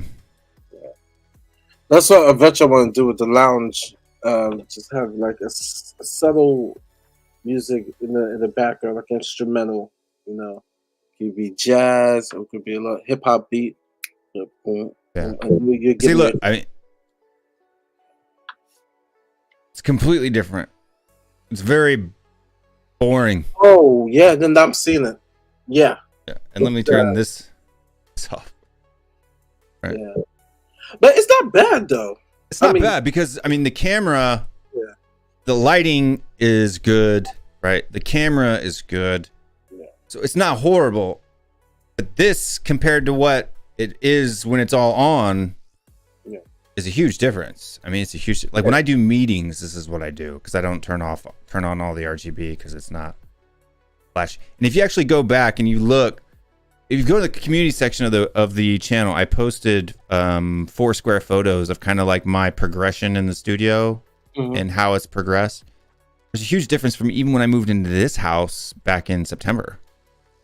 I upgraded a lot of the RGB because RGB has different levels of quality and stuff like that. It's a big deal. It's a good time, but well, thank you for sharing that with me and also. Yeah, see, and now if I switch to my pants cam scene, because now when I push that button, it turns off that camera because it's too high for me to reach with my hands. I switch back to pants cam. You can see that it's turned off. Yep. And then when I turn it on, there it goes. Manual focus. Pants cam's on and all the lights are on. Yep. So yeah, so I mean, even though it was just this panel, the lights behind the TV, there's not a huge difference there. But even just turning those 4 lights on, makes a difference. Yeah. In the way that it lights up the room. So because the overhead light is not on. This room is completely black when I shut everything off. Folks, I'm out of here. I'm done. It's way past us. Said we're going to end about an hour ago. Yep. Folks at home, we'll be back for the post. Check Henry Wright's channel tomorrow. It'll be me, Stel Sava, going at it, fisticuffs, boxing gloves on, ready to go. Then you can find us on. I'm gonna try to do a midweek stream this week. I keep saying that, but it never happens. So I should probably just stop saying it and just surprise people, rather than disappoint. But PC match out. How did, dude? Like all of this together, couldn't even tell you, dude. Roughly. Thank you. No, it's probably closer to 10K to be honest with you. Probably more around at 7. I'll figure it out in October when I have to pay taxes. But I mean, because right now, dude, I bought a lot of this in little bits and pieces. The TV I've had for a long time, the balls I've had for a long time, except for that one, obviously. But I mean, like that ball right there, I've had for years, right? That's 18-19 Premier League ball. This kind of stuff. Little knickknacks, the desk I built myself, the audio stuff, probably got 7,000-8,000, probably. The lights aren't super expensive. They're really good lights. They're affordable, about $100 a piece. But I have 4 of them. One of them, the main light here, is $200. Yeah, dude, $6,000-7,000, and I make about, if I'm lucky, $150 a week on the channel. A little bit of a hole, but I'm invested in you guys at home. At home. Mega fun. I'm gonna be here. I'm gonna be an old man, 50s and 60s out here, screaming about something, man. Y'all remember that something man back in the day? Well, he was all good. We was scoring goals. Remember when we won the quadruple? Yeah. Roll out here in my wheelchair instead of my office chair. That's gonna put me in a wheelchair, and I'll be arguing with you. Yep, it'll be funny. Like Dietrich, Kane, yo rascal, get your cataracts fixed. Yo, son of a bitch. Liam said stream just started. Hell no, we're going home. It's just ending. We're ending. David's like, I can see that. Yeah, that's gonna be funny. But all right, folks, I'm freaking out of here. My back's killing me. Stay strong. Stay Spurs. We'll see you next time. Peace out.